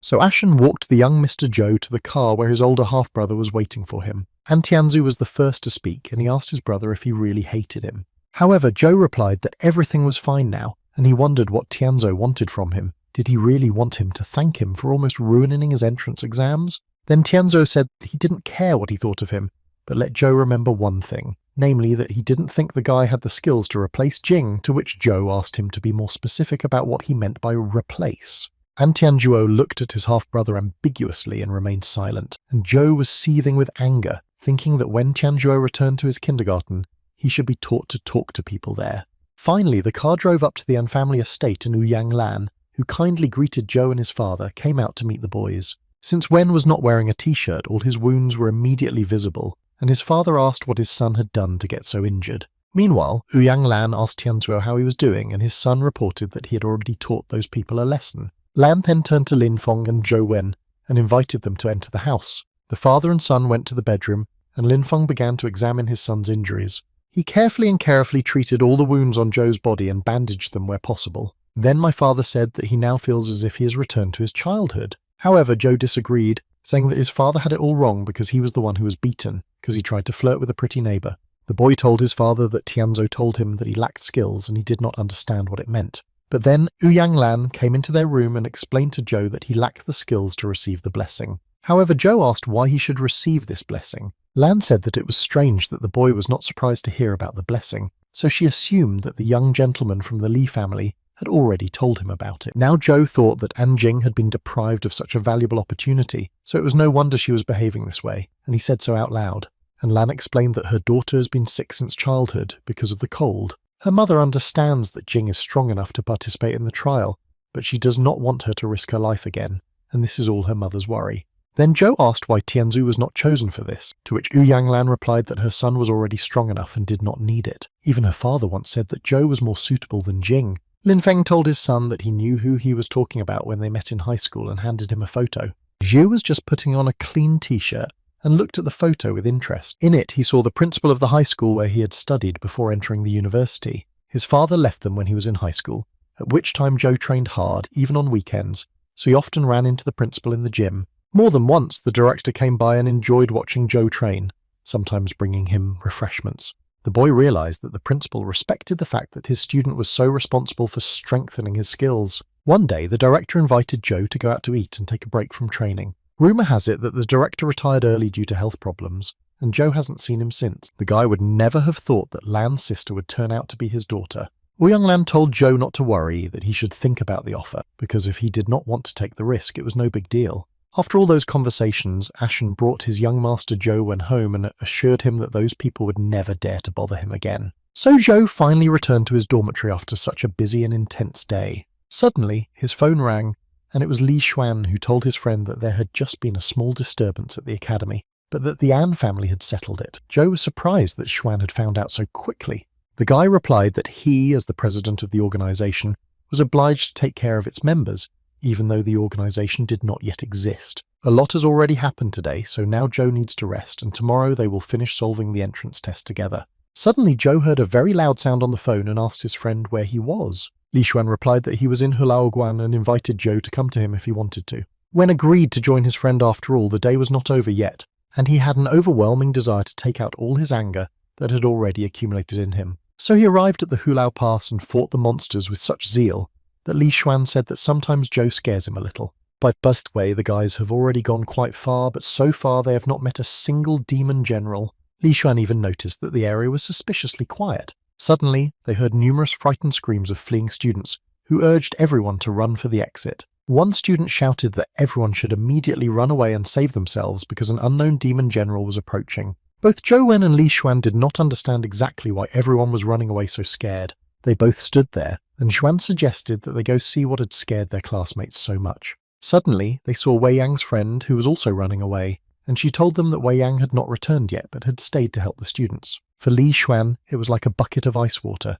and he realized that he needed to save his older sister immediately, so he ran to help. Zhu Wen wondered what the demon commander-in-chief was famous for, but he didn't run anywhere yet, and then Anjing came up to him and asked if Zhou would like to help his friend because she knew he would be very happy to do so. Zhou asked Jing if she had informed Ouyang Lan that some people had taken him away. However, Anjing briefly said that she did not understand what her brother was talking about and rushed to help the fleeing students, but Zhou had already guessed everything. Meanwhile, Wei Yan tried to escape from the demon commander-in-chief, and it was very difficult to do so.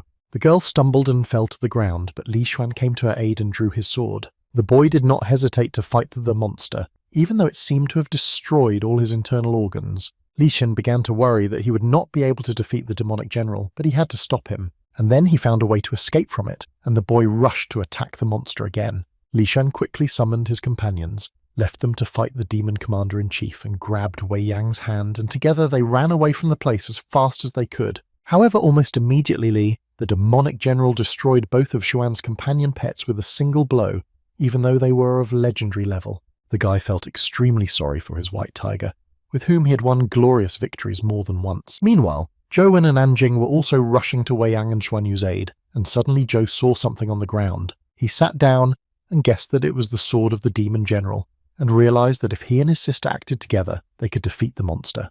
Zhu told Anjing that she could take the drops of the demon general and suggested that they destroy him together. Suddenly, the boy saw that the monster had caught up with Li Xuan, and he shouted loudly to his friend about the danger. Li Xuan immediately reacted to this and sharply pushed his sister away from him, shouting at her to quickly run for her life. Zhou quickly flew up on the bone ant to his friend, picked him up, and they flew away together. Xuan said that he didn't know how many times Zhou had saved his life, and Zhou only told him not to let his friend take the monster's drops for himself. Li Xuan then asked if Zhou really thought that the two of them could defeat the demon commander-in-chief, but Wen said that of course he didn't think so, but now there are three of them against one enemy. And while the guys were successfully moving away from the big demonic general, Anjing was doing her job perfectly, destroying the monster. Li Xuan was shocked at what he saw. Although it was expected from a cultivator who focused on perfecting the art of Sunstrike, he didn't understand how Zhou had managed to get Jing to help them. It should have been an all-out attack. Afterward, Anjing tiredly knelt down and prayed to her mother and grandfather that even if she was born with an ice body, she could still use the full power of the Sunstrike. Then Li Xuan and Zhou Wen rushed into the attack again, striking the monster without giving it a chance to recover.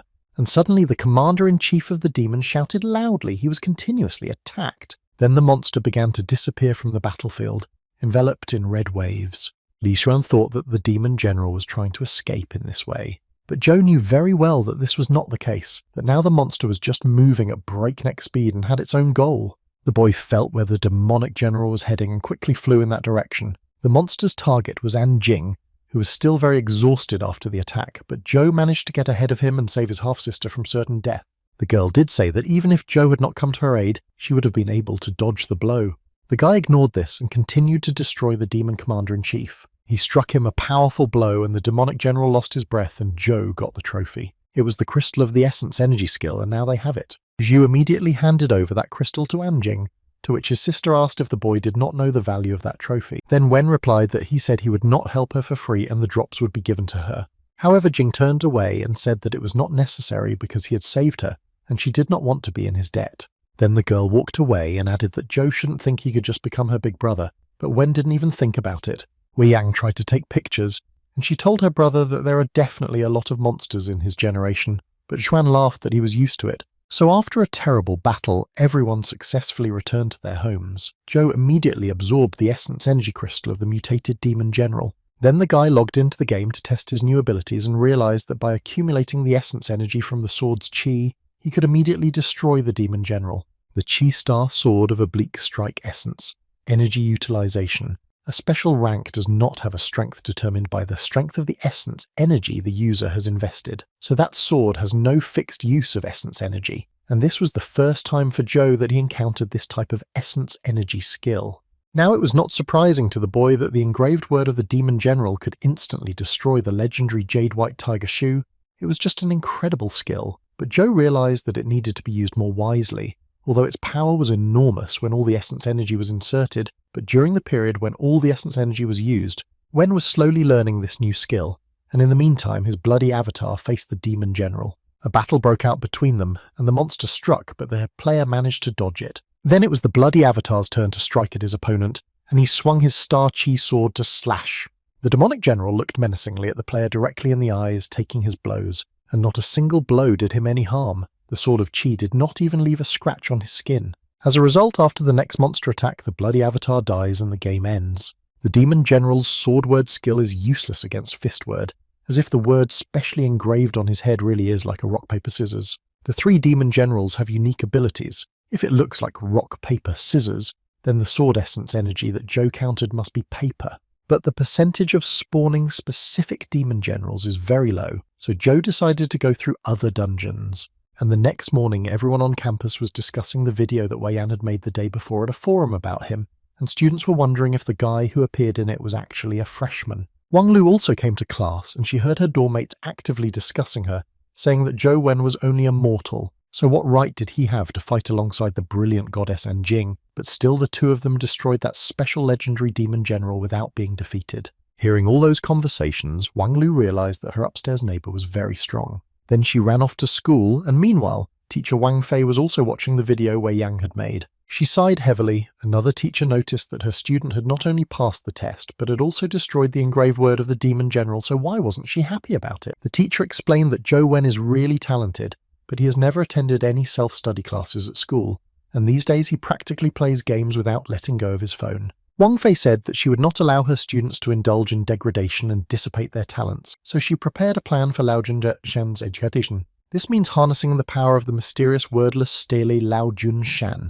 whose teacher believed that in this way she would make Zhou get rid of his gambling addiction and focus on studying and training. Zhou was sleeping peacefully in his bed, sometimes troubled by scratches on his body. A phone with a strange game was lying next to him on the nightstand, and Zhou dreamed of an interesting elephant. It was as if he had flown through some inscriptions and found himself in a stone desert lying on the cracked ground.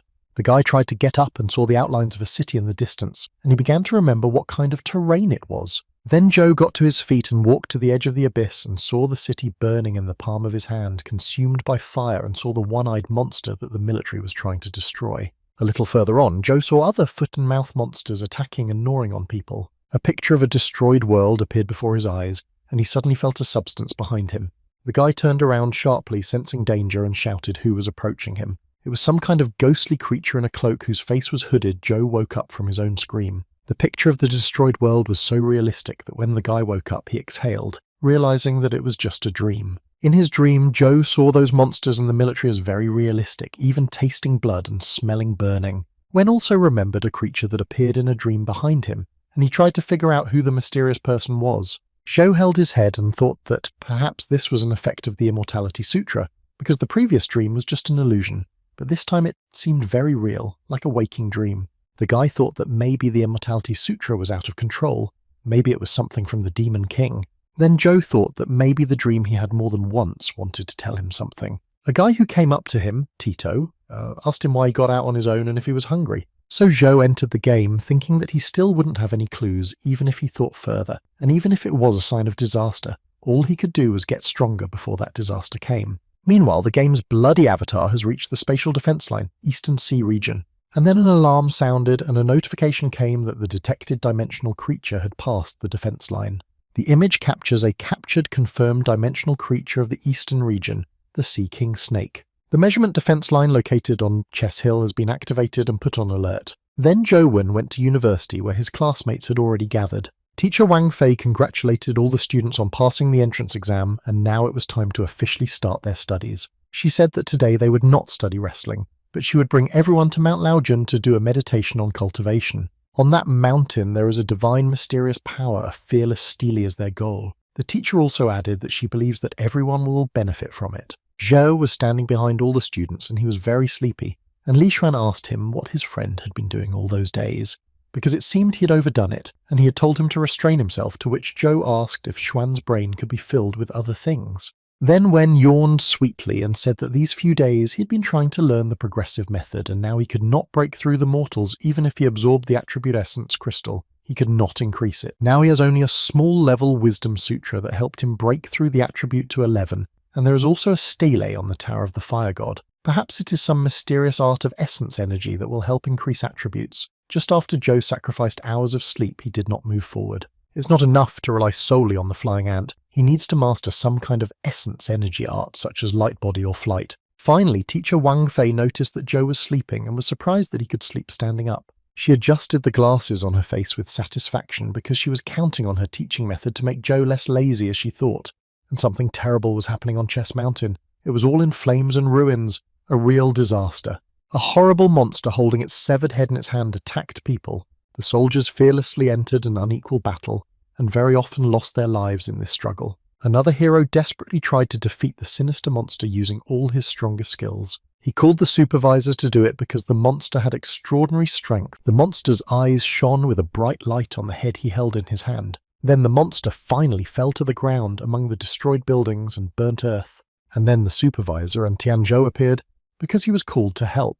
The soldier who had just fought the monster reported that the last soldier of the third team of the Chess Mountain was killed. All the soldiers lay dead. None of them retreated a single step. All of them accepted the battle with dignity and died in it. The supervisor and another soldier tried to save the last soldier, but he was no longer with them. Unfortunately, they came too late to help, and many soldiers were lost. And Tianzhu said that all these warriors are the pride of all mankind, and they passed away as true heroes. Therefore, with indescribable bitterness, he closed the warrior's eyes and told him to rest in peace. Then he stood up and said that there was no time to grieve, they could not waste their sacrifices, they needed to send an engineering team to restore the defense line as soon as possible. Now the mutation in the dimensions of the Chess Mountain is becoming serious and they must find the source. Tianzhu also expressed hope that the situation in the eastern part of the sea would be resolved favourably. Meanwhile, teacher Wang Fei and her students were climbing the high mountain of Laojun. The students were delighted with the surrounding nature and what they saw on the mountain. Li Xuan said that he would never have thought that they would get to that place so quickly, because last year only the students of the special unit had such lessons. Zhou asked if there was any danger here. For some reason, the teacher had brought a whole group of freshmen to class. Xuan was calm about it. This place is known as the No-Kill World by the Federation. Creatures here will not take the initiative to attack, and humans are also forbidden to harm anyone. To a certain extent, this is the safest area of measurement, but in no case should you violate the rule of killing because you will be in trouble. Li Xuan joked that those who violate this rule will not be caught by fair karma. Zhou asked if his friend still believed in her. Usually the Federation doesn't write this in the rules, so they have to be obedient. Zhou then asked Xuan if he had any clues about the silent stele, to which his friend replied that he was not sure, but that he had heard that the thing was very evil. Although it won't kill him, it will make him incapable of resistance and seems to have unlimited energy. Suddenly, the teachers noticed that Zhou and Xuan Yu were actively talking to each other, so she told them to come to the front row. The boys had to simply accept the baptism of that silent stele. The teacher set the task this time to hold out for 30 minutes under the power of this stele, and not a second more or less. Wang Fei was holding a stopwatch and announcing the start started it for 30 minutes. So Zhou Wen sat down in front of the silent stele to receive its baptism. He felt a warm, mysterious energy gradually flowing into his body. And then the guy felt himself getting hotter and hotter. But then he realized that it was not just the temperature, but his whole body felt unrestrained, and he clenched his fist. And then this feeling disappeared. The immortal Sutra reminded him of what he had experienced in the small Buddha temple. All the first-year students sat and received the baptism of the silent stele. Some people felt pain in that state, others were just uncomfortable. But everyone had to hold out for exactly 30 minutes. Then the teacher told them to forget about the restless stele, which can really help calm them down, but if you use it for a long time, you can become too excited. So Wang Fei expressed hope that the boys could change and become hardworking students, especially Zhou. Wang Fei noticed that Zhou was sleeping, and she said that time was about to run out, and if Zhou continued to be in this state, the power of the stele could harm other students. Finally, time ran out and the 30-minute meditation ended. The students came out of it very excited. One said he couldn't wait to fight someone. Another said he had fought because now with 10 of them they were screaming and tearing their clothes. Suddenly the teacher's gaze settled on a student who was completely unaffected by the restless stele. It was the first time she had seen such a student, and Wang Fei even thought that Zhou Wen was so lazy that he had become hopeless. Zhou, who had slept well, stretched, and next to him Li Xuan, who was overwhelmed with energy, continuously pressed up from the ground. Then the boy told his teacher that he was full of energy and felt tireless. He asked for permission to go for a walk or run a marathon. But Wang Fei did not believe him. She thought it was better because he had improved his acting skills and whether he believed in his own words. The teacher allowed him to go for a walk but ordered him to return within 3 hours for a general meeting. So Zhou went for a walk in a beautiful forest and of course played his game. He looked at his players' characteristics where it was indicated that he had 10 points each of agility and health and 11 points of essence energy. But this was to be expected because as soon as he meditated, his essence energy grew to 11. Just as in the case of the little Buddha, so he broke through another boundary. In addition, the aura of his body is the third type of essence energy art. Then Zhou thought, what if the restless stele is a hidden source of essence art? Zhou was completely absorbed in his thoughts and constantly looking at the phone screen, so he didn't notice that his face was suddenly immersed in something soft, fluffy, and warm. Right in front of him stood a huge multidimensional creature with long white hair. Zhou was very much impressed by the size of that creature. It was simply gigantic. The creature was grazing peacefully on the grass, as if it was not going to attack Joe at all. When the guy noticed that the creature actually tasted like grass, Joe even thought it was some kind of specific rare herb. Then he looked around him and saw the kind of grass that the creature was chewing on with pleasure. So Joe decided to go closer to that plant and examined it more closely. It was a delicate white shining flower. The guy wanted to take it for himself, so he had tried to pull it out, but the plant would not give in. Joe tried hard to pluck the thin stem of this flower, but he could not do it, so he thought that it was indeed a special plant. The huge creature was angry at the boy for picking this grass, and it came closer to Joe and grabbed his clothes with its teeth. The creature muttered something, and then he managed to pull out a special flower with its roots. He exhaled, and Joe borrowed the strength that would have pulled him in, and so he was able to pull the plant out. And then the huge creature reached for the flower to eat it and get its pleasure. However, Joe was not going to just give the creature what he had so hard won. He said that he was the first to find this flower. But the hairy creature threw Joe to the ground and began to lick him from all sides. The boy realized that he would not escape from that captivity so easily. First, he put the flower in his mouth and then pulled it out and held it out to the multi-dimensional being. However, the creature did not want to eat the grass now, showing its disgust, and Joe thought that even if he could not defeat the creature, there were many other ways to do so. After this adventure, the boy went on walking in the forest and came across an interesting place on Mount Laojun. He saw the archway completely covered in thick fog, as if no one had entered it for a long time. Coming even closer to the arch, Joe examined it and found an engraved sign that he had already seen in the game. So the guy pulled out his strange phone and scanned that sign, thus opening a new location, Mount Laojun. Zhuwen was very pleased that he had not just walked through the forest for nothing, because now he was going to have new adventures. But the guy did not notice that this multi-dimensional hairy creature came after him and suddenly pushed him in the back with its horns. Iju just abruptly fell into a thick fog, and then something ended. The guy grabbed onto his back, and the creature, which was very sick, viciously attacked him from behind, and Joe's lower back almost broke. The creature knew that it could not fight him on Mount Laojun, so it decided to push him to this place to deal with that trash. And it was just for one blade of grass, and suddenly the boy saw green shoots sprouting from his palm.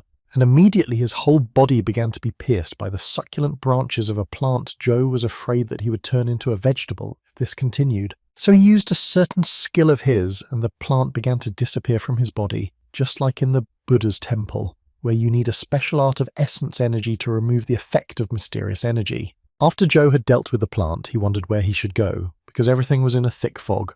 But suddenly the boy saw a multi-dimensional creature approaching him, with green curled horns and 3 eyes. The creature looked at Joe with all 3 of its eyes and mumbled something. The boy did not understand what it wanted from him now. Suddenly, the creature hoofed it, and Joe saw that the fog had cleared a little and he could see the road ahead.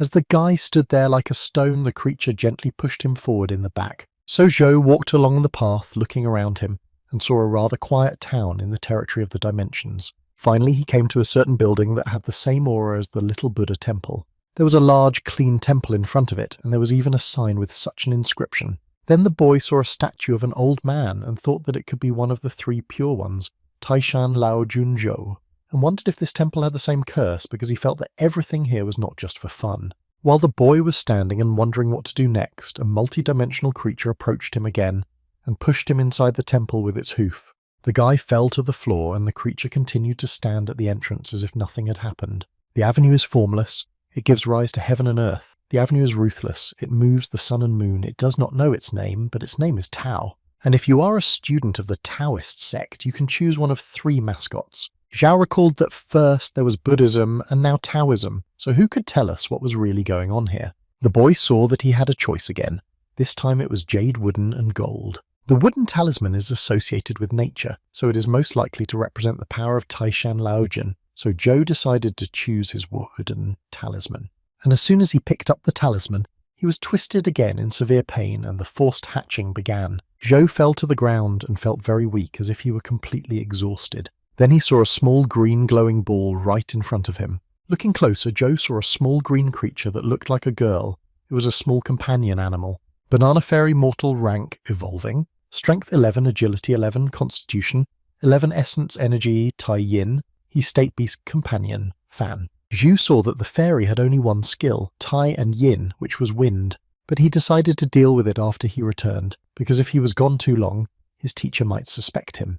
When Joe returned to the restless stele, the teacher scolded him a bit for coming back so late as the sun was setting. Wang Fei was looking for him all over the neighborhood but couldn't find him, but the guy said he was just walking and accidentally wandered off somewhere very far away. Li Xuan said that Zhou went too far and asked if he had made friends with the sheep, but Wen pretended not to understand what he was being asked. Suddenly, he heard a characteristic meow next to him and saw a small sheep with green horns. Iju realized that it was the same sheep he had met while walking in the forest. So everyone returned home and Zhou took his lamb with him and he gave it a washed special flour, but the lamb refused to eat it and the boy wanted to return to Laojun. However, the lamb would not eat and Zhou did not know how to appease it. The guy thought that there must be a way to get rid of that ram master in the game, so he tried to log into Laojun on his phone. In fact, Zhou thought it would be as safe as in real life, and he did not expect that as soon as he entered the room, he would be immediately attacked by a monster that could kill him in a few seconds. The only difference between reality and the game was that in reality I followed the sheep into the dungeon. Apparently, despite the fact that his character was so-so, this unusual creature was still a high level. Although Zhou hasn't figured out why this creature is following him, he can't take it away, so he has to take care of it. He continued to play the game and improve his skills and abilities. At the Ebo Tower, the bloody avatar was no longer alone. The banana fairy was fighting next to him, and firebirds were attacking them both. A banana fairy flew high to intercept a firebird in flight, and they collided. The cold of Tai Yin Feng can work against the firebird of the Fire Element Tower. The banana fairy landed exhausted after the collision. Her current life force can only be used once, but this Tai Yin Feng technique is incredibly powerful, and the range of distribution is very wide if it is well applied. Although there are many firebirds on top of the Tower of the Fire God, if you can figure out how to gather them all together, you can destroy them all at once. Zhou liked the idea and decided to try it, and he gathered all his companion animals. But there were a lot of firebirds, and the boy's flying ant fell into their trap. Of course, it wasn't as easy as Zhou had imagined, because both he and the flying ant would be surrounded by those birds before they could get them together. And to avoid their encirclement, the boy needed to become more agile and fast. It seems like it's time to find a suitable vitality skill to speed up the movement. It seemed to me that the time had come to activate the skeleton of life forces. To do this, Zhou decided to open up a forum and see what people were saying about it, and if anyone had any suggestions. But having not found any useful information there, Wen decided that it was better to go to the library himself and look for what he needed. When the boy heard his lamb bleating, he asked if it was hungry, and then asked if it liked to enjoy life. So Zhou packed up and went to the library and started browsing the shelves of books. Yu Longbian and Yin Yishan allow you to enter super acceleration in an instant, but it takes a lot of energy. So it is no longer suitable as many other techniques seem to be. Only the art of flying the Dragon Gate is suitable for the guy. The art of flying goes back to the goddess Huazhong. Although using it you cannot be still for a long time, but the movements are very refined and fast and it can be maintained for a long time. The Longmen Caves are located in Luoyang, and Zhou decided to go there tomorrow without delay. Suddenly, the boy felt a strong vibration of the ground, then heard the cracking of asphalt and a giant monster came out of the ground right in front of him. It was a huge shock for Zhou to think how an interdimensional being could appear here in the city. It looked like a black snake of incredible size and came out completely unexpectedly, the monster twisting its huge body into rings. Zhou flew upward, knowing full well that the consequences of fighting such a monster could be devastating. The guy was sure that this monster was an epic-level creature until he managed to jump aside a bit. This monster used life force techniques and they were very powerful. Almost immediately, the military appeared on the spot and opened fire on the monster snake, which hissed menacingly. The military kept arriving by helicopter, constantly firing at the enemy that had suddenly appeared in the middle of the city. As it turned out, they had been chasing that monster for a long time, but the creature was still trying to escape from them. Another man also appeared on the battlefield, and he used the thunderclap ability against the monster and hit the snake right in the neck. As a result, the snake was defeated and it covered Zhou with its blood from head to toe. Then the man came up to the boy and asked if he was okay. Zhao replied that he was fine, but something remained unclear and unbelievable to him. The man explained that it was just a pet that went crazy and ran away from the owner because of his excessive passion for cultivation. He then said that the military would take care of it, so he suggested that we leave as soon as possible to avoid unnecessary panic and asked Zhou to keep his mouth shut. However, the boy had serious doubts that the monster was someone's pet because it did not look like someone with whom such a contract is made. After such a strange and inexplicable incident, Zhou returned to his room and said to himself that everything outside the door smelled like blood. The guy immediately decided to go to the shower to wash, and when he took off his clothes, he did not notice a small shell that was attached to his jacket. He felt it fall to the floor and was surprised because it was not his thing. Suddenly, this shell turned and some light began to come out of it. That light seemed to wrap itself around Zhou's neck like ribbons and began to strangle him. Then a creature appeared and said that it had finally managed to escape from someone's sight, only to feel sorry for its pet. Zhou tried his best to save himself from being strangled. The pressure of the creature was even stronger than that of a snake. Then the creature turned to face Zhou, and he saw a rather nice reptilian woman who thanked him for helping her in passing. Then the creature instantly turned into a monster and growled that Zhou's reward for saving her would be to eat him. And just as the creature was about to pounce on the boy, it was suddenly thrown away from him with a powerful blow. It was a master ram, and he quickly dealt with the monster, which surprised his master. The master ram held the books Zhou showed him in his other paw, and the boy realized that he needed to buy them and promised to do so. The reptilian woman woke up and was very angry with Wenya, saying that she was the queen of the Siren clan because some ram could defeat her, and the ram kept his hoof right on the sunny vault of the monster, not letting her get up. Then Zhou asked the ram master if he could finish off this monster, maybe blow something up, but the queen of the Siren clan asked them to stop. She took on a pleasant face again and apologized for having offended them and promised that if the Lord pardoned her, she would give him the secret of her father, the god Kesa. Kesa is the father god of their race and is considered the primary deity in human mythology. He was the first god who was born in cosmic chaos. He is the beginning of the whole order of time and space, and he is also the beginning of the whole world. The woman herself fled from the west to get the divine secret that was held by the demons. So if Zhou pardons her, she will give him this secret. Zhou asked whether the divine secret was a secret technique of life force, and the woman confirmed it and said that he would only need to observe the space in the pearl, and he would be able to feel the power of the god Kesa. The siren released a small ball from her mouth that attracted the eyes of both Zhou and the lamb. She just beckoned them to her, and as soon as the siren saw that she had their attention, she changed abruptly. And then Zhou felt as if he was being pulled somewhere, and he realized that something was wrong with him. When the boy and his lamb were pulled into an unknown whirlpool, he realized that they were both trapped. Zhou tried to understand what kind of place he was in. It really looked like a huge whirlpool. Then the boy tried to address his ram master, but realized that he was bewitched. Then Zhou heard someone calling out to him from the very center of the maelstrom, calling him his countryman. The guy did not understand what was happening here.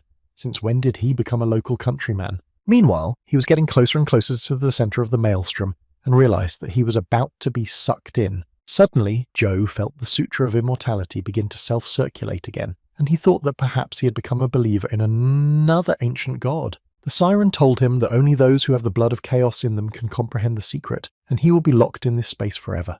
But suddenly the small ball used by the siren cracked, and the very next moment the ball completely disintegrated into small pieces, blinding the queen of the Siren clan with its harsh light.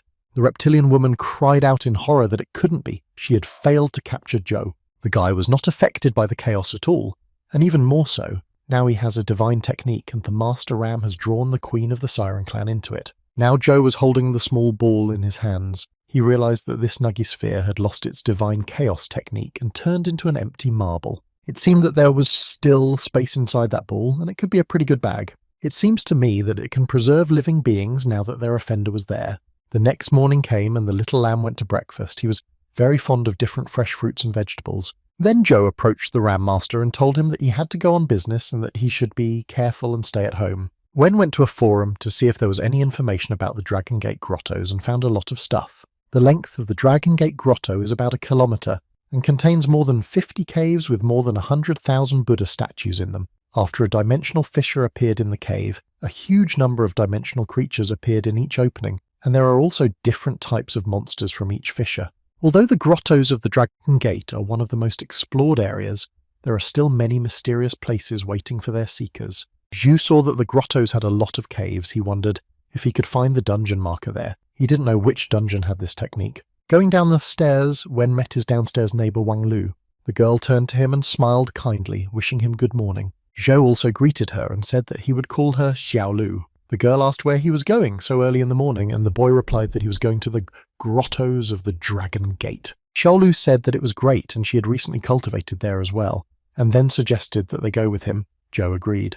Then the girl said that she had just won a new vehicle in a previous TV lottery, and it was very convenient. Zhou thought the girl meant a bicycle. But suddenly he saw a helicopter descending in front of them, and he asked Xiao Lu if she was really a princess of the country of O, and the girl modestly asked if it wasn't strange to win a helicopter. Many people came to the grottos of the Dragon Gate, and this day was no exception.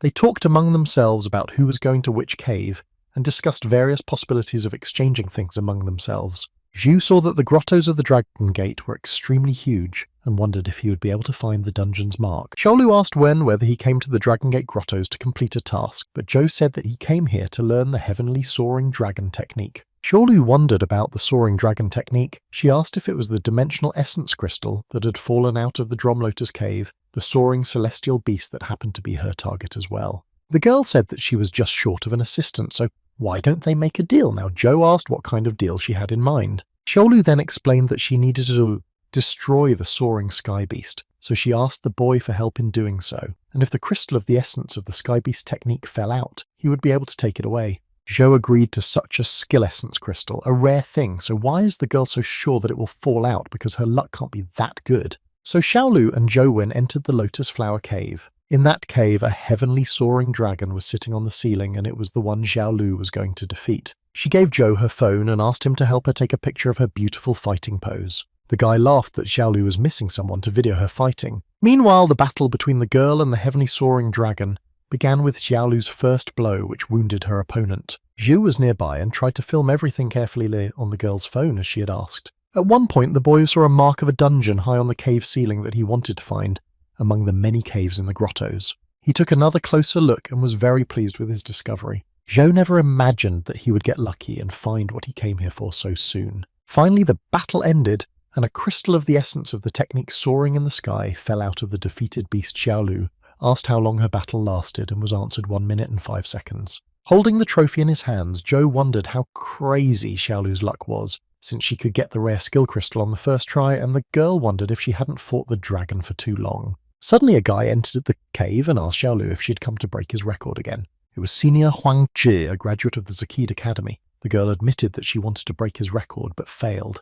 Then Huang Zhi laughed and said that actually his record had already been broken, and pointed to the guy he came to the cave with. It was Feng Qiuyan, a student of the special set of the West Academy, who managed to defeat the heavenly soaring dragon in 20 seconds. Xiaolu was very surprised by the information that Feng Qiuyan had also come to the West Academy. Then Zhou interrupted the conversation and asked his neighbour if they would continue. However, the girl said that there was no point in continuing because Feng Qiuyan had a legendary creature, the heavenly king of swift sabres, who specialised in fencing, and no one dared to match him in speed. So Xiaolu said that she wanted to walk to other caves, and Zhou said that he was going to walk here, but the girl was detained by Huang Zhi, who asked her about the investments he had told her about the previous time. So Xiaolu and Huang Zhi began to clarify their questions with each other. Meanwhile, Zhou and Feng Qiuyan were left alone in the cave. Qiuyan said that he had seen a video of him fighting a demon general and said that it was really incredible. But his teacher said that Zhou was not concentrating on getting stronger, and at first he thought that the teacher was lying, but personally he would never have thought that Wenya had time to work as a photographer, and for that he felt very bad. Then Huang Zhi came up to them and told Zhou not to pay attention to it, that Feng Qiuyan himself was a good man, but he had a bit of a temper. However, Zhou did not care about that. He realised that Feng Qiuyan was a rude bastard. Then everyone left and Zhou was left alone, and that was a huge advantage. Zhou pulled out his strange phone and said it was time to go to a new dungeon.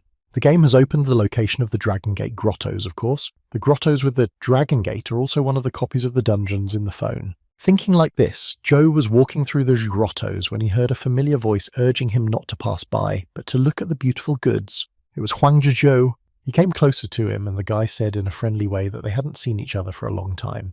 Wen asked what he was selling in the middle of the street, and Huang Zhi replied that it was just the eggs of a legendary chimera, and asked if Zhou was interested in that. The guy began to advertise his product, saying that the chimera has good characteristics and also has the petrified skin technique, which makes it very strong in defense. But unfortunately it is not so strong and useful in attack. However, there are some rare specimens that hatch with magical abilities, such as the Overlord ability, which can turn its defense into an attack, making it one of the best in the legendary class. Huang Zhi asks for 200,000 points for one egg and asks Zhou if he wants to try his luck, but Wen says he doesn't have enough money to buy such an egg. And then Huang Zhi lost heart. He said that he thought that if Zhou was Li Xuan's friend, he must have a lot of money. Zhu decided to scan the eggs to see their characteristics, and he saw that they had strength 10 speed, 12 body 18, spirit 12, and the innate skill petrified skin. When almost all of the eggs were examined, the boy saw that they had only one ability, fossilized skin, and that the Overlord's ability was really rare. Zhou wondered how Huang Zhi managed to defeat the chimera and take so many eggs, and Xiaolu told him that it was not so strange, although she agreed that Zi did not look very strong. However, Mr. Huang Zhi is indeed the best graduate of the Zakid Academy. As soon as Zhi saw Xiaolu, he was very happy and offered her a chimera egg, but she refused because she likes cuter animals. Zhou Wen was very surprised that this guy was the best graduate of the West Academy. He then asked Huang Ji why he needed to set up a small stall to sell his companion's eggs, and Huang Ji looked at Zhou meaningfully and said that he needed it so that he could play the game. This answer interested Zhou, and Ji showed what game he was playing, and it made Wen very funny. He said that this game was too hard for Zi, and it was strange, to which Huang Ji replied that that was why he needed money to improve this game. And then Zi added that his game was based on reality, and the cards and monsters were the same as the ones he had fought in the real world once upon a time. Then he told Huang Ji that it was a pretty good idea and the game would be useful for all beginners, but unfortunately he didn't have any money at the moment. But when he did, he would definitely contribute, and he thought to himself that once this game was developed, it would be less dangerous for him to play on his phone in the future. And then Huang Ji got emotional because at least someone approved of his intentions to create a game, which was really important to him. Then he went up to Zhou Wen, shook his hand and said that from now on they would become partners. And as a sign of the beginning of their cooperation, he offered Zhou to take one egg for free. Wen thanked him, but warned Zi not to get carried away and give eggs to anyone. Suddenly, Xiaolu interrupted their conversation and asked Zhou to help him choose an egg, to which he agreed. The girl went to the basket of eggs and picked one out of them, and Zhou asked her if she was a goddess, and she remained silent. After such an interesting and informative day, Zhou Wen returned to the dormitory. In the room, he saw a lamb sleeping on the floor with a stuffed belly next to empty boxes that had been filled with vegetables in the morning. Zhou asked if the master lamb had eaten them all at once. Zhou looked at his chimera egg and thought that this case would not be the easiest and Huang Ji would need to work hard to get the money. But while in the grottos of the Dragon Gate, he received the heavenly soaring dragon technique and a chimera. Suddenly, someone and sharply pulled the egg of the legendary creature out of his hands. It was little Titan, who immediately swallowed the egg. Well, there's nothing to be done about it. The chimera eggs are gone, but Titan is not hungry, so Zhou just sat down to play his game. In the game, he found himself in a pond in a dungeon where the lotus of the Buddha's heart grows. The blood lotus was just here, and it was just in time for Zhou to try what he had learned. So the game started, and the bloody avatar was about to attack the lotus of the Buddha's heart with a bloody pattern.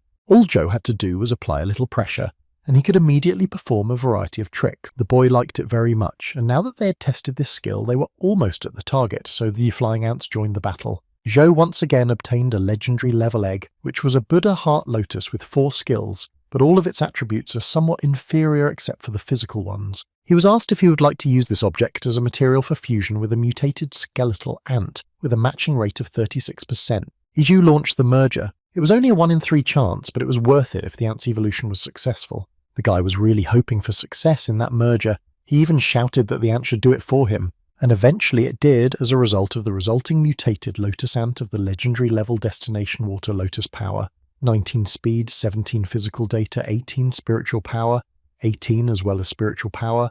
Skills: Dry Bone Thorn Lotus Thumbs Bomb, Lotus Ore, Buddha's Rage Blood Buddha, Poisonous Water Frog Gauntlet. Form: Zhou Wen froze when he saw these characteristics. It was an incredible set of attributes for a legendary ant, and it even inherited all the skills of the Lotus Heart of Buddha with a blood pattern. Zhou's only regret was that he couldn't summon his pet companion right now to take a look, but if it was as big as a mutated dead ant, this room wouldn't be enough. Then Zhou remembered that a new dungeon had been discovered, and he would go there in the game to test the power of his new ant. So the bloody avatar headed for the grottos of the Dragon Gate to the Lotus Cave. Under the ceiling of the cave was a celestial soaring dragon, and Zhou ordered his mutated lotus ant to attack it. The sky-soaring dragon also rushed to counterattack, and Zhou watched what was happening. But as soon as the dragon moved, the ant immediately used one of its abilities and instantly destroyed the dragon. It all happened too quickly, and the monster was destroyed with one blow. And of course, there was a legendary level Celestial Beast Companion egg, with the ability Windwing's power, 13 speed, 18 defense, 12, spirit 11, spiritual power, skills. Flying Feather-Rip Zhou saw that apart from speed, the rest of the characteristics were useless. Then the guy decided to make his companions angry, and if he came across a flying lotus ant, he would have a real holiday today. Again, the screen asked if Zhou wanted to use this item as material for fusion with the mutated lotus ant, which has a matching rate of 0.6%. So under these circumstances, Zhou decided to remember that egg to Titan. And finally, Titan had an evolution, his ability ears and eyes power 21 speed, 21 defense, 21 spirit, 21 spiritual power skills hear the truth, immortal golden body eradicate defilement lord of the 9 heavens. Earring shape. Mythical creatures are amazing. They are not like ordinary legendary creatures. Even at the legendary stage, Joe was interested in the role of ears and eyes in Fate now. So the Fate, ears and eyes, to use the ears instead of the eyes to see the heavens and the earth description of this skill has not changed at all. Since nothing was clear, Joe decided to try out what it meant for himself. So he simply closed his eyes and decided to use only his ears for guidance with his eyes closed, so he could see everything that was happening on the street. You can even see what is happening outside his house, despite the walls. So with this power of perception, combined with the technique of flight, Joe can pass through the dungeons of the volcano. So he immediately decided to try it out and activated the game again. When the firebirds began to attack the bloody avatar, he sent a flying ant at them. And while the flying ant was dealing with a flock of firebirds, the player had to take care of the rest. So Joe saw that everything was working perfectly, and he could now easily cope with the speed of the firebirds. The bloody avatar was climbing the top of the tower as fast as possible, and the firebirds were flying after him trying to catch up. The player managed to run faster than the birds were flying, but there were a lot of them and he had to waste no time. Zhu then made the bloody avatar and the flying ant move toward each other. It was a very tense moment and we had to act quickly and clearly, and the very next second, the flocks of firebirds that were chasing the player and the flying ant collided with each other, and Joe called the banana fairy for help. The fairy dealt with the rest of the firebirds, and the bloody avatar flew freely to the top of the fire god's tower. At the top of that tower was a cauldron with magma from that very flame, and firebirds were created. So Joe decided to end it with the help of a banana fairy in the form of a companion. The energy of the Tai Yin Wing essence and the source of fire was frozen so that we could see what the firebirds were protecting. So now Joe saw that at the very top of the tower there was a pillar with the inscription of the Sutra of the Ancient Emperor. As soon as he read those words, his heart suddenly ached, and he thought that there was some kind of curse on this ancient scripture. His heart hurt so badly that he thought it was about to give out. The guy was curled up on the floor in a squirming position, and the indescribable pain was making Joe faint. The pain prevented him from rising, but the power of the lost immortal scripture did not change. Then Joe felt such pain as if someone was engraving some kind of marks on his heart, and finally the pain subsided and his heart calmed down. Although the Sutra of Misty Immortality did not help this time, it seems that the Sutra of the Ancient Emperor was successfully studied. Then Joe looked at the cauldron containing the magma and saw that there was a stone sword inside. The guy wondered if this was his reward, because he expected to get a pet. Then Joe decided to take the sword anyway. He came closer and stretched out his hand, but it went through the sword, and he could not take it. The sword looked like a hologram. You can see it, but you can't touch it. Joe didn't understand what was going on. He'd spent so much effort to get to the top of the tower, thinking that at least he would be given a companion, but they gave him a sword that he could not even touch. Suddenly, the boy's thoughts were interrupted by a knock on the door from outside the door, shouting that he had a letter. Joe stood up and walked to the door and received his letter, whose sender was Ouyang Ting, the name of his former director. But Joe had information that the director was currently researching new dimensions, so it was strange that he had time for correspondence. The guy opened the envelope and found inside it Qin Shiyuan's business card from the crystal shop, and some numbers were also written on it. So Joe tried to dial these numbers on his phone because it was probably someone's number, but he was told that the number was not in service, so he thought it was not a phone number and decided to try to enter the store somehow. And then Li Xuan came in and asked why Joe was standing at the door and joked that he probably wanted to meet him. The guy was in a great mood. Joe asked why he came. Then Xuan said that my good news was that he had managed to break into the legendary class. However, Joe did not take the news too well, saying that his friend had been deceived again, but Xuan was still very happy. Then he said, "Doesn't Joe know how important it is to get the title of legend? Even though the legendary class is not much higher than mortal, it is still an important turning point. After all, breaking through to the legendary class can awaken a legendary fate that will always accompany many of the practitioners who base their training on their fate." In his previous meeting with Feng Quan, he had broken Huang Jie's flying monkey record with the fate of the Sword King. Joe wondered what his fate would be when he moved to a new class. Then he turned to Li Xuan and asked him what his fate was, and his friend trembled with pleasure and said that he had been waiting for that question. And then Xuan showed his fate and said that Joe had probably already heard such a name as NB. He gives him a bonus to vitality and protection. Minor wounds will heal by themselves. The only way to kill it is to deliver one fatal blow. Li Xuan was so overjoyed that he began to dance around Joe's room, repeating that his life was now practically equivalent to immortality, and as a result he did not notice how he had accidentally stood on the master ram. And immediately he felt the instant revenge of the little lamb who kicked him with his hoof. Li Xuan flew away and then fell to the floor. Joe approached him and asked if he was still alive, to which his friend replied that he thought he could still be saved. And the lamb went back to resting quietly. Li Xuan asked what the sheep was doing here. It had broken his spine. Joe asked if his friend was not immortal. Li Shen barely said that even though he had not died, it did not mean that he was not in pain. In the end, Zhou called the doctors and they took his friend to Xuan Hospital and told him that with his strength it would not be so difficult to break through to the new class, but that he should not stay at home because there is no such thing as turning into a legendary class after being imprisoned in 4 walls. Zhou understood that people who play games around the clock would raise a lot of questions if they suddenly became stronger, so sometimes he thought he was training just to avoid arousing suspicion.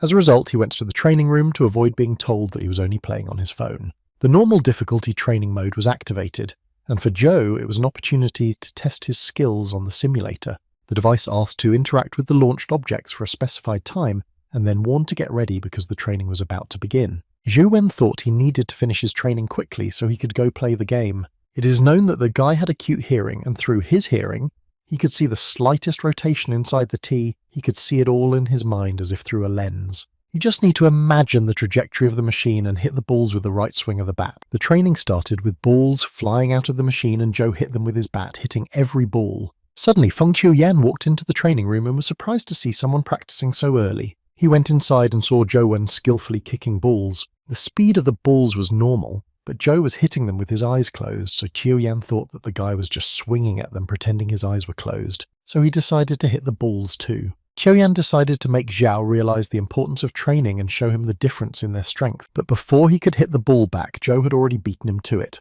However, he did not want to believe in it and reassured himself that Zhou was just lucky this time. Then another ball flew out and Feng Qiuyan told himself that this time he would not miss it and would not let him get ahead. However, on this and subsequent occasions, Zhou Wen was able to outpace Qiuyan's strikes with his eyes closed. Feng Qiuyan could not understand how it could be that he, with his foresight, could not hit the ball. Suddenly, he saw Zhou just leaving the training room and said that the training was not over yet because there was one more ball left. But the next moment, Zhou didn't even turn around and hit the last ball, and now Qiuyan realized that Zhou could see the trajectory of the ball before it was shot, but how could that be? Then he began to analyze that Zhou had closed his eyes to not be distracted by the vision, but to feel the changes around him with his heart, which must be the legendary eye of the mind. Qiuyan was in awe. That in just one training session, Zhou had given him such a valuable insight. He felt very ashamed of the way he had looked down on others before, judging only the shell of people. Now he realized that I was much weaker than Zhou Wen when it came to cultivation and practice. And Zhou heard that the machine had finally stopped, all the balls had been bounced, and now he could go and continue playing games. Suddenly, right at his feet, Feng Qiuyan fell to his knees and bowed to the floor, calling Zhou a master. Wen was very shocked by the Duel, but Qiuyan explained everything to him. And as a result, Zhou Wen somehow became Feng Qiuyan's teacher so unexpectedly. He even gave him a certain amount of money, that is, paid Zhou for the knowledge he had gained. Then Wen returned home, took a shower, and went to play the game again on his mysterious phone, where his player met a paper demon general. The bloody avatar was fully prepared to engage in battle, and he had long been expecting the paper demon general, even learning the Star Sword Chi slashing technique specifically for this purpose. Using the rock scissors paper tactic, Zhou uses his Star Sword technique in the concept of scissors, and it is the most effective tactic to cut the paper demon general. But still, using the Star Sword Chi slash takes a lot of essence power from the guy, and this is fraught with loss. However, Zhou decided not to think anything bad ahead of time, because the first thing to do is just try. The paper demon general was very fast in his attacks, and he did it continuously. Zhou did not even have the opportunity to act. Then the boy decided to use a lotus ant to distract the general's attention for a while, and the ant released a poisonous mist on him.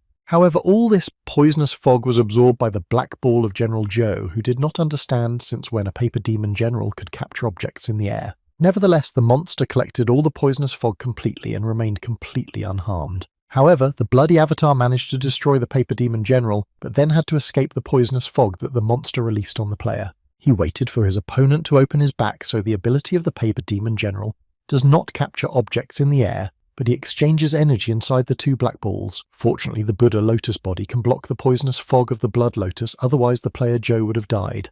And then a trophy fell out of the body of the defeated paper demon general. And this companion animal egg was a much-needed bonus after a tough battle. Companion egg tissue mutant general, legendary level destination lone general, celestial, Furies, power, 19 speed, 18 physical data, 18 spiritual power, 18 spiritual power skills, magic flame star, Palmer magic rider, challenge. The screen asked whether to hatch this egg, and Zhou clicked confirm. The guy was immediately in a lot of pain, but his body had to withstand it and all the indicators reached the limit of the mortal class. Zhao realized that with the help of the lost Sutra of Immortality, he could hatch this legendary companion egg.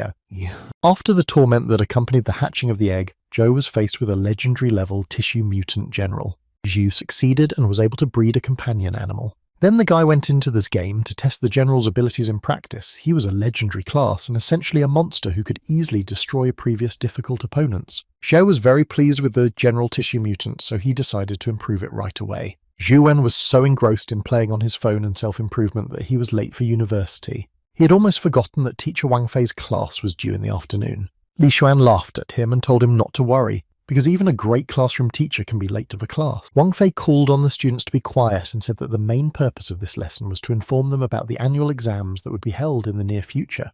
The exam consists of several categories of the exam level protection combustible oil, the paper bridge test of speed and agility, and the devouring mountain test of vitality. Testing the strength level of the lifting a stone tripod, students were shocked by such difficult tasks. It was definitely not the same acrobatic performances as before. The teacher explained that all students would be divided according to the number of absences and the time spent on the two courses. However, if someone takes the first place in the top 10 in the general exam, they will get access to the Purple Palace. This made the students very excited. According to rumours, there are many secret treasures in the Purple Palace, and they asked if this access means that they can go in and pick out some treasure. According to the legend, the Purple Palace, which holds enormous possibilities, is under the jurisdiction of the University of the West. After the class, the students went home, and Li Xuan told Zhou that it would be great to get to the Purple Palace, and at least look at it from the inside. Then Zhou asked why the third son of the Li family could not get into the top 10. Xuan said that it was very difficult because there are so many strong players at the university now, and there are only 10 spots and seniors like Huang Jie and Hui Haifeng, and new students like Feng Qiuyan and Zhou's sister and Wang Lu from the Wang family. Zhao remembered that Wang Lu was his neighbour, and was very surprised that this little girl was in the top 10. Li Xuan noted that one should not underestimate Wang Lu. She practices the special Wang family technique Return to Youth, and she's not a child but rather like a phoenix. After the first promotion to the legendary class, she will again descend to a mortal through her technique, just like with the Epo. Each time Wang Lu returns to her first form, her performance is significantly enhanced, and she makes her progress much faster, and despite the fact that Wang Lu is so small, she has already reached the legendary class for the second time. Zhao remembered his downstairs neighbour, that little girl, and couldn't believe she was so strong. Zhou and Li Xuan then went home. Xuan told his friend to call him if necessary. Zhou thought that if it was just for the ranking, it would not be necessary, but this Purple Palace is really tempting, and he does not know if there is any life force that can raise his last attribute to the first level. He also does not know if there is a duplicate seal in the Purple Palace, but if there is, it will allow him to choose another treasure. Suddenly, a car stopped next to Zhou, and Lieutenant Anson got out, saying that he was looking for the boy. Zhou asked what the governor wanted from him, and the lieutenant laughed and said that he didn't need to worry because the governor was not as bad as he thought, but he hadn't invited him. Lieutenant Anson then said that Zhou had invited Mrs. Ouyang Lan. So Zhou got into the car and they drove away. Ouyang Lan thanked Zhou for accepting her invitation. The woman offered to go inside the building and talk there. The boy looked up and saw that they were near the Xuan Crystal shop, so the old director had sent him a business card for the shop. Ouyang Lan and Zhou entered the shop, and the boy politely asked his stepmother why she had called him. Lan said that Anjing's birthday was coming up and she wanted to give her a companion egg, but she didn't know what kind her daughter would want. Ouyang Lan smiled and said that she wanted to hear his opinion because Jing had been taking care of him a lot lately, and he thought that he didn't really want to be famous. The store was completely empty, and Zhou was surprised that there were no customers in such a large store. Lan answered that it was a crystal shop owned by her father's best friend, Uncle Qin Di Yuan, who had brought her here when she was little, and whenever he had a good collection, he would close the shop and let her and her father see it first. Zhou wondered why there were no customers, because it had been closed on purpose for their arrival. Although this store is not the largest in the city, it has the largest variety of valuable goods. The shop is divided into upper and lower floors, with the most expensive rare crystals and skill stones on the upper floor. Ouyang Lan said that the companion eggs they needed were on the lower floor. Lan and Zhou then took the elevator down to a floor below to a huge hall filled with shelving. There were all the companion eggs on the ground floor, and there was a lot of space. The stepmother went to look at those eggs to choose a gift for her daughter, and the first thing she saw was a graceful and elegant moon fox. She thought that Jing would like this fox, but the flower fairy didn't really fit her character. Then Ouyang Lan turned to Zhou and asked him what he thought about it. The guy pointed to another companion egg, the angry caterpillar, and said that he thought it was quite suitable for Lan, who was a little surprised that Jing had such a terrible taste. In terms of power, the Angry Caterpillar is the best of the legendary class, and when transformed into a butterfly, it is unbeatable. Ouyang Lan laughed and said that Zhou's observation was impressive, but it must be said that it is the companion of the black jade butterfly when this caterpillar hatches, because the woman had already imagined her daughter's frantic joy when she saw such a beautiful birthday present, and then a terrible caterpillar hatched from that egg. Zhao recalled that ever since he was a little boy, his idiot father had constantly forgotten his birthday, and the boy thought that if he had a mum like Mrs. Lan, he wouldn't worry about such trifles. Zhou and his stepmother then headed for the elevator, and the woman said she had told Arshen to pack the gift, and she suggested that the guy look at an even lower floor. Wen was surprised that there were also shopping halls downstairs. Lan said that very special companion animals were kept there, and that in order to get to this floor, you need to be with Uncle Chin, but he left her the key. Then Ouyang Lan mysteriously said that she did not know whether the guy was alive, and this surprised Zhou. So the boy and his stepmother got to the ground floor where there were huge cages with different companion animals. All of these companions were very powerful and well known to everyone. Zhou walked down the corridor looking at them. Ouyang Lan said that almost all of the creatures here are former soldiers who fought alongside the veterans during the underground storm, and their owners could not bear the thought of them passing away with them, so they were sent here to wait for someone else. Then Lan and Zhou came to an iron door, which the woman opened with a secret code, and behind it was a young man chained by his hands and feet to an iron capsule, sitting almost naked on the floor with his head down and long white hair.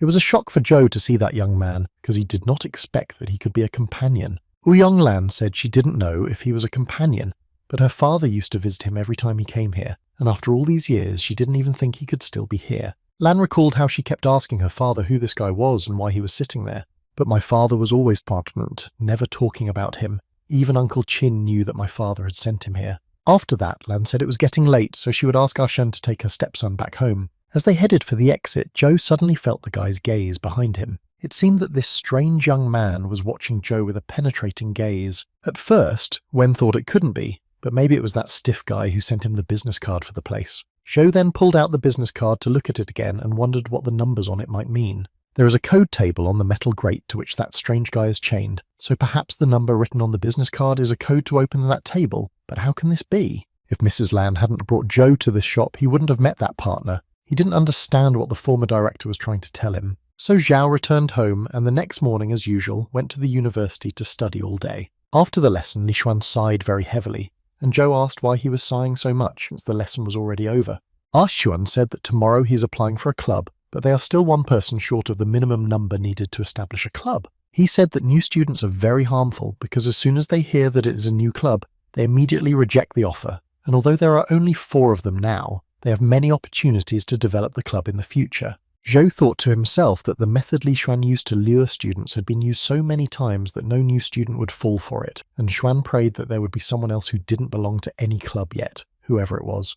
And then Zhou thought that if Xuan said that anyone was good enough for him, then he seemed to know who he could call. And the guy named Li Xuan was shocked by the kid's candidacy and asked why he was the one. And Zhou explained that given the guy's bad reputation, he was unlikely to be invited to any club. Li Xuan asked if Gueday wasn't his sister and Zhou's rival. He had caused them a lot of problems, and the guy hadn't taken revenge on him yet, so he asked if his friend really wanted to invite him to the club, but Zhou said he was quite sure. Because at that time it was a voluntary bet in the arena, and Gueday had good characteristics, so he thought that the big man was a great choice. Zhou also recalled his last meeting with Gueday, during which he realized that he was a very gentle and kind person.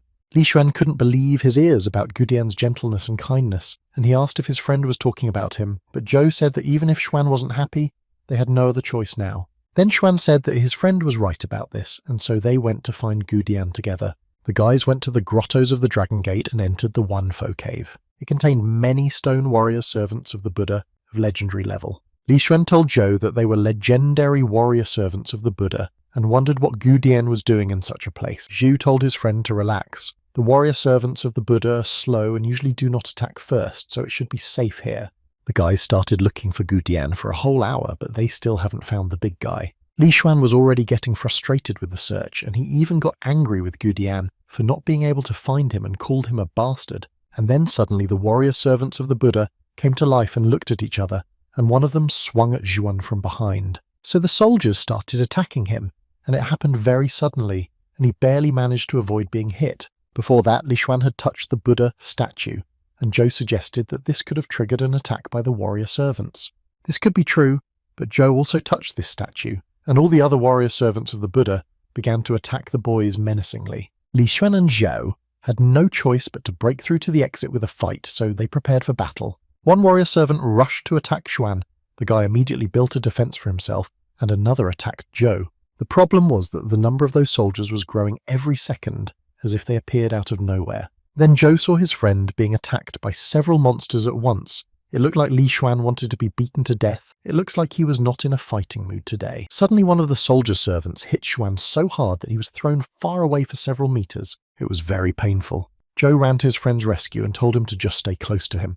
And the soldier servants kept coming and coming, and all as one called Xuan a trespasser. Joe picked up his friend in his arms and jumped up and ran up the statue, while Xuan only asked him not to stand on it again. Finally, the boys reached the top of the statue and stopped there. Looking down, they saw that the soldiers serving the Buddha had also stopped. Then Li Xuan asked Joe to finally put him down on the ground because he was uncomfortable in his friend's arms. He started to descend, but then abruptly jumped back into Joe's arms because the warrior servants began to fly up. Xuan asked why, when Wen moves the statue, nothing happens, but when he touches it, the soldiers immediately fly to beat him. But Joe knew that this was happening because it was a statue of the sacred Buddha, and he was partly his son. So the boys stood on top of the statue until they heard someone calling to them from below.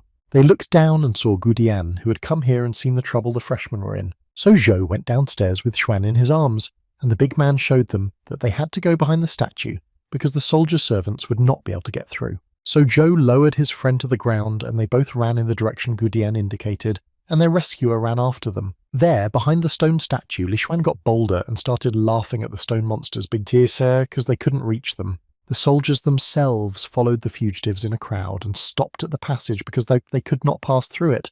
Gueday told the boys that now they would have to wait here for an hour and then they could leave. As it turned out, there was another small cave behind the huge Buddha statue.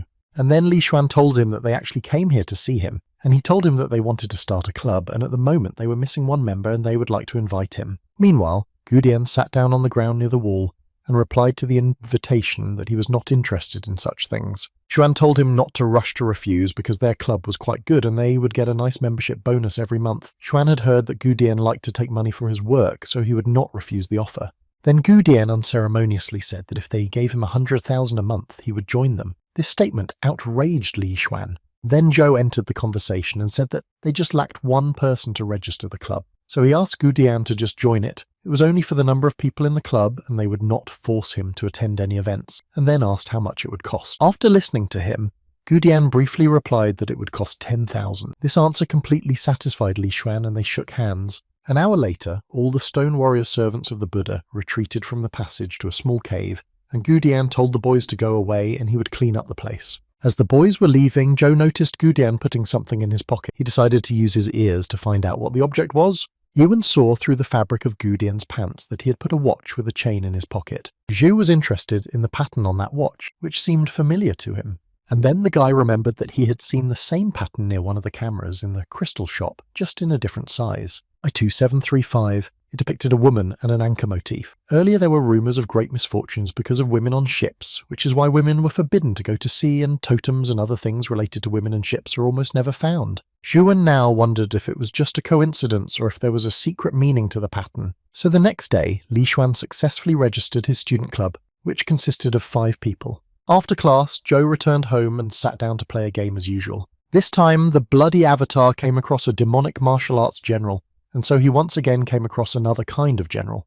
But Zhou had a cloth general as a companion, and the skills of a martial arts general are hopeless against those of a cloth general. When you know the rules of fighting against different types, it becomes much easier to play. So as expected, the fabric general destroyed the martial arts general, and the companion egg martial arts general fell out of the latter. He was a legendary level assignment lone general of the Celestial Furies, strength 19 speed, 18 physical data, 18 spiritual strength, 18 spiritual strength skills, magic flame, star, strike, magic rider. Challenge: his difference with the cloth general was only that the skill star palm was replaced by star strike. So it turned out that they were creatures of the same type with similar characteristics. The screen asked if Zhou would like to use the martial arts general's companion egg to merge, and the compatibility with the fabric general is 90%. Of course, the guy agreed to this offer, and he launched the merger process. The result was a mutant general of the legendary Destiny class, Lone General of the Celestial Fury's power,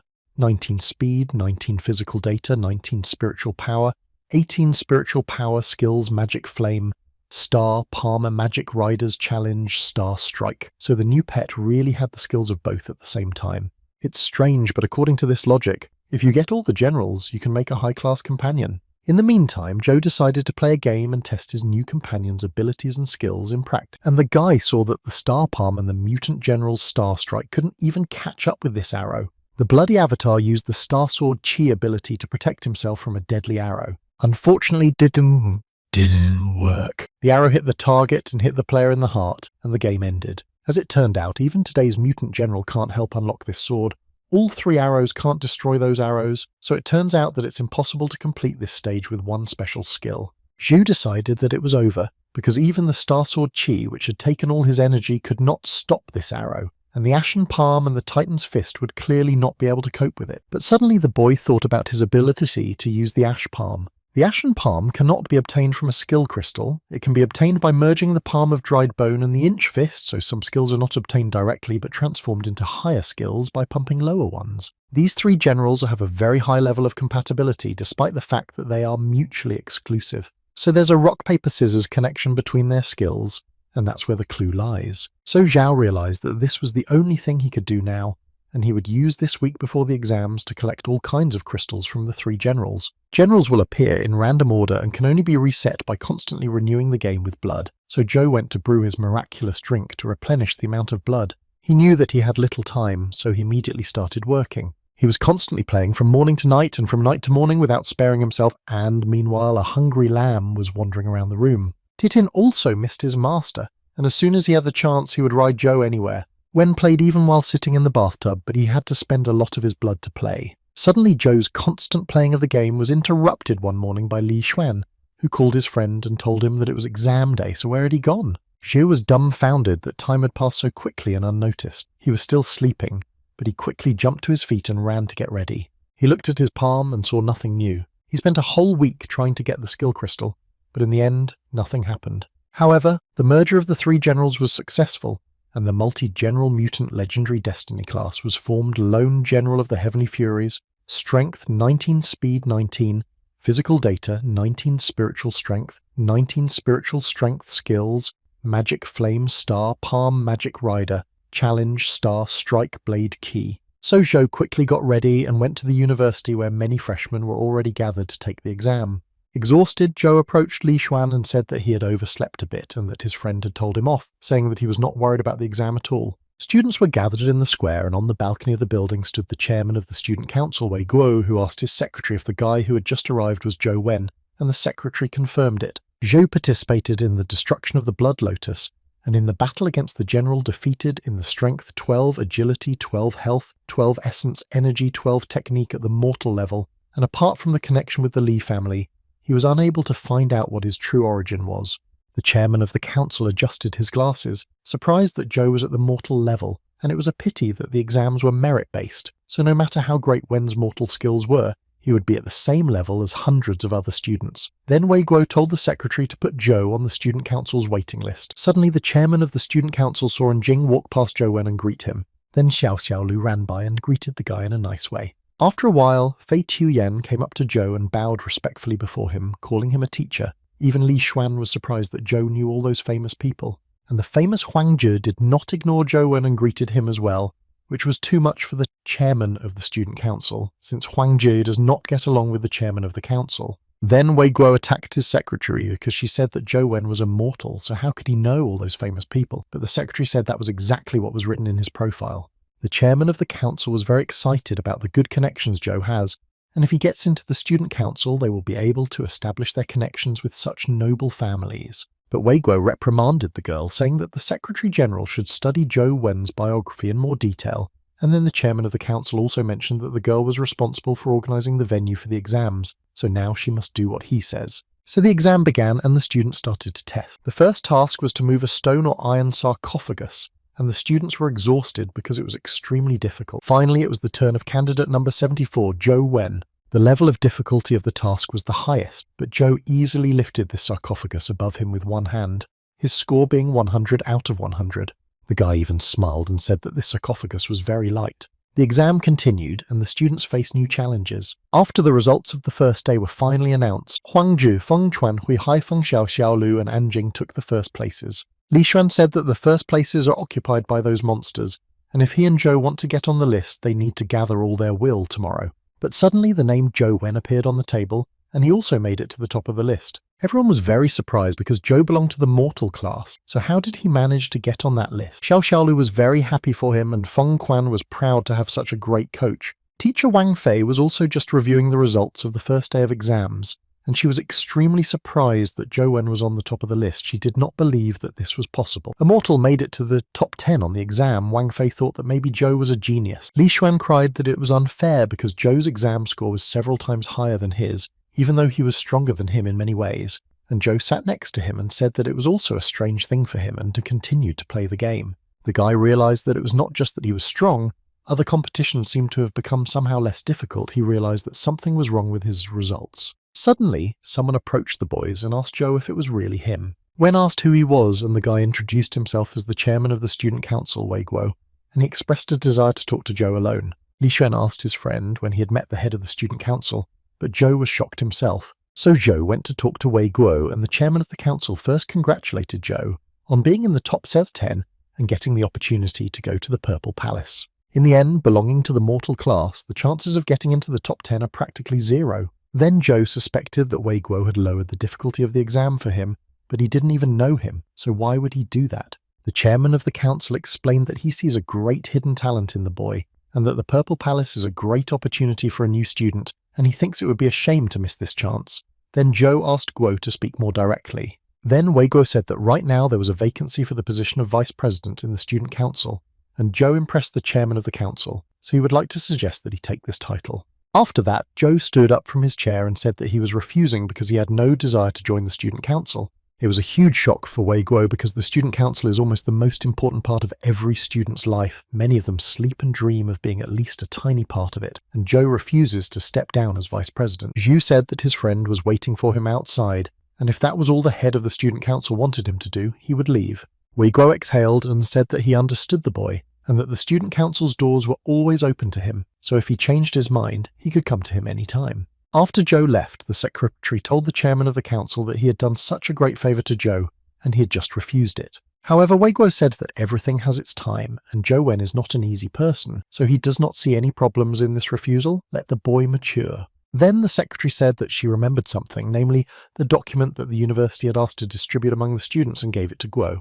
The document stated that an exchange student was coming to the university. From a tall building, she shouted for everyone to get out of here, that she would finish him off personally, and this woman was calmed down and told that she needed to be treated. Her brother spoke to the woman, who was completely exhausted with anger, and said that he could not believe that a mere mortal student had gotten her into such trouble. This woman was Captain Li Shi, and she asked her brother if he had come to abuse her, and his brother said that he had applied to Xi'an University to become an exchange student and went there to see the man who had made the family work and humiliate themselves so much. Li Xi's brother's name was John Karp, and he said he came to avenge his stupid sister. At Xi'an University, we continued to take exams. The best students of the previous day came to the Duel Palace, including Yin Tianmen. Each of them was given arrows that were found in the Purple Palace, and this is the only way to open the treasures that are there. The head of the students said that the treasures of the Purple Palace are a mixture of immortals and mortals. They can be secret techniques, or companion eggs, or just ancient jewels. And then the ringing of a huge copper bell was heard, and it was time to act, as small golden balls flew down from above. The students were told to choose one of those balls and break it with an arrow, and what was inside would be their treasure. Feng Quan was a little confused because there were so many balls and he didn't know which one to choose. In any case, you can only rely on luck because it is impossible to determine which of them contains a more valuable treasure. One of them got a golden chest decorated with skulls on the sides. Xiao Qiaolu was breathless and said that it was a real treasure chest and that they should open it as soon as possible because she was curious about what was in it, but the student refused, saying why should he show it to anyone? Zhao realized that he had only one chance. If the Purple Palace had a copy of the seal, all kinds of treasures would be within reach. So the guy went to look for the hand drawing and looked all over the place, but he couldn't find it. Then Zhou saw an open door in front of him and decided to go in to see. However, Anjing warned him not to go there because this door used to devour everyone who entered it, and he did not want to die. The girl said that and went on her way, and Zhou decided not to take any chances and choose a ball here. Suddenly, Xiaoxiaolu came up to him and offered to help him choose. Zhou agreed and asked if the girl had already chosen. Then Xiaoxiaolu showed him a huge treasure chest that she was lucky enough to choose. So Zhou handed the girl his arrow and said that since he would have chosen the first other ball anyway, he would rather trust her with the choice. Xiaolu promised that she would not let him down. Zhu noticed that Xiaolu didn't even look around, but simply threw the arrow anywhere. The arrow broke one of the golden balls, and the girl caught the treasure, which she handed over to Zhou, which was a small golden box. Xiaolu said that she had no idea what might be inside, but she was sure that it was something good, and Zhou opened it and saw a vessel that looked like a genie lamp. Zhu was disappointed with the discovery and said that it was a genie's box. But I took that lamp in my hands and tried to rub it lightly once and then repeat. When the guy did that, a small light came out of the spout of that lamp, and Zhou was excited. And then that light grew bigger and took the form of a naked girl in a wreath, and she immediately grabbed Zhou by both hands. The guy felt that his body was being controlled by something and that something was very strong. Zhou did not understand what this extremely bright light was, and in general he felt very sick. Some invisible force took possession of his body and made him dance. Zhou had no idea what was happening to him now. After a while he felt better, but these dances opened a new source of energy in his body. Zhou accidentally dropped the magic lamp and it flew to the ground, and the boy realized that it was the power of life energy. Then he looked at his palm, and that energy formed a golden ball. Immortal rebellion of his word of God. Many people bowed to the ground. They worshipped a woman in a cloak who said that she did not speak the language of God or with immortals. The miracles continued to happen, but the reality was shrouded in some chimeras. Zhu has just managed to see and live one day, namely the day when the immortals will fall. Then the guy seemed to go underwater and just stayed there, and when he woke up and opened his eyes, he saw Titan and the banana fairy in front of him. It seems as if they were waiting for their master to come to and call him, and Zhou yawned and stretched for a long time. He hadn't slept so well in a long time. The endless grumbling that used to be a part of Zhou's every dream finally disappeared, and he slept peacefully. Having had a good rest, the guy decided to get up. He leaned his hand on the bed and felt something very strange. Suddenly, some unknown force lifted him up sharply, and he punched a huge hole in the ceiling with his head, and stones and plaster fell down. Coughing, Zhou still didn't understand what had happened, why his strength had grown so suddenly. He had just put his hand on the bed and found himself in a strange room, and it so happened that he broke through the floor in Anjing's room, and she was not dressed at the time. When the girl saw her foster brother in her room, she became very angry and screamed at him that he was a pervert. Then Jing, of course, kicked Zhou out of her house, and then the boy invited craftsmen to repair the hole he had accidentally created. After treating the lump on his head, he logged into the game and saw that he had become legendary. That's what Wang Lu's luck means, and it's on top of the game as always. But suddenly Zhou's attention was drawn to the fact that among his characteristics it says that his fate is the King's Sigh. The screen said that the King's Sigh was an endless death. Zhou wondered what mysterious person had written such a note. Oddly enough, reality is not as intuitive as in the game, but the personality abilities of each person can be felt to a greater or lesser extent. With regard to the King's Sigh, Wen can only feel its presence in his body, but he cannot feel anything else. Although Zhou does not yet know the effect of this fate, his performance may continue to improve and he no longer needs to risk his life to hatch legendary creatures. The guy was thinking and wondering what was happening to all the other fates. So the fate of the octave of Prajna is Strength 12, Agility 12, Health 12, Essence Energy, 12 Technique of the Lesser Prajna Parameter Sutra. This is a powerful physical strength enhancement that significantly increases attack power and recovery. Fate: Tau Body Strength 12, Agility 12, Health 12, Essence Energy, 12 Technique. Taoist scripture is an extremely fast enhancement of Essence Energy recovery. Destiny: Ancient Emperor Strength 12, Agility 12, Health 12, Essence Energy 12, Technique. The Ancient Emperor Sutra improves all characteristics and creates amazing changes in strength. Fate: The Great Demon God Strength 12, Agility 12, Health 12, Essence Energy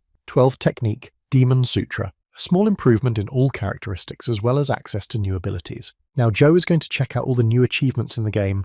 Now his player uses the skill Step in the Air. Wherever he steps will still remain in the air. First Order Chaos. Is it really all because it is not one of the 4 characteristics of the legendary boost seems to have changed nothing? Unlike the King's Sigh, which Zhou's body cannot accept except in the First Order of Chaos, all other techniques copied from mystical scriptures have formed their own names and destinies. It's time to explore this place again, as a replica of the Deepank Cave has been found. There were a lot of flying ants hovering around the cave, and the bloody avatar flew there with his pets as companions. Of course, all the flying ants rushed to attack the uninvited guests. But along with the bloody avatar, there was also a mutant multi-general who was ready to fight. At one point, the mutant general dealt with the attacking flying ants and companion eggs fell from them. As the passage was cleared, the bloody avatar ran further along the surface of the huge anthill. Ahead, he saw a large crack that he thought must be the entrance to an anthill, and as soon as the player started to approach the crack, a bright yellow light suddenly burst out of it. And then Joe saw a golden-coloured monster and was thrown back from the conventional entrance to the anthill.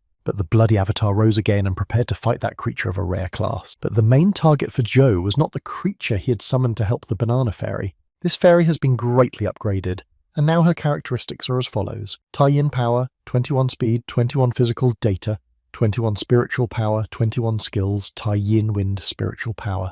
And it was beautiful in any case. The banana fairy began to attack the monster. They used the tie-in wind, but the monster survived the attack and remained alive. But Joe realised that the tie-in wind would not destroy the monster in one fell swoop, but it could delay it for a few seconds. And then a whole golden sea inside the anthill opened up in front of the bloody avatar. Zhu sent his player straight into the bloody avatar, plunged into the golden sea and survived. He began to eat the nectar of the golden ant and gained 1,000 points to his health, so this honey can really improve his performance. While the player was enjoying the healthy nectar, the monster recovered and attacked him. Well, it happens, the bloody avatar was crushed and the game was over. Nectar of the Golden Ant, although the legendary class has removed the restrictions on characteristics, it was very difficult to increase them with crystals because the effect was weak, and here Joe's health characteristics instantly increased. So the guy decided that he just had to take a few more sips of this drink. So he reactivated the game and was still interested in a certain spot above the ant's nest. So Joe continued to train and improve his performance, and the next morning he went back to university. The chairman of the student council spoke with John Karp, who said that thanks to the president's introduction, Zakid Academy was a real discovery for him, and he even had a feeling that his stay here would be good for him. Weiguo heard that Karp is a talented man with a reputation as a saint at Covenant College, and he told him that his presence here was a great honour for them. Then Weiguo said that in accordance with John's request, they organised a sparring session with him for their best students. However, one of them was not allowed to participate in that sparring match, and the others will try their hand at it in turn. John Carl liked the idea, and said he was looking forward to meeting the best students of this university today. So the university organised a meeting between Carl and the best students in the university's battle hall. Those who made it to the top 10 in the exams and had a legendary level had the opportunity to spar with the newcomer. Each time the battles ended in a draw, John has already fought everyone on the list, and it's always the same. Hui Haifeng assumed that John Carl doubted them because he had never used his family's special skills of holy light judgment in all this time. The next sparring session ended in a draw and the rivals thanked each other for the fight. The chairman of the student council approached Carl and said that this was expected from a person as talented as he was. Carl replied that there were indeed many talented students at Zakid Academy. However, John Carl had some other intentions, and Wei Guo asked him to voice them. Then Carl said that he had heard that the university had recently held exams, and he was sure that everyone who fought with him was the best in their class. But he had heard that one of the students in the top 10 was a mere mortal, and he was very interested in that, so he would like to meet that person. He would also like to spar with him and experience his strength firsthand. At that time in the morning, Joe washed his face and realised that he had played all night again, but he hadn't been able to find a way to get into the ant's nest. After that flying golden ant was damaged by Tai Yin, it never happened again.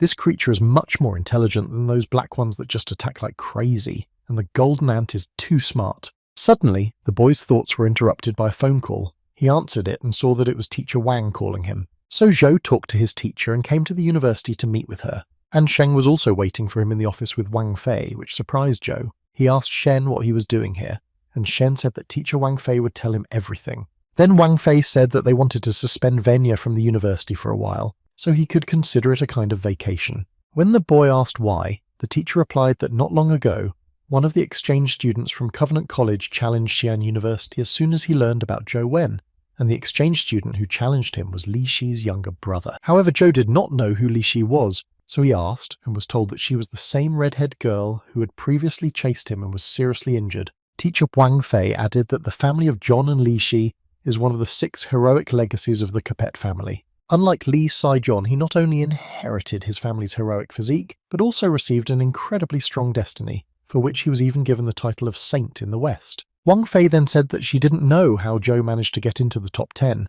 but that was the reason John challenged him to a duel. It's very plausible that he simply wants to avenge Zhou for his sister and take his life. The Academy doubted Wen's rating, but since he has ties to the An family, the management did not attach any importance to it. But it would be a shame for them if it turned out that this guy was lower than his rating. Therefore, it was decided to keep Zhou Wen at home because it would be the best decision for everyone and for him as well. Meanwhile, all these scheduled sparring sessions had already ended, and John Carl was surrounded by students who openly admired him and invited him to have lunch together. And then suddenly Anjing came up to John and sharply kicked him in the neck. John asked what it meant. The girl said angrily that he knew what he was doing.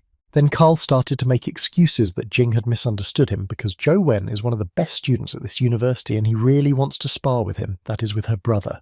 Then Anjing said that in that case maybe John wouldn't mind fighting her.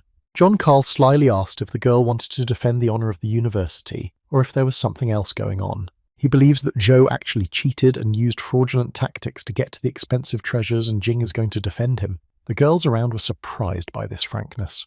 They all started whispering that Zhou Wen's entry into the top 10 was really very strange. Some said that it was not really a fraud but rather an exception, but this talk made Anjing even angrier. Then John continued that if Zhou was not deceiving anyone, then why is he hiding behind his sister's back? So Carl himself would be looking forward to meeting Zhou Wen in 3 days to check it out. But then he heard someone say that 3 days is a long time, so he is offering it now.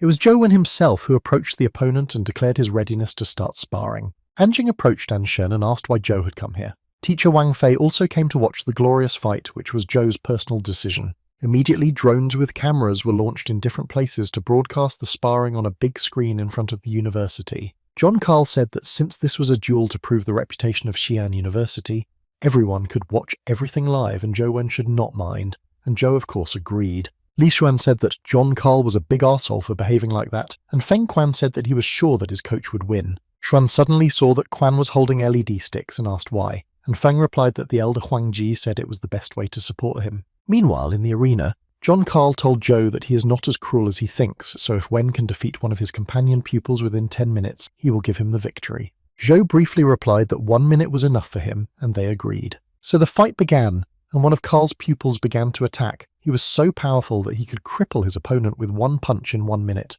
But Zhou Wen was not talking about the moment before his defeat. He had a clear intention to win. He summoned one of his companion pets and said he had 1 minute to win. A member of the royal palace, the Knight of the Spear, was a pupil of John Charles. Knight of the Spear is a historical knight of the Lanmalo Round Table, whose strength is so great that it makes him one of the strongest companions in the legendary class. He took a swing at Zhou's companion but failed to harm him. Li Xuan shouted in surprise that this was a real multi-mutant general, and when did Zhou manage to subdue such a big guy? Other observers were also quite surprised, including Anjing. And in the end, everyone saw that Zhou Wen's pet companion was not a simple mutant. Even John Carl himself was surprised that Zhou's companion managed to block the attack of his companion knight. Then the partners continued to fight each other.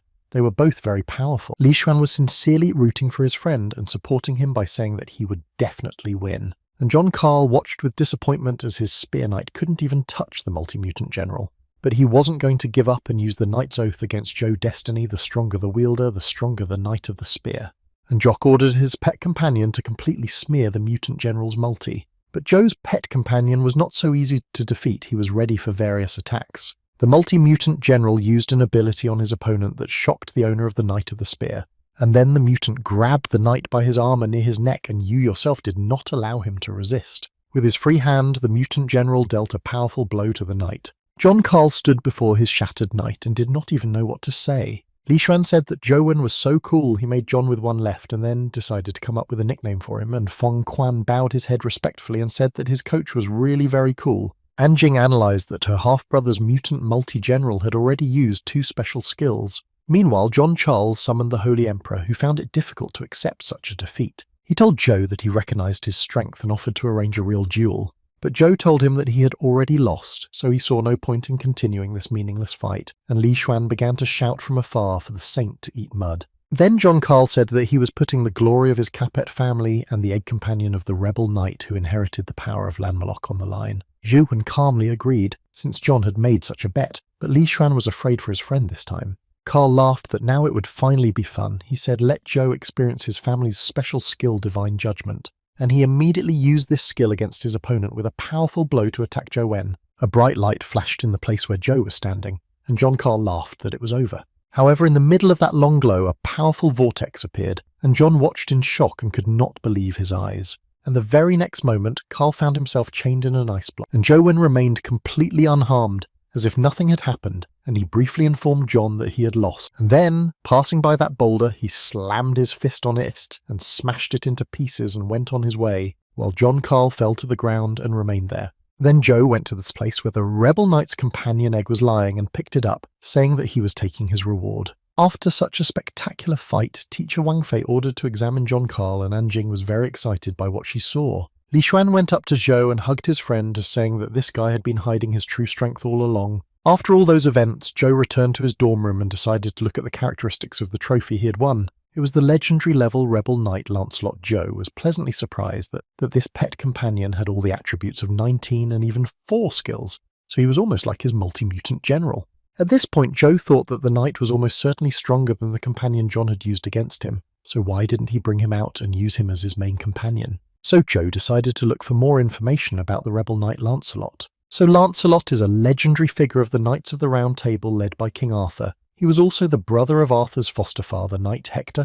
Lancelot is one of the greatest Knights of the Round Table, of King Arthur, brave, strong and willing to help all people love him deeply. But he began an affair with King Arthur's wife, Queen Guinevere, and this ultimately led to the collapse of the Round Table in the Rebel. Knight has the designation of Knight of Divine Destiny, God's Eye, and absolute hero. As a servant of King Arthur, Lancelot fell in love with his master's wife, so it is not surprising that John did not remove that companion, because he knew that the appointment of the Rebel Knight would have certain consequences for his master.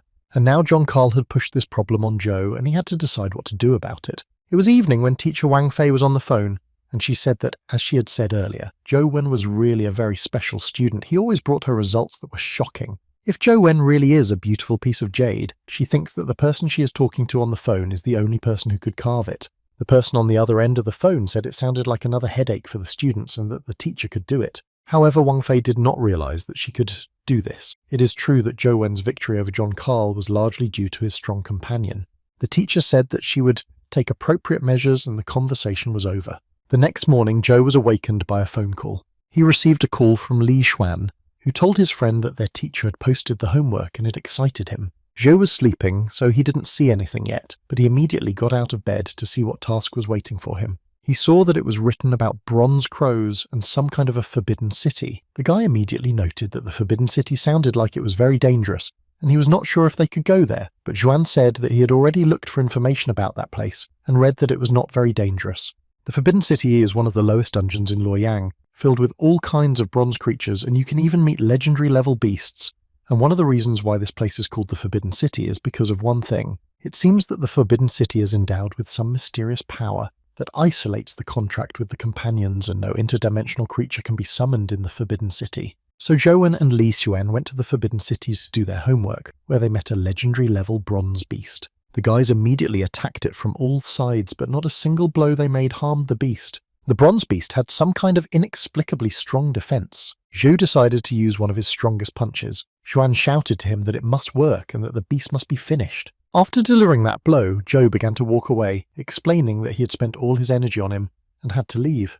But Wang Fei's teacher told them that in the Forbidden City there were middle-level beasts. The guys did not understand why they could hardly move the bronze beast. Then Zhou decided to go for a walk and look for a sign that would help him find such a location in his game, and he did. At least he didn't have to look for that dungeon print for a long time. And then the boy heard the angry cry of his friend Xuan, who was indignant that Zhou could not hear him at all, and asked how he could survive in that city without the use of pets. Not all of them can't be used, but Wen really didn't feel a contractual bond with his companions when he entered the Forbidden City. In addition to Titan and the Banana Fairy, he can still hear their screams, but it is better not to use them to avoid breaking the rules of the Forbidden City. Zhou then said that the bronze beast's defense is indeed impressive, but it is not invincible, and as long as there is at least one more small chance to strike it, there is a chance to defeat it. Li Xuan said that nevertheless the information the teacher had given them was not entirely correct. If they were both members of the legendary race, they had a great chance of defeating the beast, but what about the other students? Zhou said that it was no problem. He could think of a method to help the students pass the test, and Xuan said that he hadn't thought Zhou was that good, and Zhou continued that he would sell the method for a lot of money and give the proceeds to Huang Ji's game. So the boys returned home and Zhou started to play through the dungeon in his phone game, and after a dozen attempts he finally managed to figure it out. Then he tried again to describe the method of defeating the bronze beast. After a few fights, Zhou realized that the beast needed energy in its body to move to attack and defend itself. When the bronze beast moves, the energy is concentrated in one of the 4 parts of its body, while the other parts lack energy and this is its weakness. However, the position of the weak points was constantly changing and moving depending on the movement of the animal. If a mortal wants to defeat such a beast, he needs to study the bronze beast completely and memorize where and when its weaknesses appear, so it's time to become a researcher again.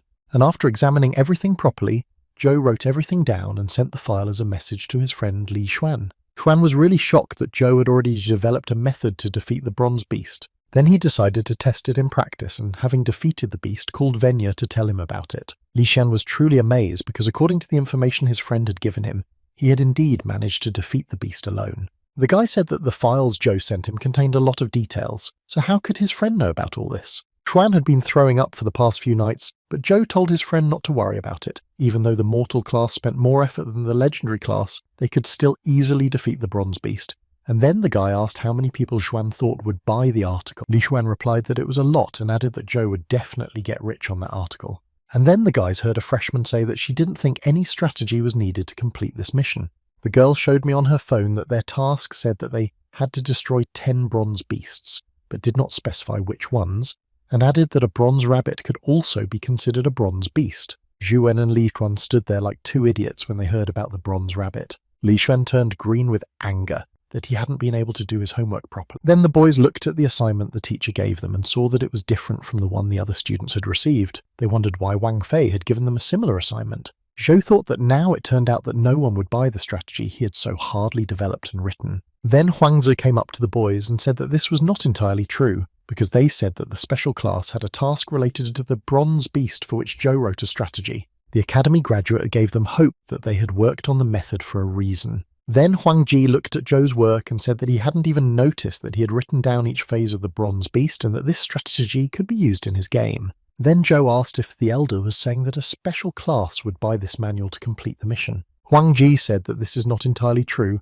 because the special class is very proud and they believe that if they accept help from others, they are not as cool as they thought they were, and for them, status is above all else. Then Li Xuan said that it didn't seem like anything good would come of it, and Zhou added that he would consider it a mere exercise, and he wanted to spend money on the elder's game, and then Huangzi shouted to them that he hadn't finished speaking. He said that although it is unlikely that students in the special class will acquire a strategy for the mission, with this strategy many can break his record in the Forbidden City, to which Zhou asked why he was posting his record everywhere, and the older man replied that this is how he earns money. Also, some of them who like to show off will probably buy Zhou's article to beat Huang, which is something like a race. Zhou liked this idea of racing because it had a right to exist. He recalled how Feng Quan and Wang Lu tried to participate in races in the Lotus Cave. Suddenly, someone jumped on Zhou from behind and started pulling him toward them, saying that they had finally found him. It was Feng Quan who said it was time to start training, and Zhou yelled at him that he was going to lose his pants if he didn't stop pulling him. And Huang Zizi shouted to Zhou to remember to send him some money for the information. Finally, Feng Quan and Zhou Wen came to the training room and Quan bowed to the teacher and said that thanks to him, he finally understood something. Zhou did not understand what was being said because he had not said anything to Quan that he could understand. Then the student asked Zhou for permission to show him what he had learned. Feng Quan took up his sword, closed his eyes, and began to swing it in front of Zhou. The boy only touched the teacher's hair a little bit. It was good to be able to control the sword and your body like that. The distance between the sword and the air is not interrupted as if it were fixed. The eye of the mind then really looked as if the sword was looking at him as if through his eyes. Feng Quan said that even without the use of eyes, if someone is able to perceive the slightest movements in the air, he will be able to use his sword more skillfully. Then the boy added that he was still far from the strength that his teacher possessed, but it was important for him to know if his teacher was happy with him. Zhou thought that despite the similarities, it was clear that the eye of the mind was not the same as hearing, but Feng Quan had indeed achieved perfection with his own understanding. And out loud, Wen told the boy that he really had nothing to teach him because his mind belonged only to him with high talent and good understanding, so he decided to return the money to Quan. However, Feng Quan disagreed, saying that he was really progressing from Zhou's instruction, and he knew that his teacher was progressing very quickly, and he had to be very strict about the training time. So it was very selfish of him to delay his teacher's training, and Zhou said that the boy had misunderstood. But Quan was not going to listen to that. He told the teacher not to worry because he was here studying with him, and he would do his best where he was needed. Zhao realized that he could not change Feng Quan's mind, so he simply told him to continue in the same spirit, to which the boy happily agreed.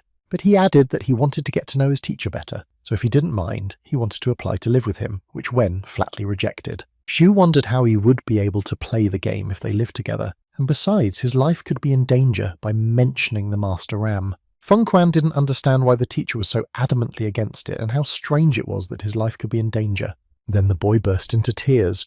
He was firmly convinced that his teacher was training hard and conscientiously behind closed doors. Finally, Joe returned home to his dorm and could continue playing on his phone in peace. The Master Ram was lying politely on the couch, looking at the photos in the album Joe told him that he had bought food for him and put it in the refrigerator. The lamb must have been very interested in the photo because he was looking at it intently while crunching on a carrot.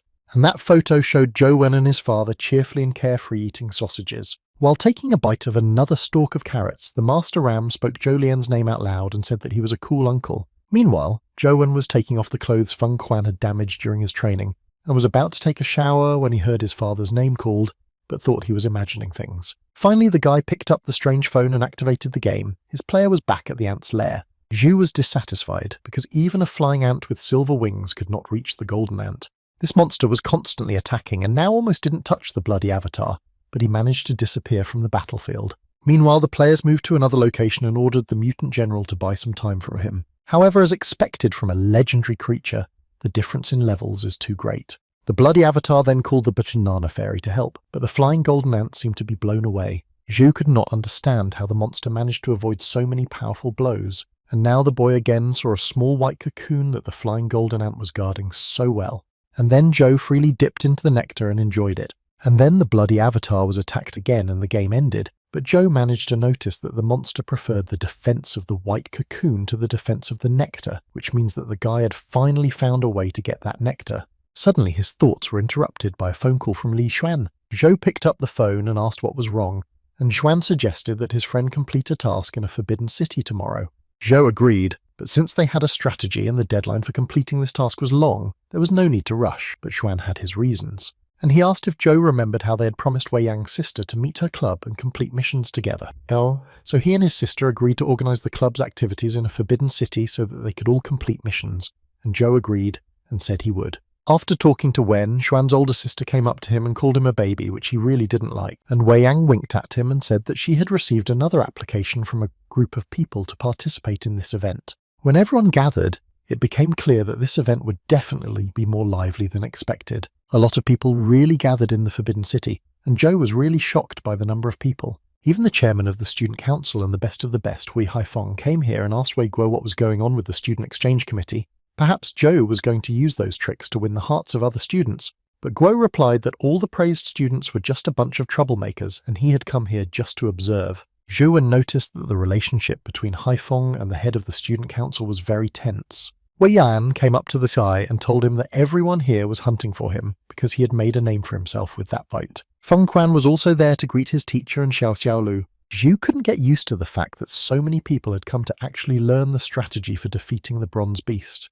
And Li Xuan explained that Feng Quan and Xiao Xiaolu are now also members of their club. However, Zhou realized that his friend had somehow cheated to get so many people here, and Li Xuan said that it was not that difficult, and he told Quan that Zhou was in the club and he joined it to be closer to his teacher from Xiaolu in a slightly different way. She simply said to count on her because she had a feeling that something very good was going to happen. So soon everyone started the battle following the strategy developed by Zhou Wen, and the boys and girls began to attack the bronze beast, showing off to each other who was better at martial arts. In the end, the bronze beast was defeated. Xiao Xiaolu was delighted, saying that Zhou Wen's instruction greatly reduced the time to defeat the monster, and Feng Quan, as always, added that his teacher was the best. Zhu was tired of this chaos that was happening here, because he was used to being alone with himself, so he tried to find a quiet corner to play a game. Suddenly, the phone in his pants pocket rang, and Zhou was surprised to see that the call had come to his mysterious phone.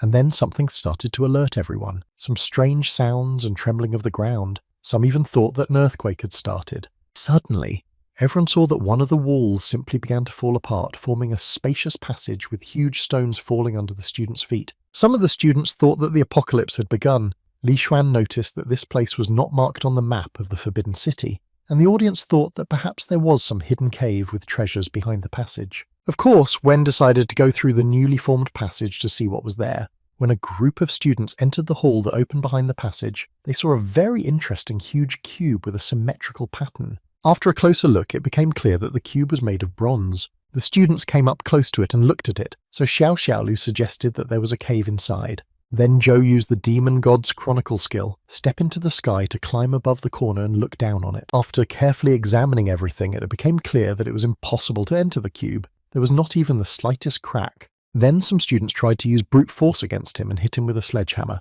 But the giant cube did not give in, and the head of the student council concluded that they could not do anything here at the moment. Zhuwen thought that the cube has no doors or small holes, but there is still a force that protects this thing. Suddenly, one of the students suggested that it was a deception of the gods. The head of the student council asked him if he knew what they were looking at, and he said that he thought he did. And the student said that in the Zhou dynasty people believed in ghosts and gods, and that the gods of heaven were responsible for life and death, and so the kings were careful about funeral rites. However, it is said that at the end of the Zhou dynasty, the prince himself was so afraid of death that he placed his own blood and bones in a closed city of death, thus trying to deceive the heavens and fake his own death to avoid his fate. And it is a pity that fate cannot be changed, and in the end death was inevitable anyway. According to historical records, the city of the dead, which tries to deceive the gods, is cast in bronze and has no doors or anything like that. Li Xuan laughed heartily at this story and asked Zhang Yang if he knew how to get inside the cube, and the boy replied that he did. And by the way, it really could have been a dead city of the Zhou dynasty. Zhang Yang suggested trying to dig under the southern wall of the city, but he was a little worried about whether it was dangerous because the city was very ancient, and Feng Quan said that he was sure that the teacher would not mind looking there. So the students finally went inside the cube to the so-called Dead City, where there was a dried tree in the middle and nothing else. Zhuwen decided to scan the tree with a mysterious phone, and surprisingly, the phone responded. And although it was just a tree, the guy was surprised that his gadget reacted to something other than Dungeon Prince. The students scattered around the perimeter of the Dead City in search of something, but no one could find anything in the city, only a dried tree. And suddenly this tree shone with a pleasant blue light and leaves appeared on it. Hui Haifeng asked what had happened, and other students were interested in the change. One guy said he just touched that tree and did nothing else, and it suddenly changed and became a strong covering of leaves and even shone. After such an unexpected awakening, the tree died again, and a girl came up to the student who touched it to check on him, but she did not feel any harm to his health or any curses. Li Xuan asked Zhou if anything happened even after the shining of that tree, and his friend replied that he had no idea. Xiao Xiaolu came close to the newly frozen tree and said that this behavior of the plant was intriguing. The girl saw that this tree did not look dangerous at all and touched its bark, and immediately the plant came to life again, covered with leaves and shone. However, this time the colour of the tree was red. Li Xuan immediately approached Wang Lu and asked if she was okay, if she felt any discomfort, to which Jiaolu replied that she thought nothing had happened except for the colour change. Zhuwen suggested that perhaps this tree reacts to different people with different colours. He said that he thought the tree was a bit suspicious, so it would be better not to touch it. But at that moment Li Xuan had already touched the plant, and the tree now shone with yellow light. This golden hue looked very cool. The students watched like mesmerised, and everyone wondered what colour the tree would shine when it touched the plant. Everyone wanted to try it. Zhuwen looked at his mysterious phone and saw that the location hadn't loaded yet. For some reason the process was taking a long time. Finally everyone returned home. Zhou put the phone on the nightstand and went to take a shower. But when he returned, nothing had changed at all. The download was still going on. And the worst part was that the phone didn't respond to any touches during the download, so he just had to wait. In this case, Zhou decided to go to bed early and sleep. The struggle for the right to the Holy Land will take place in the near future. Ouyang Lan talked to her son. She said that she was worried that Zhou Wen would go alone, so let Anshen accompany him. And Tianzu asked his mother if she was really going to change her mind, because he believed in Xiaojing'er. Ouyang Lan replied that the list was a predetermined decision. She knew that Tianzhou loved his sister more than anyone else, but he needed to know about Xiaojing's condition. Unlike Tianjing, Jing was born with a cold factor physique, and they have to find out the real reason, because the cold factor syndrome that happened to her is also unstable, and her cultivation will definitely be more painful, and this is the reason why Lan does not support the cultivation of her daughter's sun-shooting technique. Even if Xiaojing gets permission, if something happens to her while she's cultivating, it doesn't matter how small the odds are. Ouyang Lan concluded her speech by saying that she did not want to lose anyone else from her close circle. Meanwhile, the download of the new location in Zhou's mysterious phone finally completed, and it was Suicide Tree. The guy picked up the phone and read the title, and he didn't like it at all. But now he could finally get back into the game and explore new territory. Zhou thought that it was a simple black tree in a forbidden city, but why a simple tree turned into a whole dungeon in the game means that this tree holds some secrets. Suddenly, a knock on the door interrupted his thoughts, and when he opened it, he saw his half-sister Anjing standing on the doorstep. The girl stood in one thin nightgown, completely wet, water dripping from her long hair, and she offered to arrange a showdown in accordance with what they had promised. Zhou took his sister to her room, covered her with a dry towel, and told her that he did not remember agreeing to their showdown, and that Jing's room upstairs should be returned as soon as it was dry. However, Anjing said that Zhou had moved up to the legendary class and had powerful companion pets, so why was he slowing down? Then Zhou sat down next to his sister and said that he knew she had come to him about the right to the Holy Land, and he said that he was not interested in that right, so if she wanted to go so badly, he would go to Sister Lan and persuade her to return that right to Jing. The girl pulled her knees under her and said disappointedly that she realized that defeating him would prove nothing. But she can't accept it, and Jing cried bitterly, saying that she risked her life trying to prove that she deserves the right to the Holy Land and Zhou can so easily get it and give it up. He doesn't value the sun-shooting technique despite the fact that he can cultivate it, and she has to endure the pain of the physical factor of cold despite the fact that she wants to cultivate it, and it's all very unfair. Suddenly, Zhou's phone rang. It was Li Xuan, and he began to shout into the phone that it was urgent, that something bad had happened. Very bad. Some of those who had visited the Forbidden City yesterday had been found dead in the morning, and Xiaolu might be among them. Zhou and his sister Jing hurried to the meeting without hesitation, and Li Xuan met them on the way. He didn't expect to see Wen's half-sister Anjing here as well. Zhou asked his friend if he understood correctly that the people who had visited the City of Death had died, and if it was in the same region. Li Xuan replied that they died in college, and he heard that they died as a result of a sudden heart attack. Then Xuan looked at the lists, and all 5 of them were people who had touched ebony. Zhao recalled that Li Xuan had also been in contact with that tree, and if it was really because of this plant, he was also at risk. Shun said that he told the college administration about the tree, and they gathered people to check the site in the City of Death. But the group found no trace of the tree. Zhou wondered how that was possible, and Li Xuan repeated that the ebony tree simply disappeared as if it had never existed.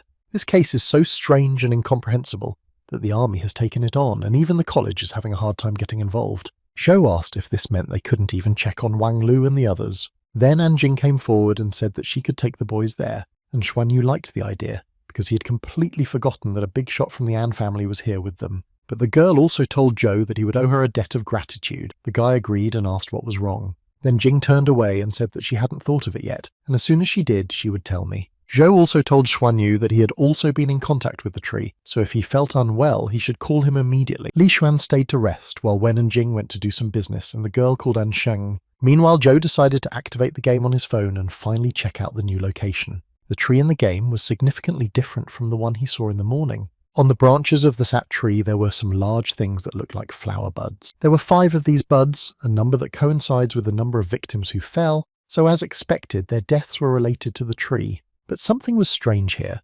Dungeons are created based on reality, but their existence should not affect each other, so why then the effects of the suicide tree in reality are displayed on the phone? But it's even more bizarre because the suicide tree disappeared in reality, so maybe it wasn't a dungeon, but rather a download of things from reality to the phone as companion eggs. Suddenly, Zhou's thoughts were interrupted by Anjing, who came up to her brother and snatched the strange phone from his hands, saying that she had already received permission and that they could go. Somewhere in college, 2 men got into an argument, one shouting at the other not to even think about doing something. He said that the situation was completely incomprehensible, and the other man insisted that the dead children should be examined. He explained why they had no information, and he wanted to get to the bottom of the situation. The man said that physiological functions of those children had already stopped anyway, so they were already dead to some extent. But another said that they did not know anything about the situation, and that if Dr. Yan dissected them, nothing could be fixed, and did the doctor not know that? Moreover, one of the victims is the daughter of the Wang family, so they will not let it go.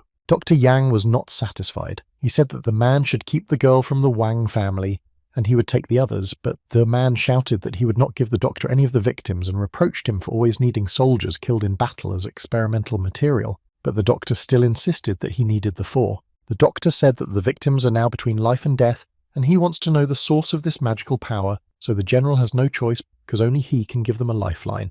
And for the general, it is theft. Then the general grabbed Dr. Yan by the throat and asked if he was threatening him, to which the doctor replied that he was just telling the truth. Suddenly, there was a knock on the door, and the general shouted for the person who came to get out of here, because he forbade anyone to come here. But he immediately stuttered when he saw that Anjing had arrived, and the girl told Uncle Chin that she had brought a person who could help them. The general replied that he had already been informed about this by a son from the Li family, but they had not noticed any trees in the Forbidden City. However, Zhou said that this tree definitely exists, and that everyone who entered the City of Death saw it. It was not an illusion. The guy came close and said that he believed that all the victims had not died yet. The tree they touched was located in the Death City of Eastern Zhou, and the Death City was originally used to fake death and deceive the heavens, so perhaps the disappearing tree is the basis for deceiving fate. Perhaps Wang Lu and all the others are in a suspended state after contact with the tree, and this may change after the tree's effect disappears, but Dr. Yang denied this and said that all this is just speculation. However, Zhou insisted that this does not mean that this is impossible. The bloodthirsty Dr. Yan hissed that he would wait only one night and no more, but General Qin told him that he had absolutely no promise that he would allow him to rampage after one night, to which the doctor replied that this was also a chance for the general to think about his proposal. An unknown force has deprived the students of their lives for one day, and if they die completely and their last breath escapes like loose sand, he will not be able to do anything. The doctor summarized that the general needs to think it over very carefully, and that he should not regret not agreeing to his plan. The general did not like this clarification at all. Meanwhile, Zhou was thinking hard about the situation. He had heard that the force had taken his life. Anjing explained to her brother that Dr. Yang Zhen is a forensic expert and a member of the military department of epic proportions. All his art is essentially related to life or the soul, and in his field he can really perceive and distinguish the human condition. Zhuan thought even more, and his sister asked him what he was going to do next. The guy thought a little more and then said he had to go to the restroom. In fact, Zhou just needed to be alone. He pulled out the strange phone because he knew that something had to be done immediately before the general allowed this Dr. Yang to carry out his dastardly plan. Otherwise, all the victims might really die at the hands of that doctor. When Zhou became more active in the game, he saw that the buds on the tree began to open. Considering what Yang Zhen recently said, the blooming of the 5 flowers symbolizes the 5 lives of Zhou's friends. At the moment, the guy can only try to destroy those buds, so the bloody avatar began to cut off the buds from the suicide tree, and suddenly Anjing saw that Wang Lu had opened her eyes and hurried to inform General Qin. The general immediately called out to Dr. Yan, but the doctor had already seen everything himself. He approached Wang Lu, bent over her, and said that this could not be, because in her condition she should be dead. The general said that there really seems to be something very strange here, and the assumption made by the young man about the pseudo-death turned out to be true. Dr. Yang Zhen said that even if this was true, the victim's condition had not improved, so they should not be too happy. And Zhou, who heard everything that was happening in the hall, did not like this phrase at all. So he continued to play on his phone, but even the Star Sword Qi with all the power of Zhou could not destroy this bud. Then Wen decided to gather all his companion pets and attack the bud together.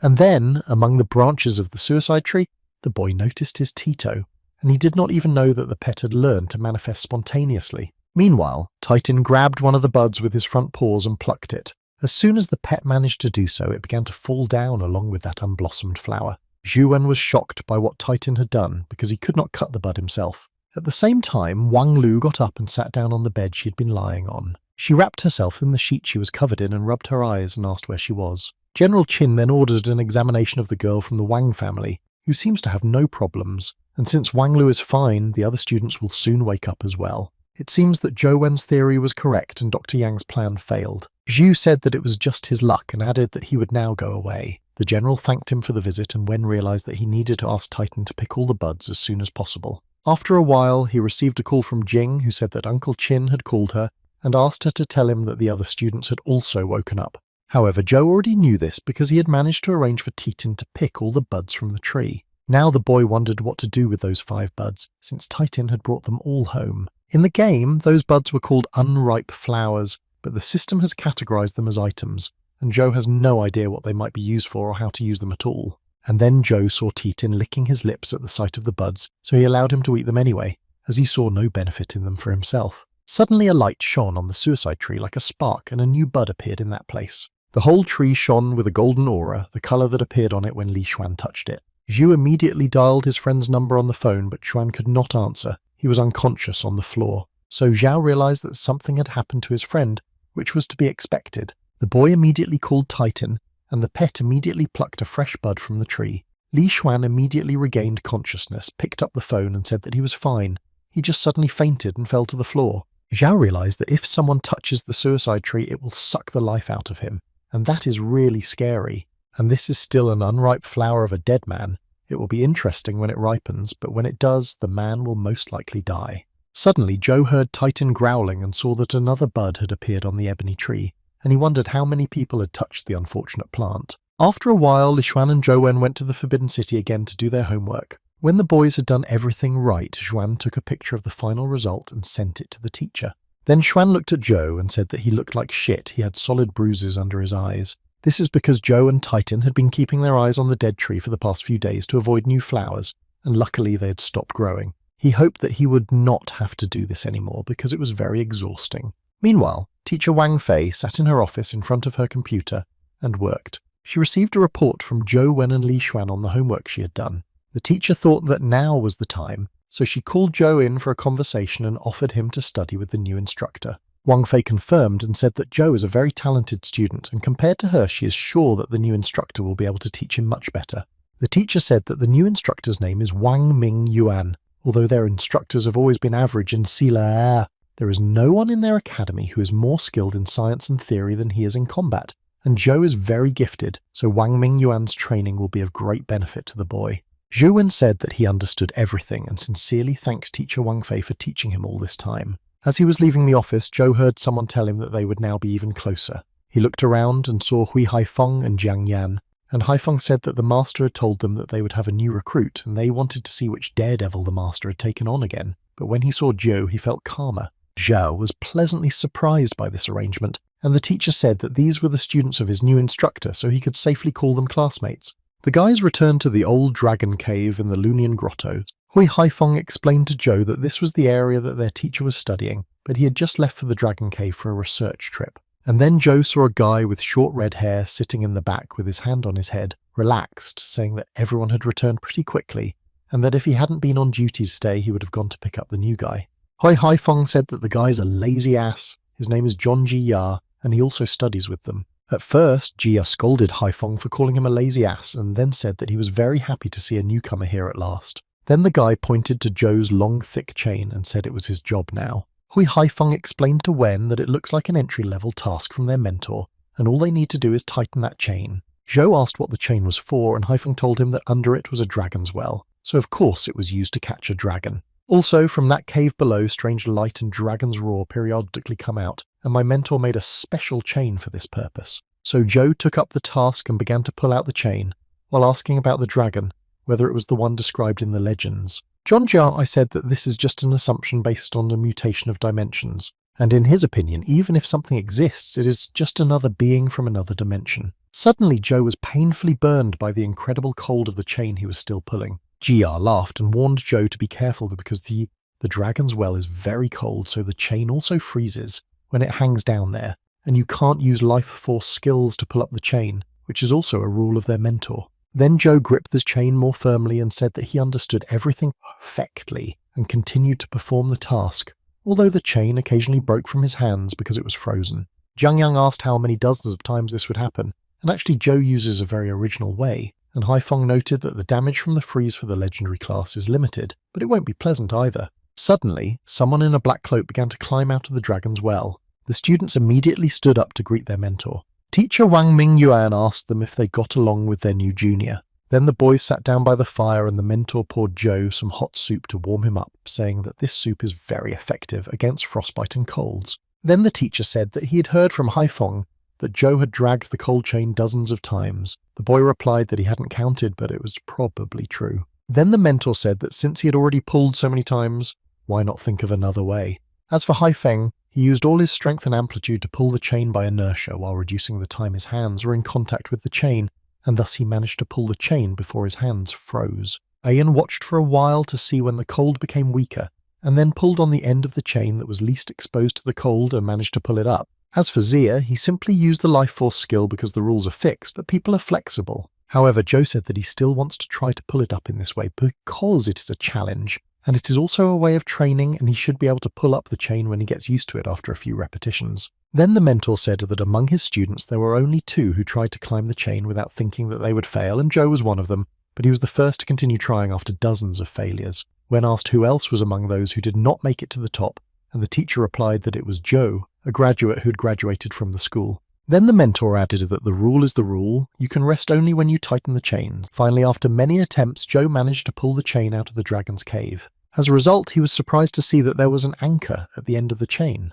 Zhao remembered that the shape of this anchor was very similar to the one he had seen in the dungeon of the crystal shop, but it seemed to be polished. Zhou asked his mentor what kind of anchor it was and what he knew about it. Wang Mingyuan replied that it was a fishing hook made to catch a dragon with a bag of companion eggs, and began to untie the bag filled with eggs from the anchor. My mentor said that dragons are very greedy creatures, especially when it comes to appetite. Then the teacher said that he would give the chain to Zhou, and he could go to rest when he lowered the hook back into the well. The boy was curious to hear about the dragon, and when he went to rest, he decided to go to his game to see it in the new location of the Dragon Gate Grotto Old Dragon Cave. So we had to start exploring this cave. It was very deep, and accordingly, it was definitely cold. The Life of Providence, 8 Perfections of Prajna, the lotus body of the Buddha. Using those skills, the bloody avatar jumped into the cave, believing that they would be enough. The cave was really very deep, and the deeper the player dived, the colder it got. Finally, he landed and noticed that even after strengthening his physique and using the body of the Lotus Buddha, the bloody avatar would still freeze to death if he kept walking. Then Zhou thought that he could try to put on a down jacket or light a fire in reality, but not in the game. But then he remembered the fire. The guy mentioned that he had a secret life force technique from the Temple of the Fire God Switch, an ancient imperial sutra. As expected for a flame statue life force technique, it is highly resistant to cold. The bloody avatar jumped even deeper but soon ran out of life force, so the ancient imperial sutra could only work here. But he shouldn't be far from the bottom, and Zhou decided to try to find out with the help of the flying ant's demonic light needle. Then the boy listened to the fall of the needle and realized that it had touched the dragon, which roared so loudly that its roar could kill a person beyond 100 meters, Zhou thought, if this was really the dragon from the legends. Wen also saw that the dragon's well also has a cocoon, which is black, but it is not known whether it has anything to do with the white cocoon that the golden ant protects. However, Zhou decided to think about it later, and for now he would go back and rest after pulling the chain for a day. Suddenly, the guy stopped because everything seemed to disappear around him and pitch blackness set in. And then he met Dr. Yang Zhen, who told him that he had just used his life soul to prevent the senses of neighbouring life forms so that no one would be able to notice the existence of this domain. The doctor told Zhou that he had finally found the right time to meet with the boy again. Zhou was seriously shocked by this unexpected meeting with forensic scientist Yang Zheng. The guy said that as far as he remembered, the students were safe and sound, and the general did not give any orders to continue the investigation. Dr. Yang said he had a few questions he wanted to ask Zhou, so let him not be nervous for nothing. Then Wen asked if the doctor thought that if he was nervous it was in vain. The forensic expert came with his pet companion, whose eyes are now glowing red. Suddenly Zhou felt that he could not move at all, and it worried him a lot. Dr. Yan approached the guy and said that he didn't like playing cat and mouse, and he just temporarily blocked the connection between him and his body. Then Yang Zhen came almost close to Zhou and said that he would get straight to the point. He'd come for the tree. Zhou asked if the doctor was looking for the same ebony tree from the dead city that had so strangely disappeared. And the medical examiner said that's exactly what he did, and he needed the power of that tree, but Zhou didn't understand what kind of power the doctor was talking about. Then Yang Zhen asked the boy if he knew Theseus's ship, and without waiting for an answer, he began to tell me that this is an unsolved paradox, describing a ship that can sail for 100 years thanks to the people who maintain and replace its parts, that is. If a part of the board rots, it will be replaced, and eventually the whole ship will be replaced. Dr. Yang then asked Zhou if he thought this ship was still Theseus's ship, or if it was no longer the same ship after some planks were replaced. And the answer is simple. It is not Theseus's ship that decides whether it remains the same as before, but its ruler. This is done by its ruler. So if Theseus' ship was only a means of conquering the seas for its ruler, it will remain a Theseus ship regardless of whether it was 100 years ago, or at the moment.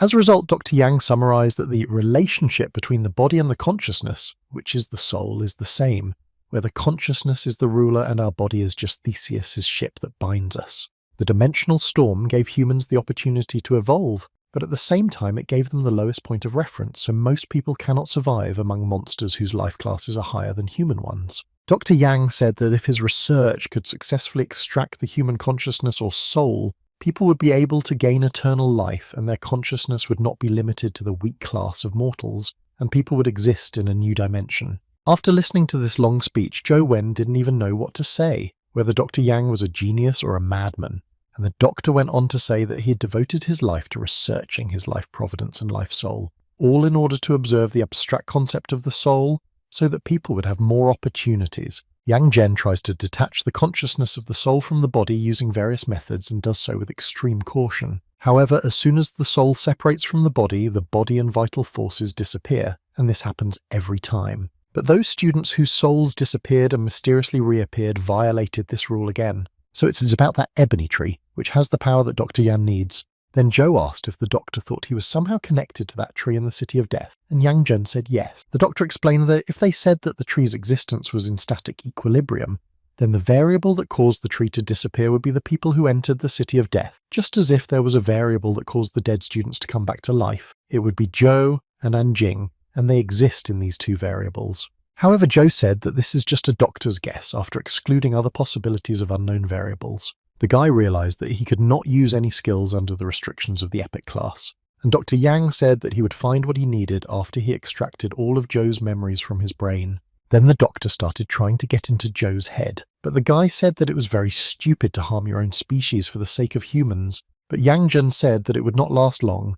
Joe's mind would collapse the moment he cut his memories from his brain, and he would turn into a doll that lost all its emotions and consciousness. The crazy forensic expert said that healing requires sacrifice, and he was ready to take on this sin and would definitely write Joe Wen's sacrifice into the history of human evolution. However, Joe managed to use his King Sai skill, which upset Dr. Yang, who said he knew the boy had a secret. The doctor's pet companion also felt the effect of the Sai of the King Joe's soul controlling his eyes.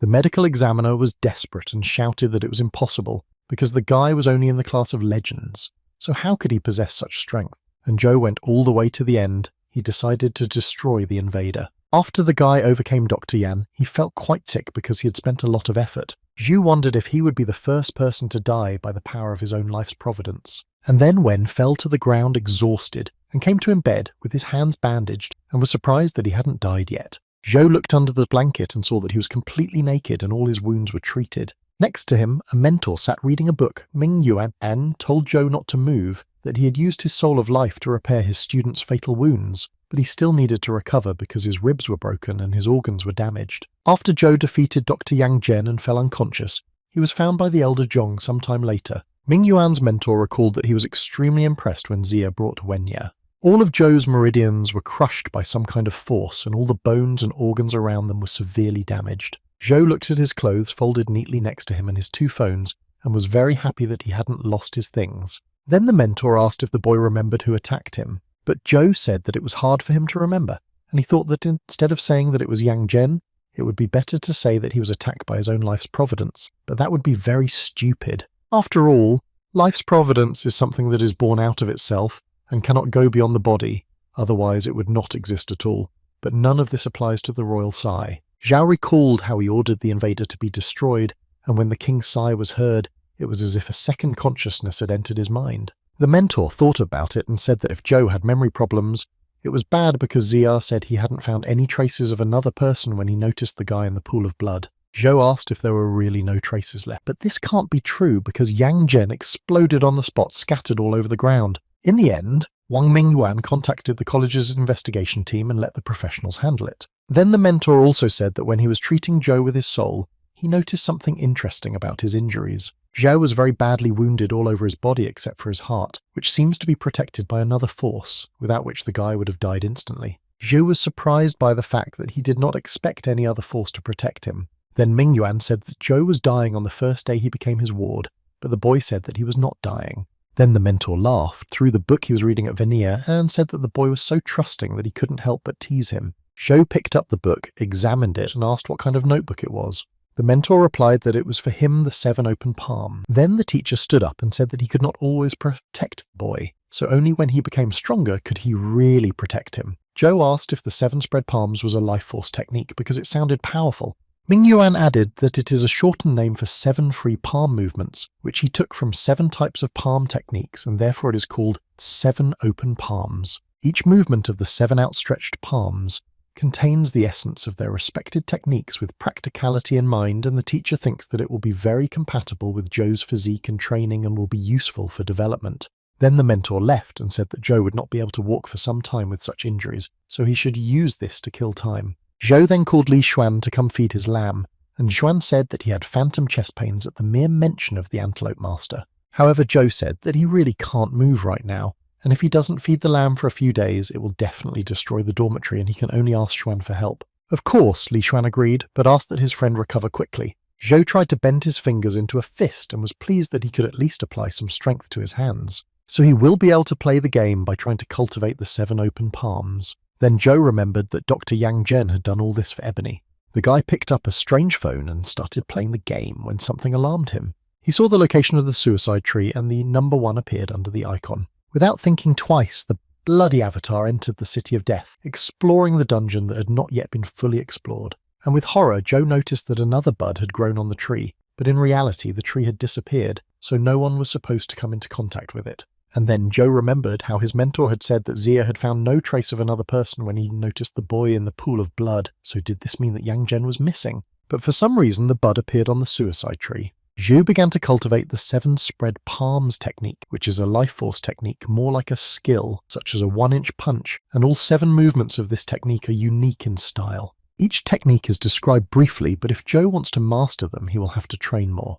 Then the boy looked again at the flower on the suicide tree and thought about what would happen to it when it was fully ripe. Zhu continued to practice again, knowing that it was too difficult for the great yin wind to get into this thing. The bloody avatar once again fought the golden ant using various techniques and skills. Zhao wanted to get this white cocoon that this ant so diligently defends, but he failed again and the game ended. Both the dragon's well and the ant's nest have a cocoon. Joe was sure that they had a secret, but Apsara's Dragon Gate technique is still not flying, and the silver wing is slower in speed than the epic class, and it is also limited to low altitudes, and Joe thought it would be great if he had a better life force flight skill. Then Jiang Yang came to Wen and brought him medicine, which was very tasteless, but the guy said that Joe should not complain because he was recovering well, thanks to their mentor's medicine, and he needed to get better a little more. Zhou thanked him and asked where his mentor were because he wanted to ask him something. Yang replied that the teacher had gone to study the Dragon Well with Ziyi and they should be back soon. And then Jiang Yang said that Zhou could ask him about something because he was confident enough in his knowledge. Ewan remembered that the guy even knew about the City of Death, so he must be an erudite person too.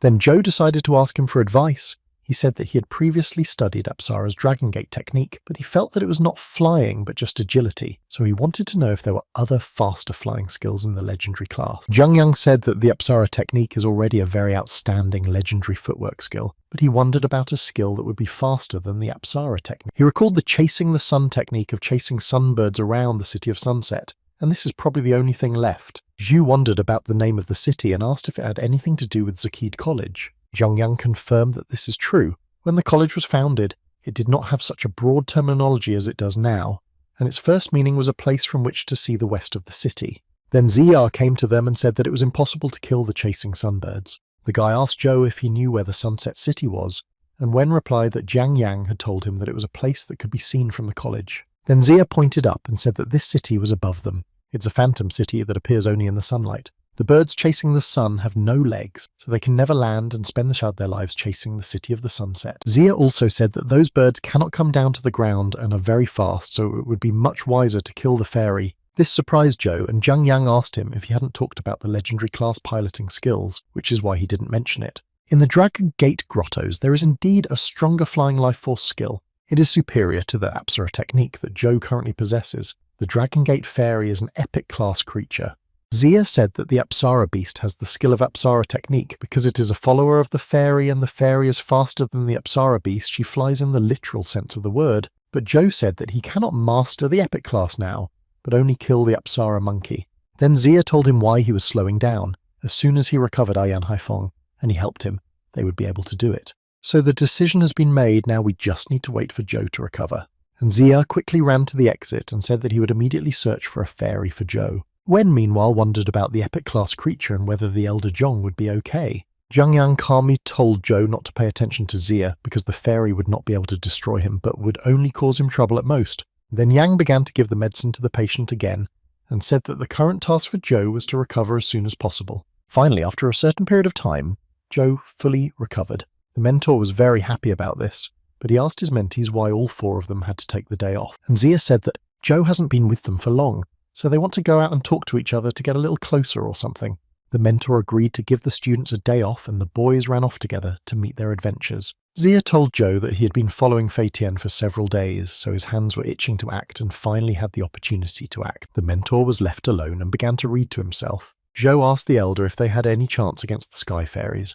The boy recalled how in his game he wanted to try to fight one of them in the dungeon of the Dragon Gate, but he could not find even a hint of them. The older one said he didn't know if they could win, but it was interesting. and Hui Haifeng also said that it is much more interesting when you are not sure of the outcome of a case. If he knew he could handle all of them, they would not be here. Joe noticed that their mentor is very wise, but all the students are unique individuals. So the boys went to the Lotus Cave where they immediately saw the monster. It was already growling at the sight of the uninvited guests, and Joe Wen asked if it was a sky fairy monster. Zia asked if Joe could see the mark on the monster's head, which was the mark of the first follower of the sky fairies who rarely cross the interdimensional rift, but if the first follower is here it means they have done so.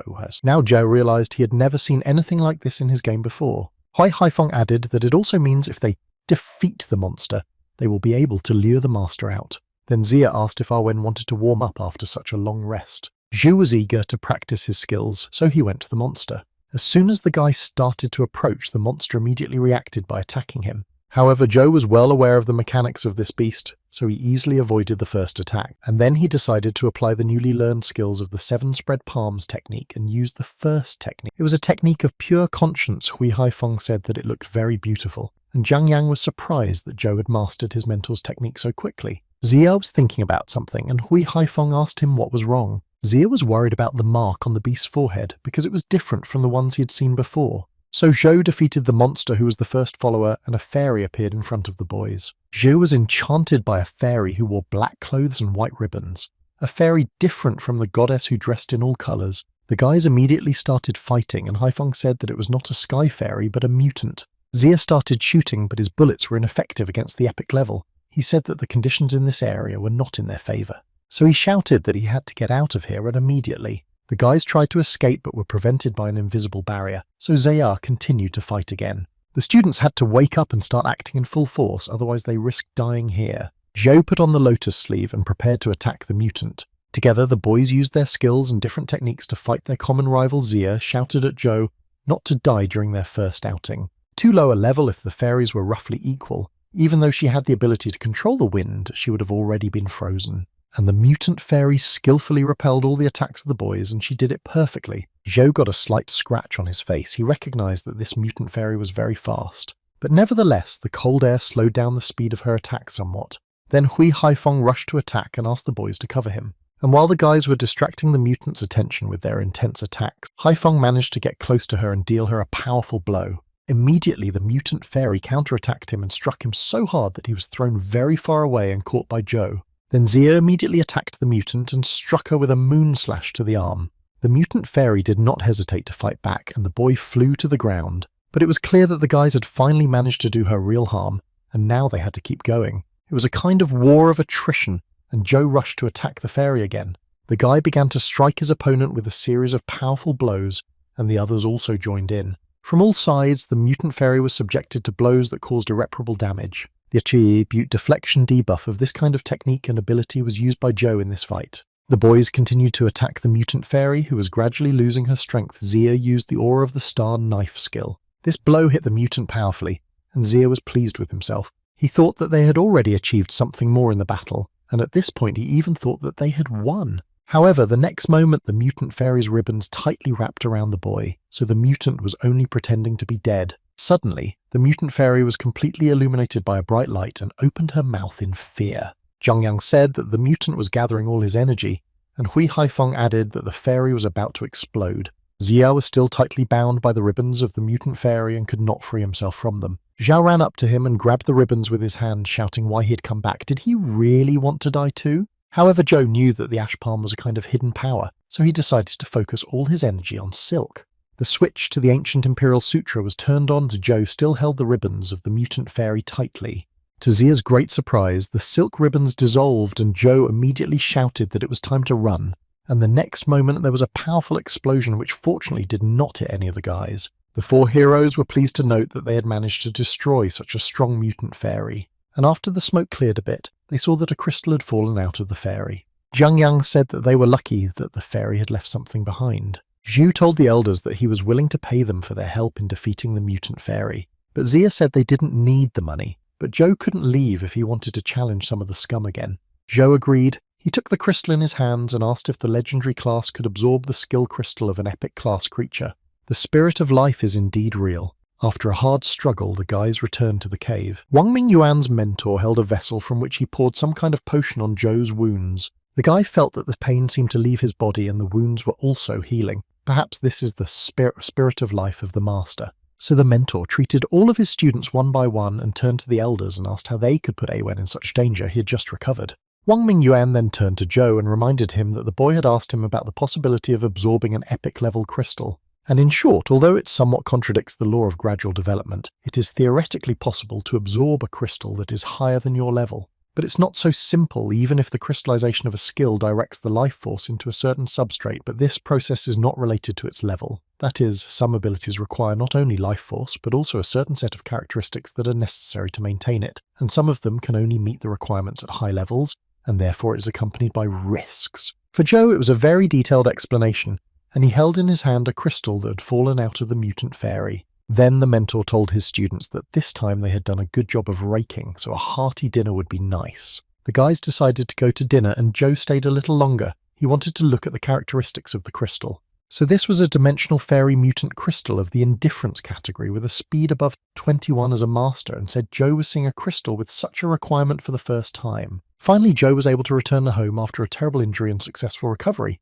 The boy saw his lamb sleeping sweetly in a small crib covered with a blanket and realized that Li Xuan had surprisingly taken the responsibility of caring for him quite seriously. Zhou then went to the shower to wash himself. If he can't even deal with a common fairy, one wonders how much longer he has left. Over the course of the game, the guy's 21 characteristics have reached the level of 18. The higher the characteristics, the less effective the low-level crystals are.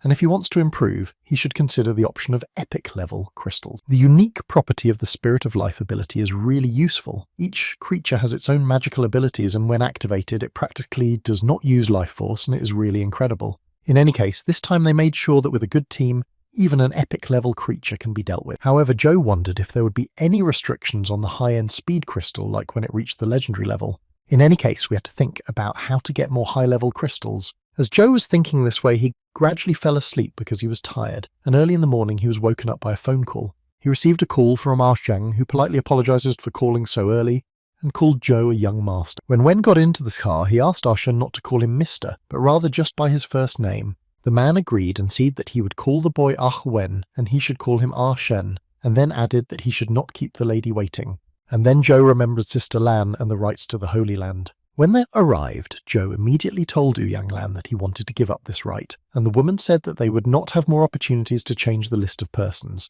so if he refused now, nothing could be changed in the future. This is not to mention the possible rewards. A huge number of people do not even dare to think about such a possibility, but Zhou understands everything perfectly well. The mysterious power of fate and dream makes this Holy Land seem less important compared to the Taoist canon of the immortal. Zhou then asked where his foolish father was. Shouldn't he be here with the Ouyang Lan? And then Shen interrupted the conversation and asked Miss Lan for something. Sister Lan thought for a while and then said that she respected Zhou's decision. Then he decided to return home, but Shen called him and asked if Zhou really wanted to give up the right to the Holy Land. Wen confirmed his words, but Shen sighed and said that he understood that the guy had made such a decision. And then he asked Zhou to give him a few minutes of his time.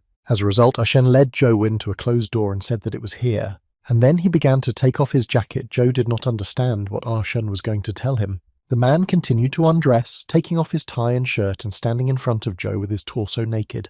Shen apologized to Zhou and said that he wanted the young master to see that almost all the scars on his body were from deep wounds. None of them would ever completely heal, and some of them were extremely large. Zhou stood in complete shock at the sight of a body he had never seen so damaged before. Meanwhile, Shen said that he had received all these scars over the years of battles with different dimensions, and that Zhou and he would face much more serious difficulties in the future. Zhou Wen did not fully understand what Shen was trying to tell him. The man explained that after the world changed, the border between the dimensions and the human world is constantly guarded. In fact, the vast majority of those who have been in those safe zones for more than half a century do not know that in this fragile world, various creatures from the dimension have been appearing on the territory of the Federation lately. Now Zhou thought about it. It turns out that the sea serpent and siren that attacked him once broke the ban when they broke through from the dimensional territory. And Shen went on to say that everything is much more serious than one can imagine. No one knows what caused these changes, but beings are constantly appearing that violate the ban, and if this continues, the ban will be leveled in principle. Then the strongest beings from the dimension will arrange a real massacre here.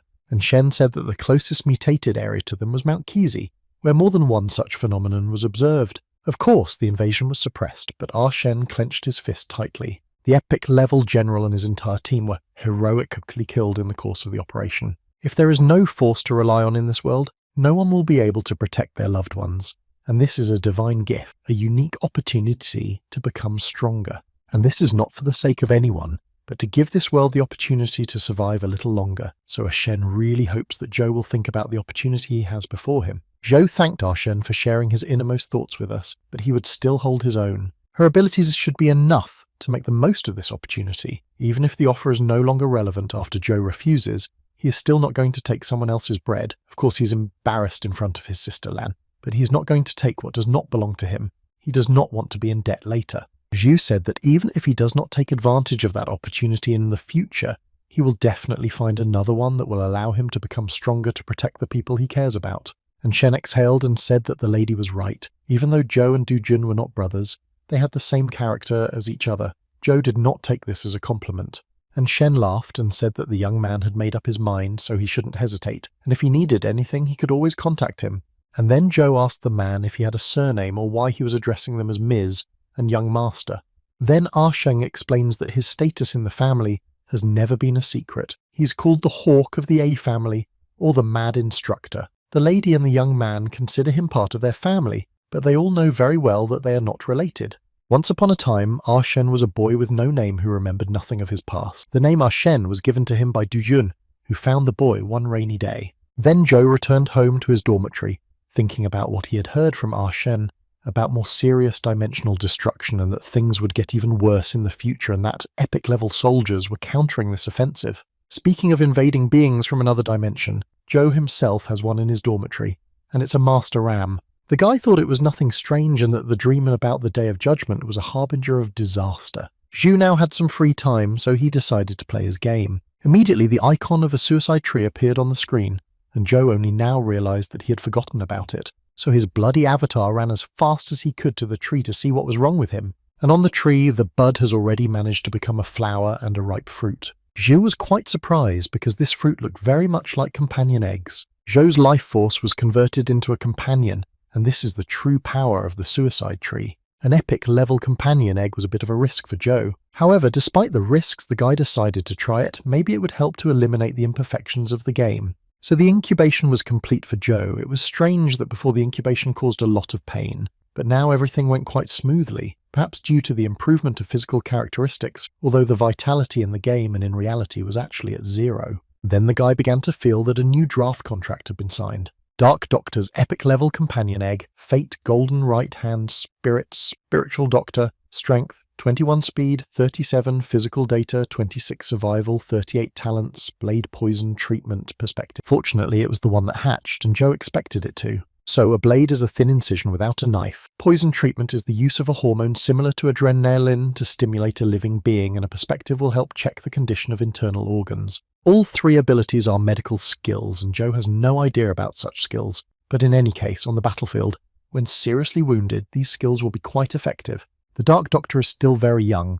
Perhaps he will be able to reach the epic level and the vision of the Doctor of Souls. Then there would have been a terrible pressure, and if not for the appearance of the mysterious consciousness, Zhou would not have been able to move. Low-level egg companions grow very slowly, but where can Zhou get an epic-level egg if he can't defeat any of them? So it's a vicious circle. Then the guy thought that if he teamed up with capable companions, he still had a chance to defeat a not-so-strong epic-level creature.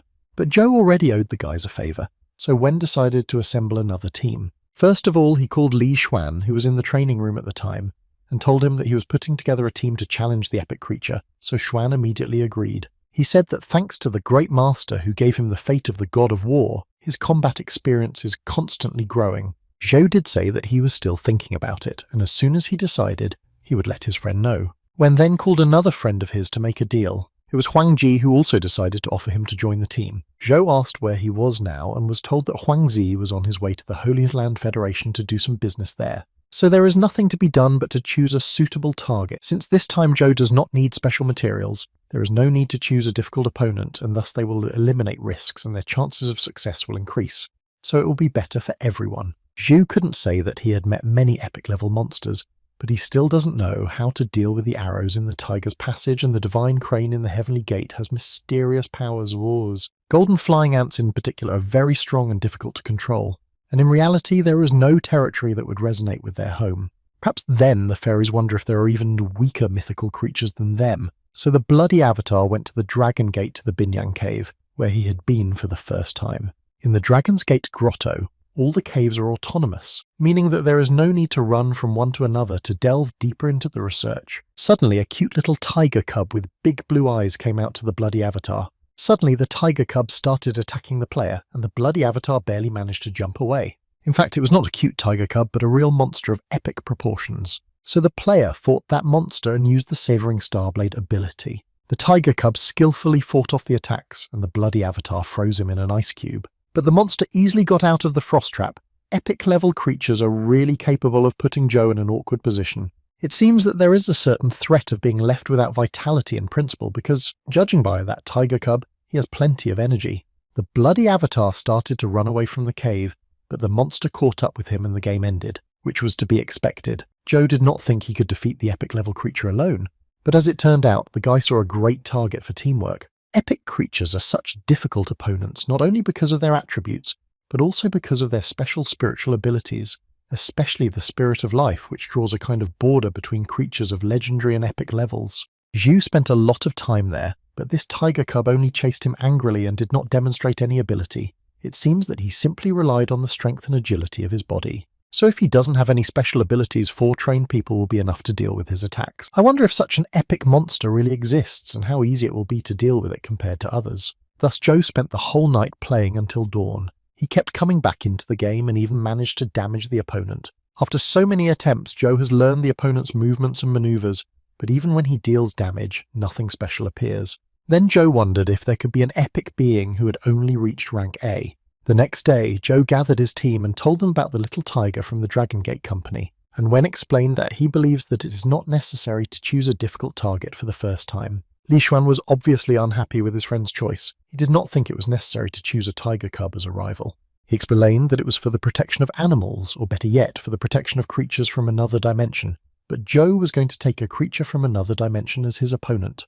Li Xuan said that there is some information on the forum about the tiger, but its origin and characteristics are unknown, but it is called the Tiger of Happiness and does not seem to have any specific attributes. But some scientists agree that if you tame it, the probability of getting the desired artifacts or a companion egg with certain attributes will increase significantly. According to an ancient legend, a tiger once sacrificed himself to feed the little Buddha, and therefore being eaten by a tiger is considered a great fortune. So even though the little tiger is recognized as the weakest creature among the epic level, its rarity and special position are undeniable, and there were even fierce battles that it provoked. Eventually, this alarmed the Federation, and the cave was heavily guarded for a long time, but there are certain rules regarding the entry and exit of the cave and the time spent in it, so Joe's team decided to go to Binyan Cave. It's not always possible to find this cave. The chance of finding it is 1 in 10,000. The probability of finding the entrance for 1 to 5 hours is 99%, and for 72 hours, only 1%. And by the way, you shouldn't even think about cheating because any attempts will be severely suppressed. So Zhou and Li Xuan, Feng Chuan and Xiao Xiaolu entered the Dragon Gate Grotto. They needed to choose something, and Xiaolu offered her services in this regard. So the girl whom Zhou had trusted with his choice more than once drew 4 cards. Then she said that now everyone could enter the cave. The guard at the cave was shocked that they were able to win 4 special prizes in a row without even feeling any interference from the Force. He radioed for someone to report to the maintenance department because he suspected that the car might have broken down. And the guys still couldn't understand how Xiaolu managed to do it. It was the same as winning 4 lotteries. But the girl modestly replied that she just pressed the button a few times. Feng Chuan said that Li's family lives in another region, so it's okay if you haven't heard of it before. They tell us, among other things, that she took a lottery ticket with a $10 million prize that fell on the same day shortly after she was born, and how she bought a latch with a super rare crystal for $3 from a street vendor in elementary school, and much more. Li Xuan interrupted these stories about Xiao Xiaolu's good fortune and told Quan not to annoy him. Then Feng Quan pulled a coin out of his pocket and asked Xiaolu if he had heads or tails. The girl looked at the coin and said that it would become a rib. Li Xuan immediately shouted if there is such an option. Feng Chuan flipped a coin and Xuan said that he wanted to try to guess as well. Eventually the coin fell on an edge, spun around its axis and stopped. Li Xuan sweated 7 times while this was happening, and Zhou once again noted that Xiao Xiaolu was very lucky. Li Xuan went up to Xiaolu and said that who cares about this damn tiger? If they have her, and asked if she wanted to go to the gambling town tomorrow. Xiaolu refused, and Zhou said that they hadn't come here to fool around. However, Xuan said that there is no need to get out of hand. A small tiger does not appear in a certain place, and many people who had a short time to enter come back with nothing, and they have 3 days of free time, so they can take their time. Suddenly, Zhou heard Xiaolu shout that he was already here and even started to attack. The little tiger cub appeared suddenly and approached the uninvited guests. Li Xun said that everyone should be careful, because no matter how weak the epic class is, it still poses a threat. Zhu took over and told everyone to do as he said. Meanwhile, the cave guard was checking the machine's serviceability, and at the same time he learned that Zhou Wen was actually one of those who had recently participated in the Enako contest, and they had won 72 hours of free entry, so the guard was not sure when he would show up. Anjing was in touch with him, and she urgently needed her half-brother, otherwise it might be too late. Jing came to the Dragon Gate Grotto, and the guard asked her not to bother a hard worker like him, because it's not that he didn't want to help their family. But Binyang Cave is under the authority of the Federation despite being located in Luoyang, so everything must be reported in detail unless she has the highest permission from the Federation's parliament. And the guard concluded his speech by saying that you have to follow the rules everywhere. Meanwhile, Zhou Wen and his team fought the tiger that was attacking them. Li Xuan asked if this was really an epic class creature. He thought that everything was too simple than it seemed at first, and Zhou in turn asked if his friend still did not understand the true reason why everything was so easy. The coach's instructions practically broke through all the attacks of this tiger. Xiao Qiaolu stood next to the creature. The tiger was now tamed and he obeyed. Then the monster turned into an egg and did so completely voluntarily. The girl asked if the boys would mind giving her this companion egg, and in return she would do them a favor. When the guys agreed so easily, Xiaolu was pleasantly surprised by this act. The girl said that she was not going to monopolize it. She could pay for it with money or something else. Li Xuan said that she was a member of their club. He came here to compete with old Zhou, and he had no shortage of money. And Feng Quan said that he didn't need it either. He would do as the coach said. Zhu wondered what was happening because exchanging an epic-class companion egg is not an easy task, or if it was for Xiaolu's favor. The little tiger cub will not appear again soon. And Feng Quan said that Zhou can call him whenever he wants, and Li Xuan asked if Xiaolu would like to become their club's mascot. As soon as the team left the cave, Zhou saw the guard looking at him strangely. Then he saw Anjing and decided to run away as quickly as possible, but his sister shouted at him not to pretend that he hadn't seen her because she had come here for him. Jing asked Zhou why he had given up his right to the divine gift, and he was very reluctant to discuss the matter with her. The guy said that this right did not belong to him, and he had no idea why he had it, and since he had taken it from Jing, wasn't she glad that he had given it up? Anjing asked if that was the only reason he had given up his right to the Holy Land. This made her very angry, and she asked if he really wanted to offend her. However, Zhou said that this was not what he meant, and Jing said that if that was the case, then let her brother show her his true nature. She challenged Zhou to show the power of the one who forced her mother to change her privileges. Jing wants to see what exactly is getting in her way, and not let her shy away from it. The girl then reminded him that Zhou owed her a debt and whether he was going to evade it, to which Zhou replied that he was not. Anjing then firmly stated that she demanded that her half-brother fulfill his obligation to her immediately, and the girl voiced her wish to the Isa Mei that Zhou would take the territory of the divine gift for her. Ying said that looking at him, she could bet that he didn't know the details of the divine gift yet, so she was here to teach him. Zhou took it as if his sister was trying to learn what it was like to be a teacher. The so-called territory of the divine gift is actually a special huge area. There live powerful beings whom people call demigods, who not only possess terrible power, but also recognize people who have gone through their trials. They also endow such people with ancestral lines, making them carriers of a special kind. The 6 heroes they are now familiar with are the first people to receive 6 types of bloodlines from the demigods, and their descendants will inherit a bloodline, such as the Holy Emperor's body that John used during the battle is one of them, but the bloodline of the descendants will not be as strong as the first. Zhou asked, if this is a power that can even change bloodlines, why is the right to the divine gift given only to the younger generation, and why do high-ranking experts have nothing to say about this? Jing replied that it's not that they don't want to, they just can't. They say that in the demigod domain there is a restriction that only specialists of the legendary class and below are allowed to enter the territory of the divine gift. Now Zhou understood the words that Sister Lan had said that Antianzu was too strong for the divine gift, and Jing added that this was one of the reasons. It turns out that Antianzu participated in the previous divine gift but did not receive it, although it would be more accurate to say that no one received it that time. Jing'e called her mother and told her about the conversation with Zhou. Wu Yanglan turned to Arshen and said that Zhou Wen had agreed to go to the divine gift territory on her behalf, and she hoped that her husband would go with him. So Arshen went to Zhou and told him to just clean up a little bit and he would prepare everything he needed. Zhou agreed to this and began to pack up his belongings. He had an interesting bracelet. Once a young man asked his mentor whether he knew about grace, and Wang Mingyuan replied that as a scientist of the Age of Dimensions, it was logical that he knew something more than ordinary people. My mentor had a bracelet with a white oval bead on his wrist and he took it off. The teacher gave it to Zhou and said that he originally wanted to make one for each of his students, but since he was going on a long journey, he would receive it first. Zhou wanted to ask him something and his mentor told him to use the bracelet as a talisman. While Wen was preparing for a long journey, Li Xuan came to him. He told his friend that this is not how it is done,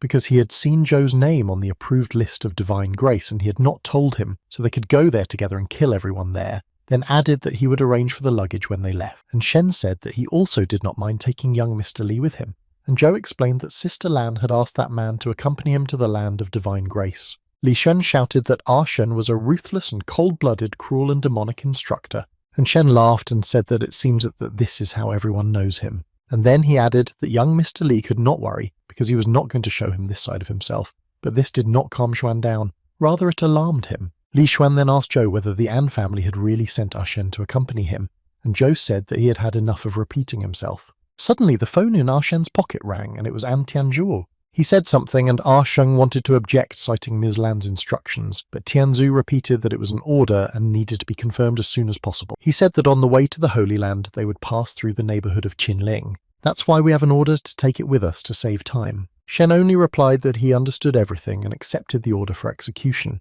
Then An Tianzhu immediately hung up the phone and the man turned to Zhou and young Mr. Li. And Shen asked the boys if they'd wanted to stop by Qinling on the way to have a look around, since they wouldn't have to turn off anywhere. So the three of them set off on the road, and in the car Li Xuan asked Shen why he decided that they needed to go to Qinling because it was a land that was not controlled by anyone, and the man replied that he was not an ordinary person, so sooner or later he would understand everything himself. And this time they need to make a stop to find out if there are any measurable mutations in the Qinling territory. This answer about mutations surprised Xuan a bit, and he decided to ask his old man about it upon his return. Zhao remembered that Qinling is not so far from Luoyang, so is it possible that mutations have been noticed in that area?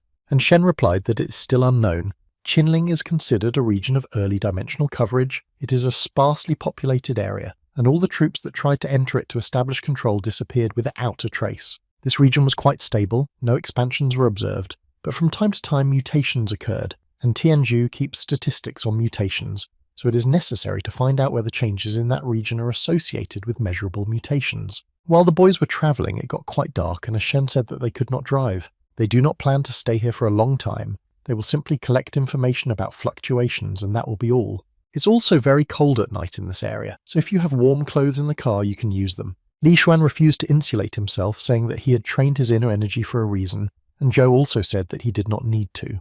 The ancient emperor's Sutra is resistant to cold, and he activated it. Suddenly a little bird landed right on Zhou's head, and Li Xuan laughed at him and said that his friend liked animals. Then Xuan decided to take a closer look at the bird to see if it was actually a living creature, and Shen said that this kid seems to be masking his aura, and he can't reveal the level yet, but it should be in a safe range. Li Xuan laughed even harder because Shen could not tell if this bird was something scary. Xuan touched the bird and felt that it was very soft and did not seem hostile. It was so well settled in Zhou's hair that he should keep it as a pet.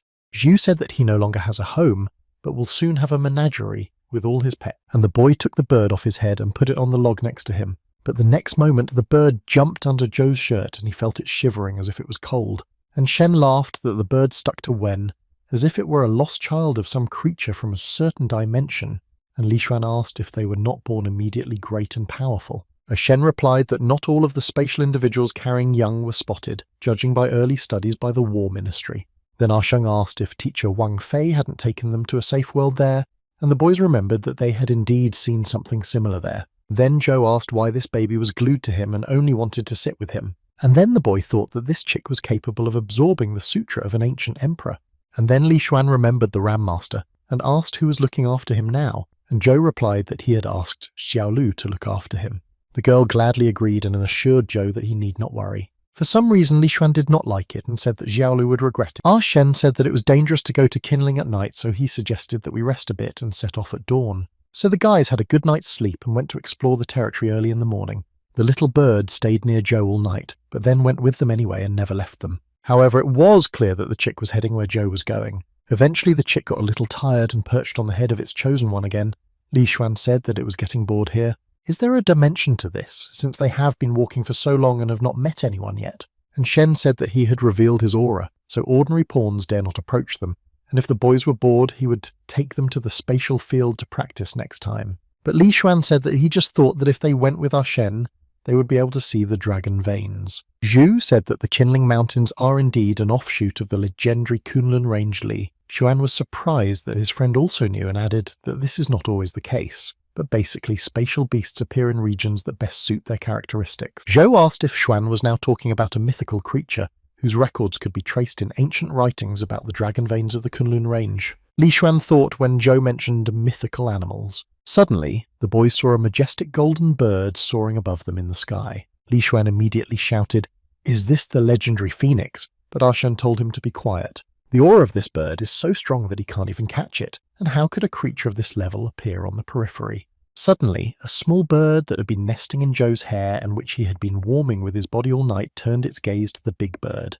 Everyone saw that the bird had small chicks on it that looked identical to the little ones that had clung to Zhou, and Li Xuan asked if the big bird had thought they were egg thieves. Then the big bird came down and the little bird flew to it and they all flew away together. Li Xuan gasped that the bird decided not to attack them and just flew away, and Shen said that perhaps the bird realized that they had no hostile intentions, so it did not attack. Then Li Xuan said that Shen was not the last person in the war ministry, so didn't he know either?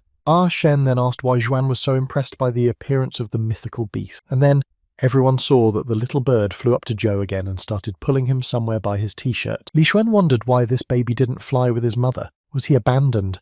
But Brother Shen said that this was an off-territory area, and the phoenix could only appear in such a place for a specific purpose, so maybe he wanted to find someone. But the chick did not lag behind, but only chirped it loudly, so Zhou thought that it wanted them to follow it. So the boys decided to follow the chick and eventually came to a huge tree with yellow leaves. And Shen said that according to legend, the phoenix cannot live anywhere but the Chinese umbrella tree, and it seems that this is the territory of the chick's mother. Zhu said that most likely this kid had sneaked out of here and got lost. The tree was growing quite far away in a large clearing, and Zhou asked if they should go to explore it. Li Xuan was categorically against it, saying that it was the land of a legendary mythical beast, so it was extremely dangerous. However, Zhou said that in his opinion everything would be fine because they were already on his territory, and he had not attacked them or even tried to drive them away, so if they did not show hostility, everything should be fine. And Shen agreed with Zhou, saying that the owner himself was allowing them to come in, so they would try to dig a little deeper, and then maybe they could collect the spatial information Tianzhu needed.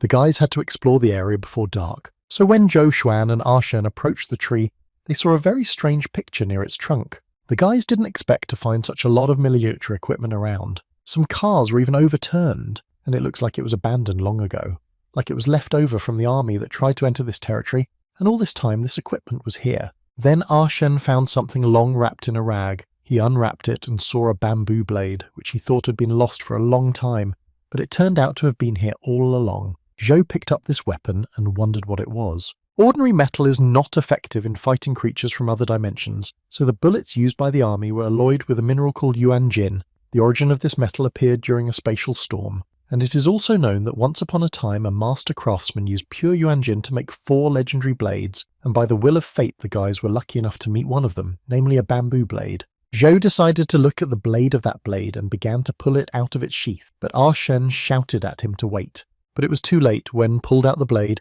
waved it in the air and said it was beautiful. And Shen held his head and said that it was too late to say now, but opening the scabbard was considered a ritual of recognition for the master. Li Xuan said that this was a very cool thing, so why was Brother Shen so excited? Xuan suggested that they look around some more, and maybe they could find another one, and Shen laughed that it would be more than just luck. But it is known that the owners of those 4 blades ended badly, including the owner of the 4th plum blade, who was once such a dazzling but too early gentleman, the past head of the An family. Zhu immediately realized that it was An and Tianzou's own father. Then Shen asked Zhou to give him that bamboo blade. He took the weapon in his hands and immediately injured himself on it, which he expected. A real gentleman will fight to the death, otherwise you will get into trouble, Zhou admitted, but it is better not to use it if possible. Then the boys decided to examine the tree a little bit. Probably it was the same one where the mythical phoenix lives.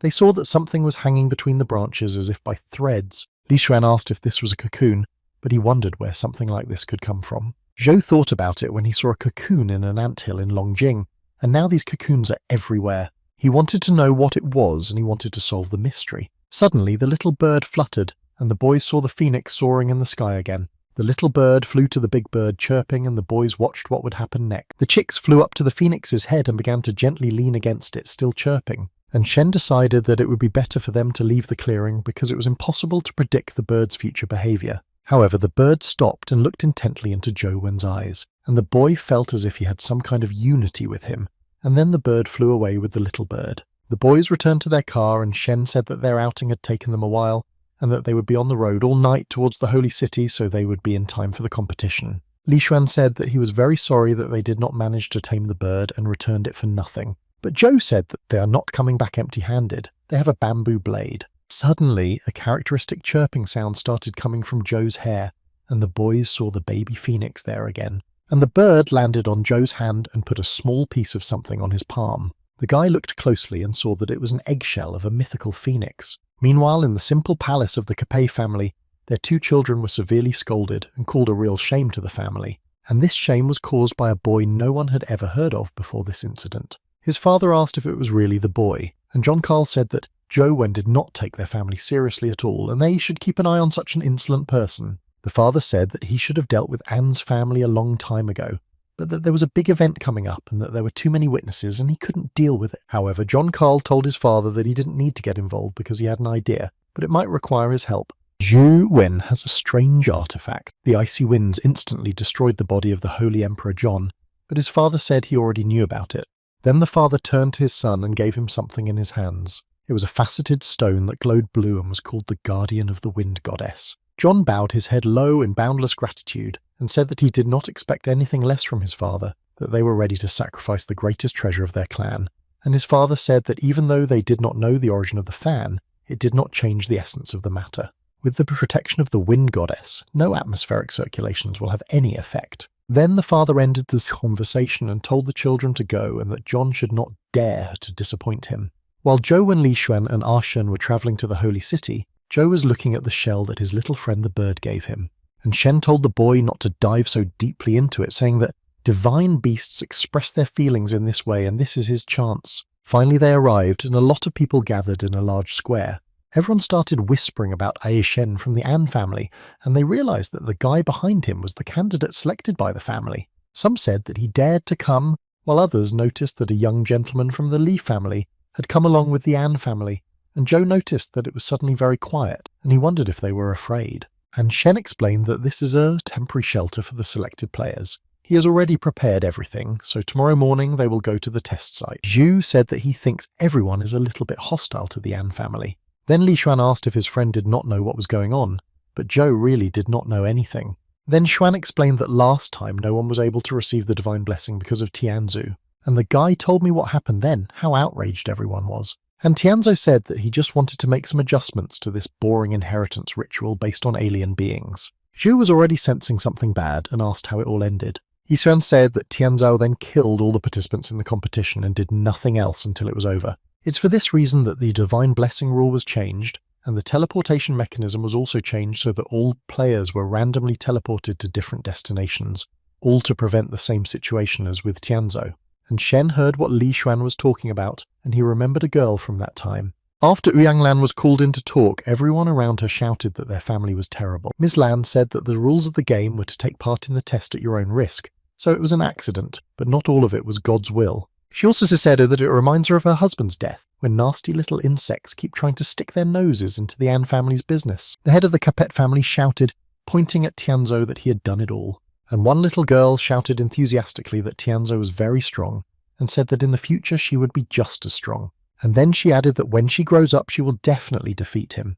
There was a black-haired girl sitting on the edge of a tall building, and she said he didn't come. And then someone came up to her and said that he had finally found her, and the girl said without turning around that she was not going to participate in his stupid plan. It was John Carl who came to her and told her not to forget that she was also a member of the Lewin clan and that it was their duty to protect its reputation. However, the girl was not the most forthcoming. She scratched Carl's cheek and walked away. John Carl fell to the ground and the girl said she would not repeat it again. And then she turned and asked if Carl thought he was strong enough to tell her what to do. Zhou held the companion egg in his hand and asked Ashen where it came from. The man replied that Miss Lan had asked him to give it to her before she left. She said that even if he didn't need other companions, he had to accept this one. Ms. Lan managed to get him from the spatial dimension. Shen also said that Zhou could not refuse, otherwise he would have dinner with her and Miss Jing every night after his return. So Zhou accepted the gift, and Shen decided to wait for the results of the assessments and wished the boy success. Zhu immediately went to look at the characteristics of that companion egg. It was a golden, armoured beast of legendary level destiny, Iron Guardian. It had a great build and a defense buff, so it appears that Ms. Lan had prepared. Li Xuan was sharing a room with Zhou at these competitions, and he asked his friend if he had already decided which temple he would go to when they arrived in the Holy Land. If he is not mistaken, the An family's Burning Light technique should be in the Temple of the Sun God. Mastering the Burning Light technique through tempering is the final stage of the process of obtaining the body of a sun deity. Li Xuan said that he was not very knowledgeable about this, but Zhou's life spirit was not at all like the aura emanating from the Burning Light technique. Zhao replied that he did not practice it, so he did not care where he went, and Zhuan did not look like he would practice something like that. Li Xuan said that he knew what his friend was thinking personally. He wanted to go to the Xuantian temple, and since they were being teleported at random, he suggested that they meet there, and then they would go wherever Zhou wanted to go. The Luoying clan does not like the An family very much, and there is also John Carl with whom Zhou had a conflict, so the boy should be careful. But he said that he is not interested in these clashes, and in the worst case they will have to meet them. Zhou then told his friend that Ms. Lan had prepared a fighting pet with a defense buff for him. Xuan said that the An family was very generous in donating the golden armored beast, and then he laughed and said that he had also prepared and decided to demonstrate how. The guy stretched his hand forward, a purple light appeared, and then a magnificent sword. The Thunderbolt deity is a legendary companion pet with incredible attack power that is unmatched. Li Xuan said that it was an extremely rare species and he was very pleased to have it. Zhou asked where he got the deity from, and then he realized that his friend must have asked for help from Xiao Lu to do this. So the guys were ready to start the competition, and for this they went to a general meeting where the interdimensional channel was soon to open. Zhou and Xuan passed the identification and moved to the center. Slowly, all the participants of the competition gathered and also took turns in the identification procedure. Zhu Wen and Li Xuan wished each other luck and agreed to meet at the Xuantian temple. So each participant was teleported to a different place. Zhou transported them to a huge space among some ruins. In any case, the guy decided to use the map prepared by Shen at the beginning, and then they will meet with Li Xuan. And then suddenly Zhou heard someone from behind him saying that he had greatly offended the Cape family, and how he had the courage to come here after that. Zhu Wen saw John Carl in the air behind him and said that he was obviously well prepared. Carl had many different companions around him, and he said that it was not difficult to ask the head of the Cape family, who is an elder of the Holy Land, to change several teleportation points. John Carl laughed madly and said that this time Zhou Wen would not escape. Wen grabbed the shield given to him by his mentor and pulled out a bamboo blade and said that he didn't have time for these scripted conversations, so it was time to get started. John Carl was even more angry at his opponent's self-confidence, saying that he was behaving very arrogantly and began to attack. He was flying at the boy on a huge bird, but along with Zhou there was a small bird that hid in his pants pocket, and it peeped out and chirped. Suddenly, John Carl's birds just disappeared as if they had never been there, and he and his associates fell from the air to the ground. The birds disappeared and their riders continued to fall almost to Zhou's feet. The boy knew that any creature would bow its head before the mythical phoenix, and in his pocket was a baby bird. His companion Venya managed to activate the skill on his own, and John and his associates were surprised to see how this could be possible. Then the enraged Charles shouted to all those who came here with him to immediately kill Zhou Wen. The enemies rushed to attack, and Zhou told the chick to hide deeper, and he would deal with the attackers himself. The boy used the Banana Fairy's fan to summon a solar vortex, and immediately the vortex began to move toward Carl. However, this time, John was protected by the Guardian of the Wind God, who neutralizes any atmospheric circulation, so the solar vortex did not touch him. Carl laughed after a small victory over the vortex and said that they would see Zhou without his fan. All of John Carl's companions rushed to attack Zhou using all their abilities and artifacts, but Zhou fought with dignity. Carl was furious that after using a skill that consumed an incredible amount of life force, Wen was still in the field. At that time, Zhou's Essence of Destiny was activated, and John again rushed to attack the enemy along with his many companions. Now Venya's essence is an evil deity, and the boy skillfully destroyed all the crows on his way as soon as they tried to do him any harm. And then John Charles tried something else. He ordered his associates to stop Zhou Wen, and he summoned a square sphere, an insurmountable wall to keep his opponent away. However, Zhou could not be stopped, so he smashed the square sphere with a bamboo blade. And the very next moment, he was standing in front of his enemy in full combat readiness and completely unharmed. In the end, John Charles decided to use his strongest ability, the Holy Court, after which Zhou was to die. After using this deadly skill, Carl came down to the ground and said that it was finally over and decided to look for a place to recuperate.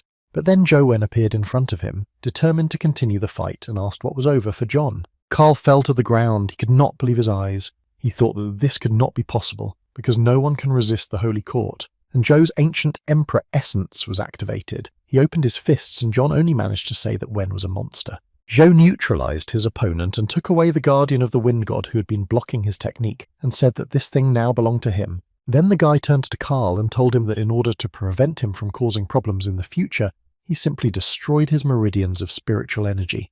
And then Joe turned to the girl standing behind him without turning around and said, why was she hiding if she hadn't done anything yet, which meant that she was not hostile, and he needed to meet with a friend, so let her excuse him for not being able to give her his time. Then she added that Joe is very strong, and although she was teleported to a place she would not have wanted to be, she enjoyed the spectacle to the fullest. And at the end of the conversation, the girl said that she knew the guy's name. His name was Joe Wen.